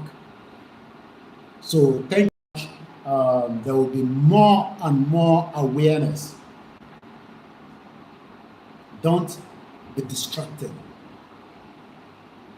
We are not coming out to destroy, to fight the government. No, we are coming out láti bèrè ẹ̀tọ́ wa at the appropriate time, and I'll be telling us more about that in the due course of many of our programs. But a gbọ́dọ̀ múra sílẹ̀ dáadáa. That's all I can tell us. Like I said, there are many diaspora. When the time has arrived, they will come down. But àwa tá wà nílé, àwa bá ìtajọ wà nílé láti máa ṣiṣẹ́ tó pọ̀. So we're still here as well. The burial is also happening end of this month, like I said, of our mother. There's still a lot to cover. Ẹ̀yin obìnrin wa mo kí yín. Wrote a play pọ̀ gan. Without you, there is not us. So mo lọ bẹ́ẹ̀ mo kí gbogbo àwọn pastors wa, àwọn babaláwo, gbogbo gbala máa ń sọ. We have 7 minutes, so more time is saying. I'm conscious mo ti padà sí UK báyìí nísìnyí mo ti wà conscious of time. Jajesi, we're not fighting religion, and I'm happy that the Muslims have stood out and said no Sharia in Yorubaland. That for me makes me happy. That shows that even if they're not aligned with Yoruba nation to start with, they agree that by Sharia. So about the country now we live a better life. Mo kí Ìfẹ́lódùn Ìmọ́lẹ̀ Yorùbá fans, mo kí Àdìgúnmá Kànjọ́lá, mo kí Àjàgùn, mo kí Ìkọ́mọkọ Yorùbá Àgbà, Yorùbá ni mí mo kí yín o. These are different groups as well. Mo kí gbogbo ìlànà. And remember to support Koikimedia. Every little contribution goes a long way. I'm not if not £5 show my enough. It will go enough if there's about 10 people giving us the same £5. Especially, there will be a lot of things that we want to cover. You know, the burial is coming now. I'm sure you want a fantastic, broadcast of the Mama burial. So gbogbo yẹn náà it's going to cost a lot of money for us to be able to cover it. The rally is coming. We need at least 2 cars. Our staff will need car méjì. Ìkan wà ní India state kan, ìkan wà ní state kan. A lè wúlò. Because I help wa mo bẹ̀ wá, mo kí GR1. Mo kí gbogbo àwọn pastor leagues Yorùbá ní mí, mo kí yín, mo kí gbogbo ìtẹ́ wà ní Kòròdú, mo kí Ṣẹ́gun honorable brother mi dáadáa, mo rí YouTube channel yìí, mo kí Ṣakiru, mo kí bàbá wa Idris Sheikh, Ọlọ́run ṣẹ̀yẹ, mo kí dádì, mo kí gbogbo ẹ̀yin àfà ńlá tí ẹ̀ ń bẹ nílẹ̀ Yorùbá, ilẹ̀ Yorùbá ò ní dàrú, ilẹ̀ Yorùbá ò ní bàjẹ́, mo kí ẹ̀yin babaláwo wa, mo kí ọba wa kábíyèsí the new paramount king in Oyo State. Mo kí bàbá wa náà, mo kí bàbá wa Ọ̀nà Fífẹ̀, mo kí Yonkan, mo kí gbogbo ẹ̀yin diaspora, ẹ̀yin intellectuals, ẹ̀yin tẹ́ ẹ̀ follow tí ẹ wo ibo lọ́nà ẹ fẹ́ já sí. Like I said, a máa ṣe engage bàbá, but àná yẹn kí bàbá àtọmọ kákọ̀ sọ̀rọ̀ ká dẹ̀ refresh.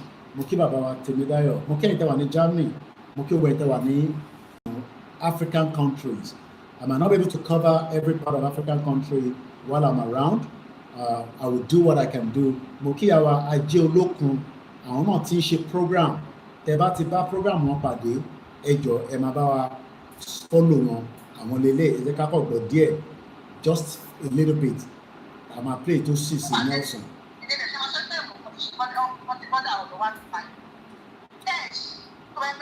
Then mo rántí mú speaker mi wá, so a máa ní láti ra speaker tá a máa kílẹ̀ máa ń pè nígbà iná ilé kan lọ́ máa ń pè àwọn máa ń gbé, so I have to buy one so that a lè máa gbọ́ kápọ̀ gbọ́ díẹ̀. Ìyá wa Ajé Olókun, ẹ bá wa máa follow wọn.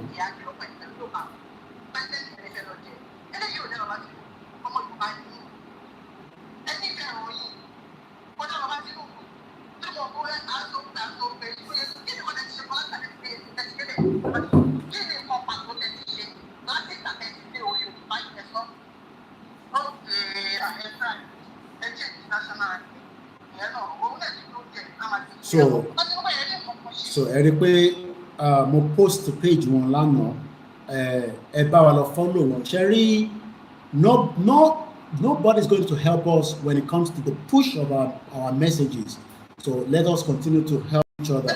So màá fi wọ́n sórí orí status mi náà, so ẹ̀yin tẹ́ bá ti rí wọn ẹ click ẹ follow wọn, ẹ bá wa pín. That's another angle from another mother coming into the broadcast. So mo kí àwa Ajé Olókun, mo kí gbogbo àwọn medias wa, àtẹni tó wálé àtẹni tó wálé, we all have different roles that we're playing. Me coming on is very important. I had to see bàbá kò tẹ́ ṣe gbé àti mo tún gbọ́ pé màmá tún kú gbogbo kìíní ẹ̀kọ́ fún mi ní concern láti December last year. I wish I could fly out of December to come and meet him, but I had to tidy him up. Ọ̀dọ̀ tí wà long ó máa tidy up. So I had to wait till this month to come down to see him personally, and I'll be spending even though I'll be moving in between Benin to other African countries, but I was still going to spend time with him as well. Mo kí bàbá mi Olóyè Ìgbòho, mo kí gbogbo ọmọ Yorùbá, mo kí ìyàwó tí ọmọ wọn ṣaláìsí Tolúwa láṣẹ ní Ìbàdàn ní last year, wọ́n foríjì wọn. Mo kí gbogbo èèyàn ọmọ Yorùbá pátá láì fẹ́ nìkankan sílẹ̀. Èmi náà ni olólùfẹ́ yín, brother yín, àbúrò yín. Mo ní èmi ni last man standing. There's no doubt about it. I can tell you that. There's no doubt. Tó bá ti ṣú gbogbo mi, èmi ṣe bẹ̀rẹ̀ tèmi. If dáhùn bá gbé dé, èmi á máa triple ẹ̀. Wọ́n ní ọ̀rọ̀ Yorùbá nation, ẹ̀yẹ́ máa wọ́n rántí yín. Ẹ̀yẹ́ ṣáà support àwa. Ká lè jẹ́ kí message kó máa lọ. There's a lot. I came with my external hard drive. Tàbá rówó, a lè ṣe àwọn CDs jáde. Ta máa fún àwọn èèyàn. Tàbá ní owó, I will make and produce some of my videos, even if it's 1 or 2. Mo àwọn mélòó ló máa lè wọnú compilation tó yẹ pé à compile ẹyọ kan, àwa duplicate it. So tàbá rẹ tó bá fẹ́ sponsor wa. There's a lot of things that we want to do. to prepare the people before the rally. Koda, we will need white handkerchief because we're coming out as a peaceful people. White handkerchief, so no police shooting anybody, no military shooting anybody. We're not carrying guns. We're not destroying anything. We're not destroying anywhere. We're coming out peacefully. We're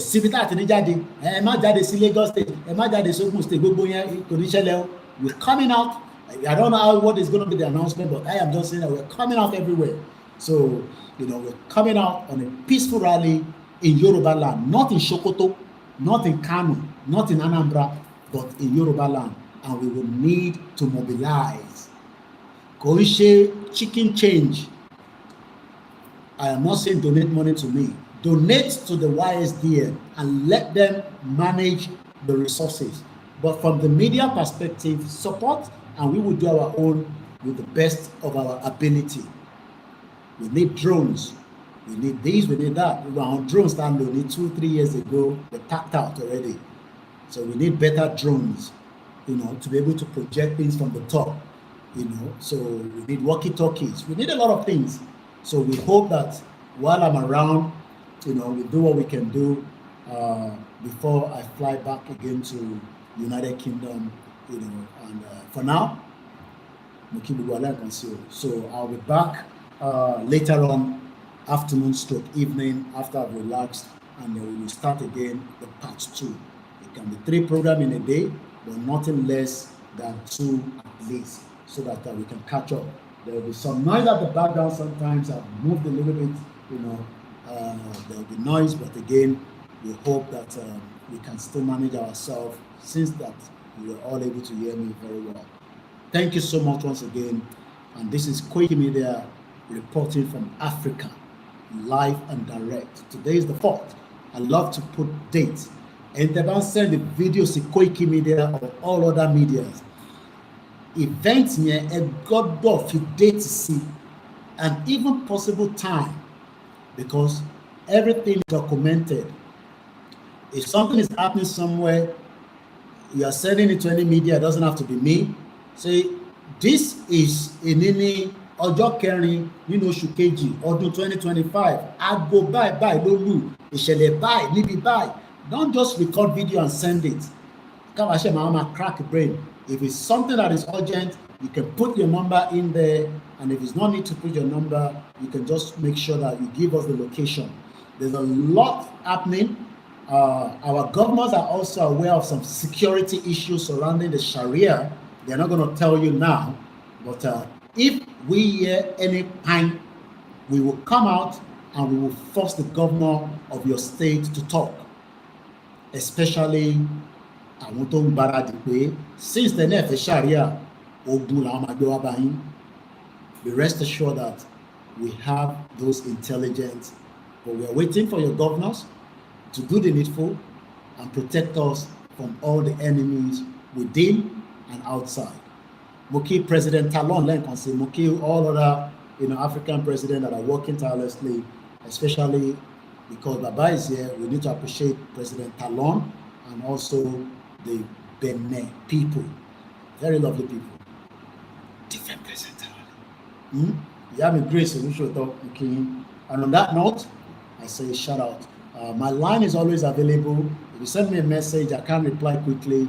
Just take it easy with me. I don't have secretary for now.